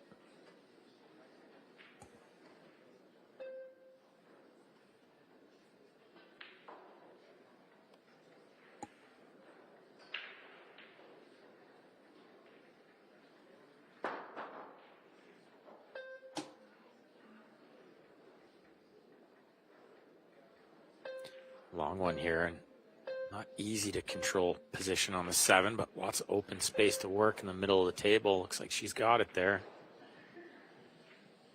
It's a great shot. Closing moments, not only of the match, but of Shane Van Bonen's interest in St. Louis events. He did well in the banks. He had a bit of a nightmare in the 8 ball, going 2 and out. No one saw that coming. Claudio Cacci beating him in his second match, 8-5. Savannah, though, still very much in the ladies' event. She's in the winners' qualification tomorrow morning at 11. But it looks like she'll have no further pool to play this evening. In the quarterfinals, straight in on this 10 ball. And it's all over for Savannah, and for Shane. He finds a few words. Don't think he can believe it, though. Little shake of the head as well. This 10 ball, Victor Zelinsky and Sarah Soa have beaten Shane Van Bonen and Savannah Easton. Disappointment, but a nice pat on the back from SVB as well. We'll be back, guys, very, very shortly with our quarterfinals in the Poison mixed doubles. Thank you so much for watching. Thanks to Ben Francis as well, all the way from Canada. I'm Mark White, and we'll see you very, very shortly for those quarterfinals. Bye for now.